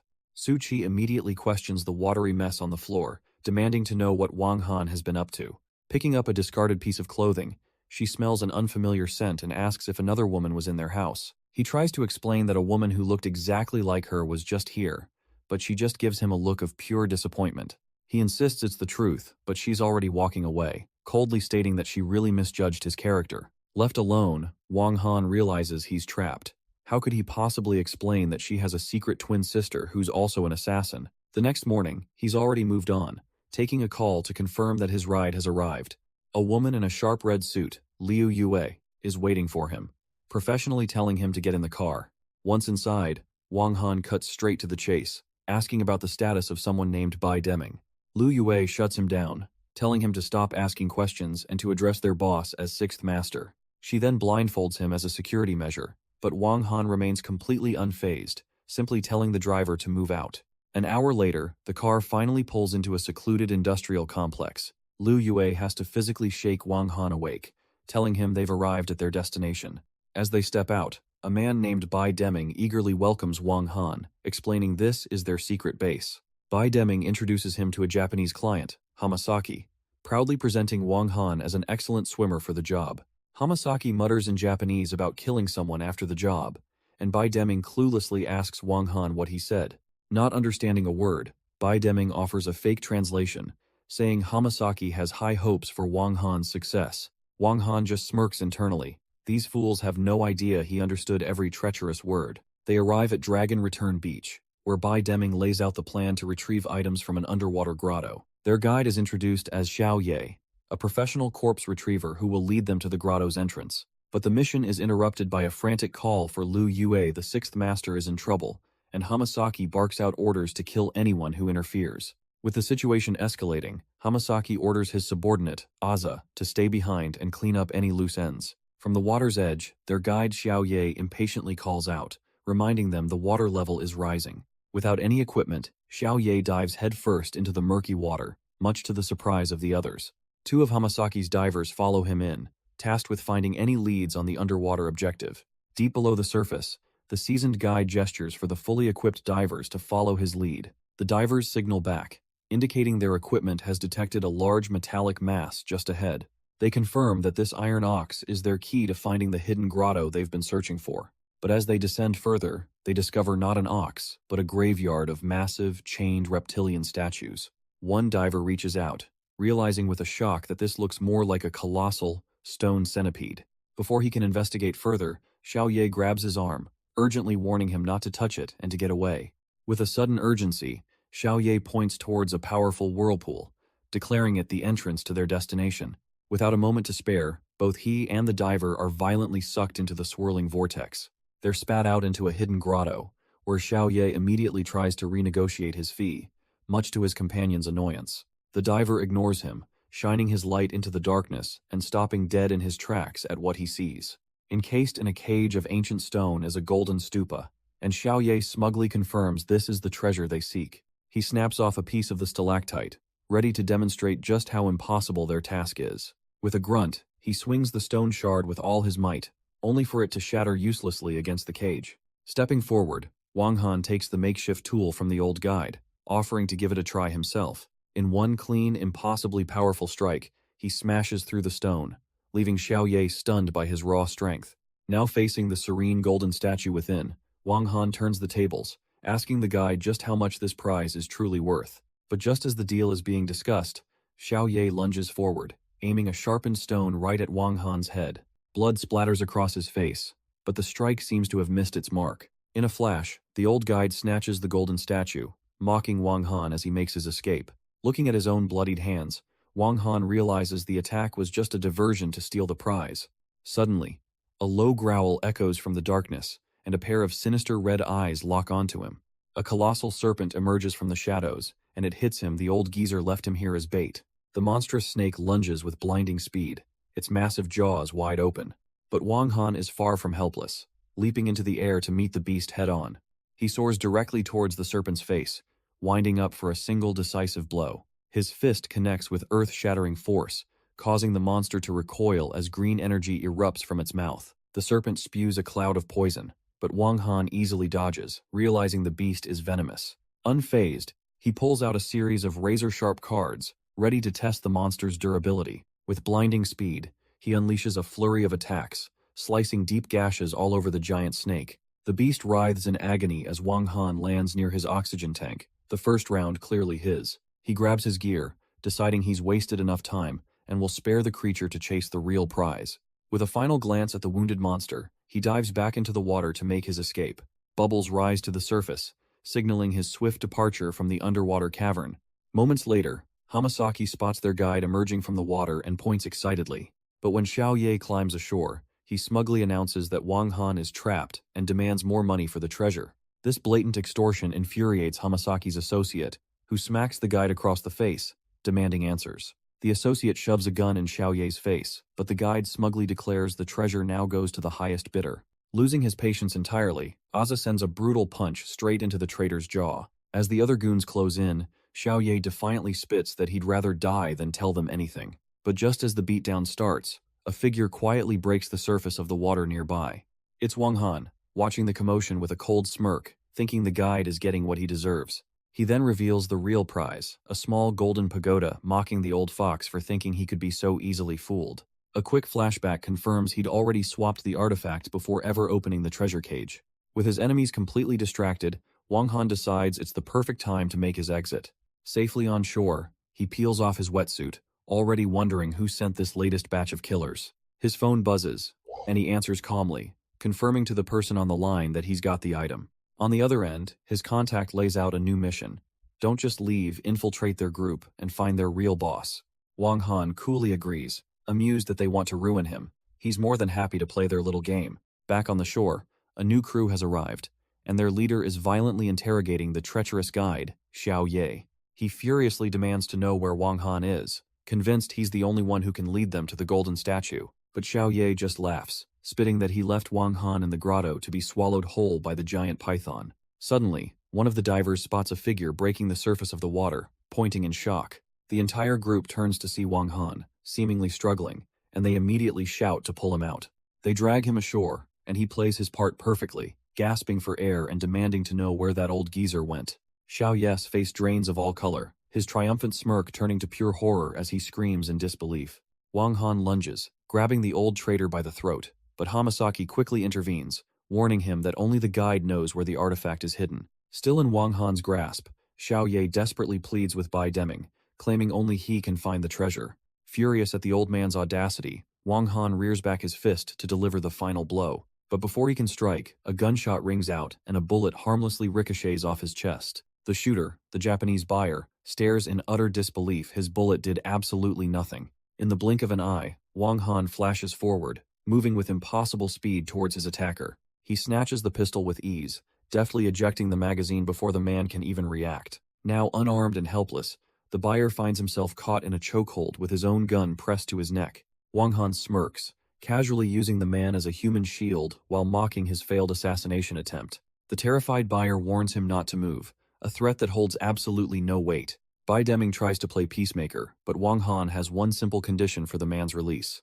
pay up. Bai Deming tries to broker peace, but the captive buyer foolishly claims he's the only one who knows the statue's location.